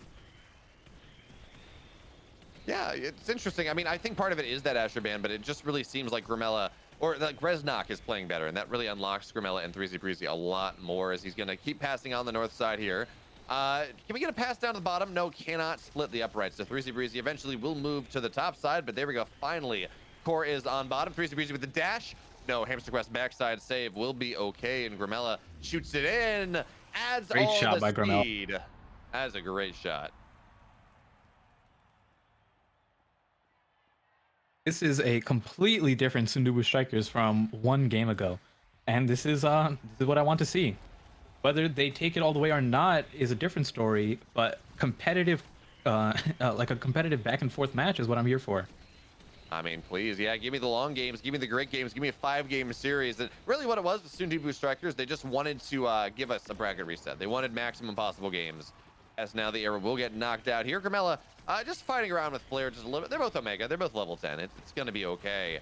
And 30 seconds remaining. It looks like this will be a victory coming in from the blue side in game number 1. Short of a miracle happening. And when you have a Dubu here, you just kind of close out things for quite a while. So 4 goals is going to be a difficult thing. But there we go. There's 1. There's the start. It could happen. 2 more goals. I've seen some crazy things happen in this game. I mean, I think we've all seen craziness, and that's why things get the most fun, right? Interesting. Taking a look at from the chat, we are seeing a massive ping difference. So they're taking turns playing on different ping servers, and seeing like they're taking turns playing on different quantities of ping. Huh. Well, that's 5. I mean, that just happens if you have to get aggressive. So, are you saying they're taking turns with bad ping in total series, or taking turns in games? I need a bit more of a clarification on that, but I would assume it's a per game basis, but maybe not. I don't know how easily they can do that. Yeah, I don't either. Because if it's per game, okay, I mean that's fair. That's how you do it in almost any esport. But if it's per series, then that might explain things. But I mean that was a dominant 3-0 coming in from Quest Esports in the first series in the losers bracket in the I guess the winners finals, whatever you want to call it, grand finals part 1. And all 3 games they looked dominant coming in from Quest Esports. So that was even with the ping swapping that happened. So I'm not willing to say, well, okay, it's just the ping here that things are that's the reason that Sundubu Strikers look so much better. Well, let's see if it matters, but regardless, it's a great benefit to their morale getting that first game off on after the reset, because they needed to stop that streak. It would have been four matches in a row they would have lost if they didn't take this one out. Yeah, no, absolutely. So I am very much looking forward to seeing what happens in this game number 2. We're searching for it, by the way. Do you think Asher stays banned? I think Asher should stay banned. If it's working, it's working. Without the Asher there, and the Juliet era didn't seem to work as well. There was way more kill pressure coming out from Estelle over the era, and the core control seemed to be better that time around from the Estelle overall. So Yeah. I think the Estelle Julie is working fine. Keep the Asher off the table. Don't change anything from here. Yeah, I mean, I think that's fair. Grimella really is playing a lot better with the core control, as you said. On the flip side, coming in from, if you're looking at the side of Quest Esports, do you do anything that way? Like the Estelle looked very good. We've seen Grimella play 2 dazzling Estelle games thus far. She had the 5-0, or Estelle had the 5-0, right, in the winners semis, and then we had, I think Estelle had 4 I think Grimella had 4 goals in this last game. Is that something you want to take out? If you take out the Estelle, you're opening up the rune again, but you're opening up it for yourself, maybe. I'm not sure which side is banning what, so this is a little bit of a tricky spot. If the Asher ban is on the side of Quest Esports, which I don't think it was, because Flare was doing just fine on it. So I assume rune is being taken out from Quest Esports. They're opening it up for both players again. If Leo Leon is confident, he's saying, I'm a better rune than Grimella, go for it. But what do you ban instead? Do you take out the Estelle, or like I was mentioning before, Grimella, although it wasn't as powerful in the before the reset or before the bracket reset, we saw it in the earlier matches overall that he was pretty proficient on both Rune and Amy. So like I said, it might be better to simply just take out the Dubu. We haven't seen Resnok on a single other goalie. I don't know how proficient he is at playing Kai goalie or Atlas goalie, which I assume would be the other 2 picks you end up going for.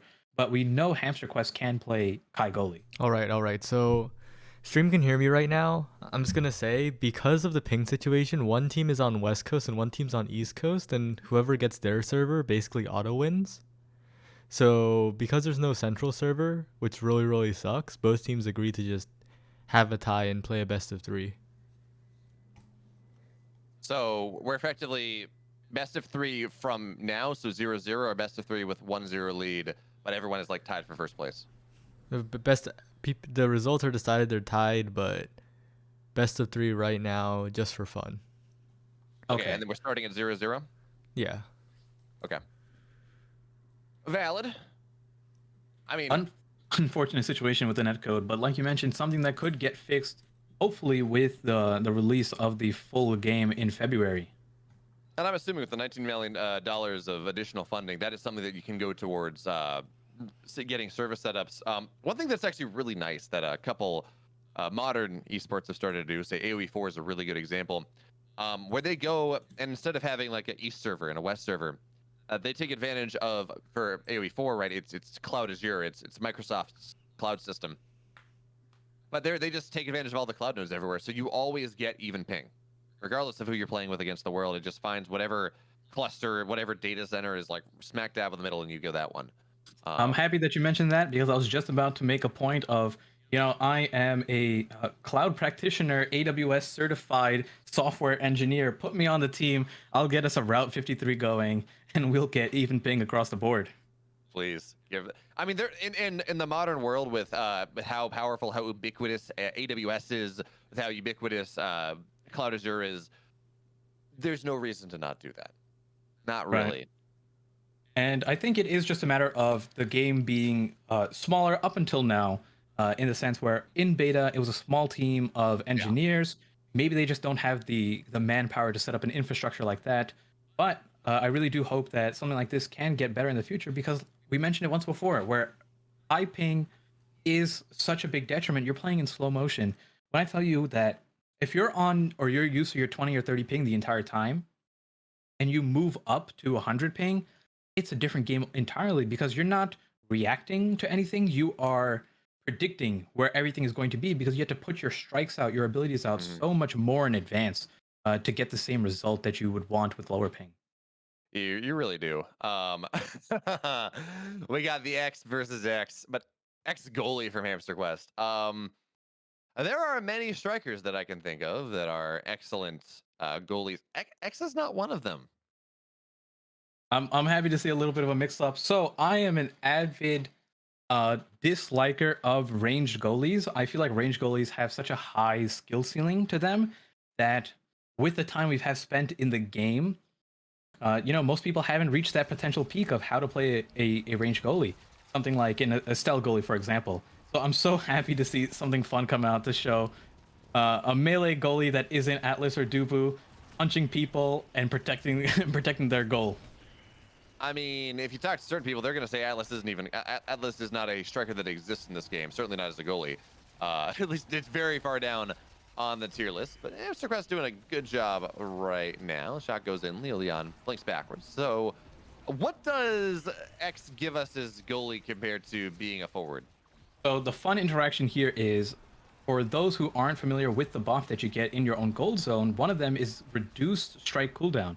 And with how X's ult interacts, which allows his strikes to hit enemies as well, he starts punching in rapid fire, and nothing can really get through him because he is stunning both the core or he's putting the other opponent in hit stun alongside the core. So you can't fight back with your abilities, but that's really all he has, and it's a really long cooldown. So outside of that, I would say that's the main benefit you get from X goalie. The swing that he has is a long cooldown though, so that is one of the moves that I'm afraid won't help him out too much. And then the dash takes an enormous amount of startup to get going. Oh yeah, it takes forever and a day, maybe even a night too. It's a good time. But we are seeing that advantage, right, of the strike cooldown. Hamster Quest and 3Z Breezy both, they turn on their ultimates, and we see Hamster Quest, he just knocks down the HP of 3Z Breezy much faster than 3Z Breezy is able to do for him. But for right now, Puck is in the middle, about 2.5 minutes remaining, and well, I'm looking forward to the Axe on action. That's all I'm watching this best of 3 for. Give me that X on X action. It's hot, it's spicy, it's some nice WWE style shenanigans. And there's the goal in. 3Z Breezy takes the better of the X trade. And almost really good reaction time from Leo Leon with the pillar placement. If it was up even a split second earlier, it would have caught the core coming down and sent it outward. So I'm a big fan of using the rune pillars inside the back of the goal line to prevent any stuffing from happening. Oh, it works very well. Really, anything that you can put that kind of sits in the goal line and denies space. Dubu ult actually is another one that's like, yeah, it actually works very well indeed. But one thing I got to point out here, Hamster Quest is doing a good job with the X spin to make sure he's actually blocking shots. It's so easy to let the puck go a little bit too far into your side, and then unfortunately you shoot it backwards instead of forwards. Just getting the spacing right is annoying, but Hamster Quest is doing a great job. As now there we go, 2-1 coming in. Leo Leon gets another shot. Yeah, he's been doing a great job of protecting his own goal. One of the things that I'll attribute to it is the stacks on stacks. I wanted to bring it up in a previous match, but I want to see both Reznok and 3Z Breezy experimenting with a little bit different trainings. And although there's nothing wrong with what they're taking now, I think it will help them in particular situations. If we see 3Z Breezy take out, for example, that third training that he has on Stagger Swagger, I don't think is necessary at all if you're taking Tempo Swing Unstoppable. You want something like Perfect Form or Stacks on Stacks to just wail on the enemy opponent, whether it's harder or Stacks on Stacks to just stick a little bit better. And I thought that was one of the detriments to his X gameplay. And then the same thing for Reznok. We didn't see Castellas come out at all against the Asher, the opposing Asher when Flare was playing that, and that is something that I think is either necessary because the acrobatics doesn't do too much when the Asher can simply just press a button after the first somersault. But Well, enough rambling with that. No, you're good. Consider this though. If you take the trainings that 3C Breezy has, you literally never die, and that's a good way to win. Just not dying. It's a good way to win a game, right? Clearly, 100%. You don't need utility. You don't need other ways. You don't need to kill just not dying. It works.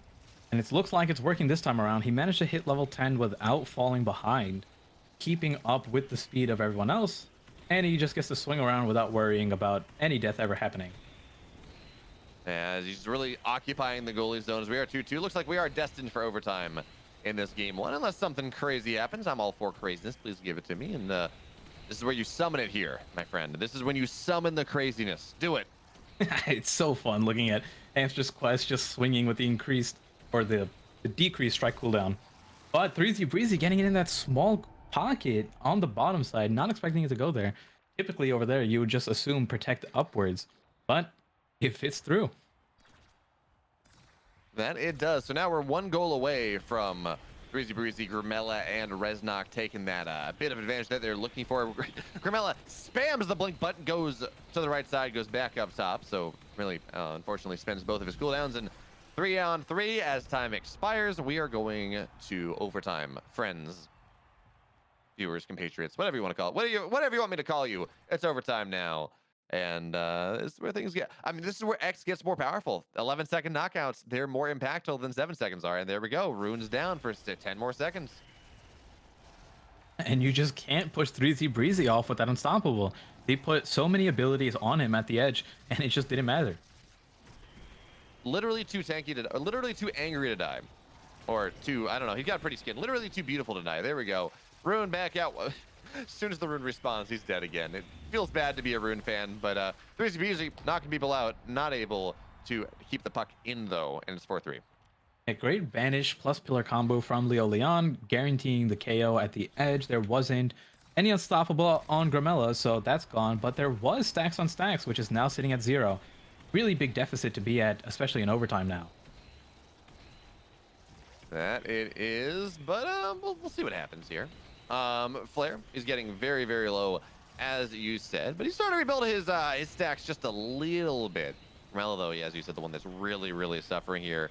But again, every time he makes a hit, he does find himself a little bit further back. But there we go, 5-3. The comeback from Quest is achieved, and 1-0 in the friendly. Because please, Odyssey, add central server. Thank you. Give us central server, give us custom matches, let us pick the maps, let us pick the... You know what I actually want? What do you want? And I think this is somewhat, not underrated isn't the right word, but something that isn't expressed enough is I want proper ordering of character select in the sense where I want to know who is going first, second, and third every single time in character selection so that I can properly counterpick something. So if you have a key player that is really good at flex characters, you put them in that last slot saying, hey, maybe I want to go Asher, maybe I want to go Estelle, maybe I want to go Amy, or I want to go something else. And then at that point, you can just put them in that last slot, see what the first 2 picks are on the enemy team, and then decide to lock in who you want. But with the way it is now, you're just randomly tossed in, and you got to pick whoever you got with your ordering. Or just you make it so anyone can pick it. Like there's the way League does it, right? Where it's you have kind of ordered slots based on role or whatever, or you just do it the way that Dota does, where anyone can pick at any given time, and you don't have to pick your support first. You don't have to pick your goalie first in this instance. You just go and say, yeah, we want to pick our Juno at the top because that's fun, and then we're gonna go from there, which I think gives a lot more flexibility. So Right. I If guess I'm you more in favor of something like that, where you just you're not given a pick slot. You just everyone has to pick, and there's a countdown. Right, you just hover over you want, or in like I'm looking at the chat, one thing you can do is trades as well, but having the ability to trade, I think would require some form of a text chat, at least for solo queue games. Yes, To be it's like, funny. We have emotes as an attempt to make the game not toxic, but then the emotes are pretty toxic. Text chat would just make life a little bit easier, as Gramella puts it in. I need a way to mute emotes because I see one too many Drakkar question marks or Amy free boxes, and my mental starts going down the Oh drain. yeah, it's like look if my own team starts doing that to me, it's like okay, well I'm just gonna stand here. Like you really want this? You're gonna okay? I guess the goal's gonna go in. But Flair does get a shot, and nice job on the Juno, which which I think we're all aware is by far the most superior striker in Omega Strikers. I mean, it's Juno. Look at that pretty face. Look at that.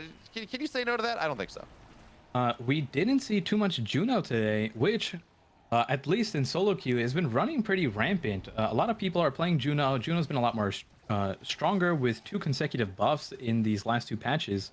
I think Juno's a pretty powerful character right now, but I think it's one of those things where it's a high skill ceiling. People just haven't put in the time yet, so they're not comfortable enough to bring it out. Yeah, no, Juno. Actually, what I've seen at least a little bit is like the Juno eject button, which is always a little fun because then especially because you can just go so far across the map, you can be almost in 2 places at once, kind of like what Rune gives you, but a lot more puck control, just with the blobs as you shoot everywhere. But of course, Flair is not running that this time. Gramella gives up the forward position, goes backwards, goes forwards. Nice jukes there, but Hamster Quest on the save, not enough. Sunduba Strikers, 3-1. And there's the emote. Gramella with the point. It's all good though. Hamster Quest is saying, "Fear not, the X is just ramping up." You know, I'm a little sad, by the way. So many of these players have, or so many of these strikers, excuse me, have incredible emotes. And then there's whatever Kai does. It's just like so understated. It's just not good. Don't worry. With each new character, we keep getting new emotes for that character. I would love to see some more emotes for the existing characters. Yeah, we need a remaster on the Kai emote. Thank you very much. This is just my run request. 4-1 for Sandubu is where I assume we're on Sandubu server right now. So we're seeing Prime to be moving on to a map 3 pretty soon. It could go to a game 3 for sure, but I believe in the X goalie. There's not going to be another point being scored on the side of Quest Esports. Trust in the X train. Yeah, I don't know that I believe in this. Okay, Yeah, well, I definitely don't believe in this. I was trying to hype it up, and it simply didn't work.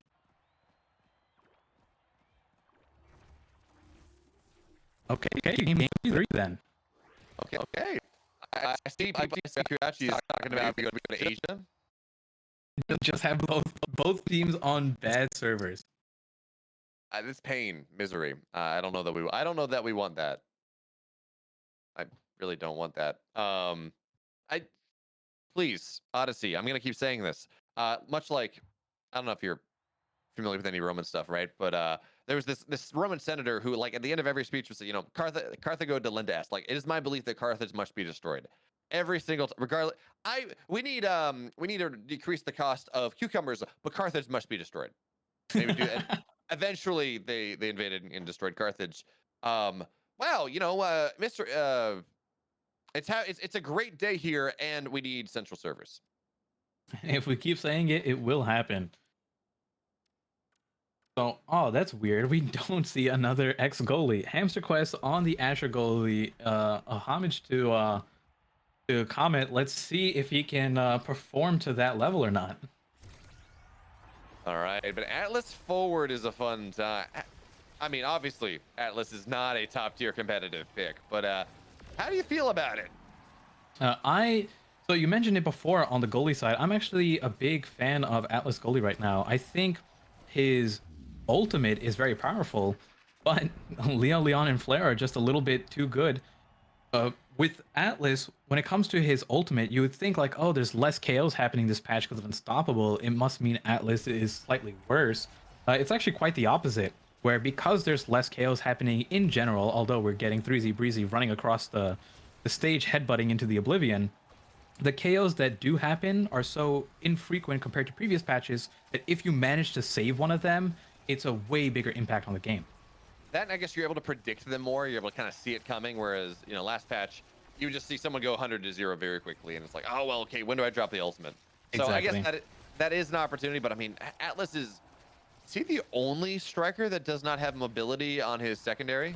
Correct. And for fun, you can always bring eject button on him and it'll do absolutely nothing. I support eject button. If you wanna really style into your opponents, folks, play eject button Atlas. It is the best way to play Atlas, and you should do it more often. I was hoping to see eject button Atlas right here. But You made me check actually. I'm like, oh, did he? It's for the memes. I really think the only thing stopping Atlas from being a top tier goalie is his base movement speed because of the lack of a movement ability that you mentioned. If he Yeah, gets even like 15 or 25 more movement speed, it could be enough to put him at the top.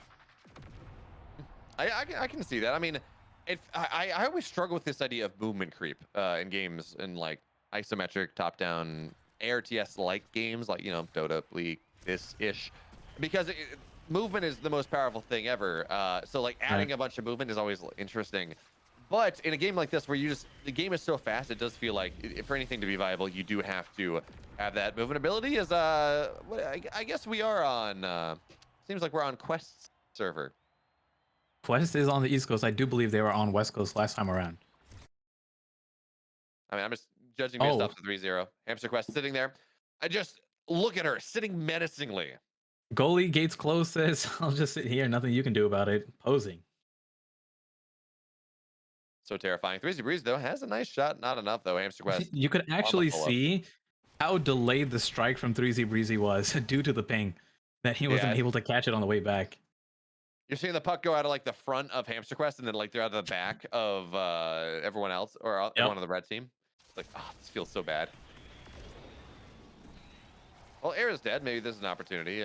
But again, the ping is powerful, and you just can't get in volley. You just can't get in volley trades whatsoever. And well, there goes the Atlas. Commits something. Commits a bubble in the shield, but again, cooldowns. Not even cooldowns. Excuse me. Ping. It's a problem.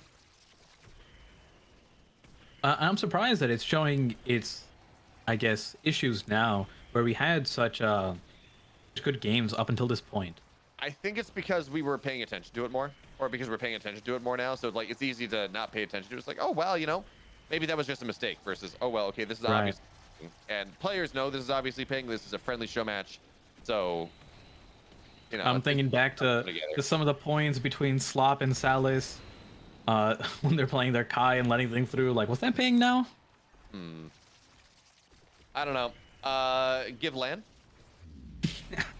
Where are we meeting up? I'm being told the Asia servers, I think. Okay, I'm on my way. We'll play LAN in the Asia service somehow. I don't know. I'm casting a tournament on Asia servers later tonight, but it's a different game. So yeah, doesn't really work out all that well. Where's my rollback netcode? Rollback net. I'm actually there's a game I'm very excited about that like the next gen RTS called Stormgate, and it will have rollback netcode. I'm so excited. I've never seen rollback netcode in a game that wasn't a 2D or 2.5D fighter. Well, if you think about it, like any game like this, a game like this, we can consider it 2D, right? Because it's isometric, so you're working on like top down like this. But Right, yeah, you only have like your four directions. You're not working with like a Z-axis. Yeah, exactly. I mean, there's a little bit of a Z-axis in something like an RTS because like you have flying units or something, but it's not a significant component. As with 4 seconds remaining, looks like this will be a 5-0 actually. Leon gets 4, and Quest Esports wins the friendly. But they do both tie at the end of the day. Give Central Server. Now, I have a question for the TOs. With this being a tie and we were playing it out as a friendly, what is the situation with the team moving forward? Are both teams granted entry going forward, or will this have to be settled some other way? That's a question I'll have to ask and figure out. I think stream can hear me right now, by the way, but I'll figure that one out. That's like a whole other thing. Have Quest not already qualified? I don't. Oh wait, no, they didn't they won qualify. last Yeah, night, yeah, right? they wait. Okay, so it's fine. Yeah, because they won yesterday. Oh, okay. So there's no issue. Okay, we're all good. I didn't realize there was an overlap with the different series. So, but if that's the case, then it should be an easy decision. Yeah. Congratulations then to congratulations to Sundubu. Really playing really impressively here today. Means they have qualified to the Autumn Series Finals whenever that happens. Yeah, congratulations indeed. You guys played great. I'm hoping, if I was a little bit strict on the criticism in hindsight now with the ping being there, I'll take a step back. But I do hope you guys keep performing well. Good job to all three of you. You guys had a great play style. And good stuff for Quest, making that losers bracket comeback with the 3-0 right back into the bracket reset. Yeah, well, really, really exciting games that we got to cast, that we got to cover here today. And but I think that does make us done, Mystic. It's been a nice long series. Striker Saturdays, of course, happens most Saturdays. Sometimes there are other bigger tournaments that take the time. But folks, if you like what happens here, you want to watch more Omega Strikers action, please feel free to give me a follow to Commander TV, KMDR TV. That's what you're watching on right now. Saya does a great job organizing things. It's a fantastic TO, along with Kuyachi as well, who, by the way, the two of them probably the two best tournament organizers in the Omega Striker scene. So we love them. We're glad they're here. But yeah, I think we're done here, Mystic. I don't know if there's anything else, any shout outs you want to give, any follow-ups we got to do before we head on out of here and probably have some dinner. No, nothing for me. Just a bit of a thank you to Saya and everyone else for allowing me to commentate today. I had a great job, or I should say, I had a great day today. Just enjoying the casting. First time with you as well, Beowulf, and it was a lot of fun. So hopefully people enjoyed it. If you did, I'll gladly be back here at a future Striker Saturday. All right, folks. Have a good night. If you want to see more of me, I'm casting on my channel, twitch.tv/Beowulf, in about 30 odd minutes, but it's StarCraft, not Omega Strikers. So give what you want. I think the games are awesome. You should come join me there. But folks, again, follow Commander TV. Enjoy what's going to happen in the future. There will be more Striker Saturdays. Congratulations to both teams that tied in the finals today. And folks, we're out of here. Have a good night. Have a good one, you guys.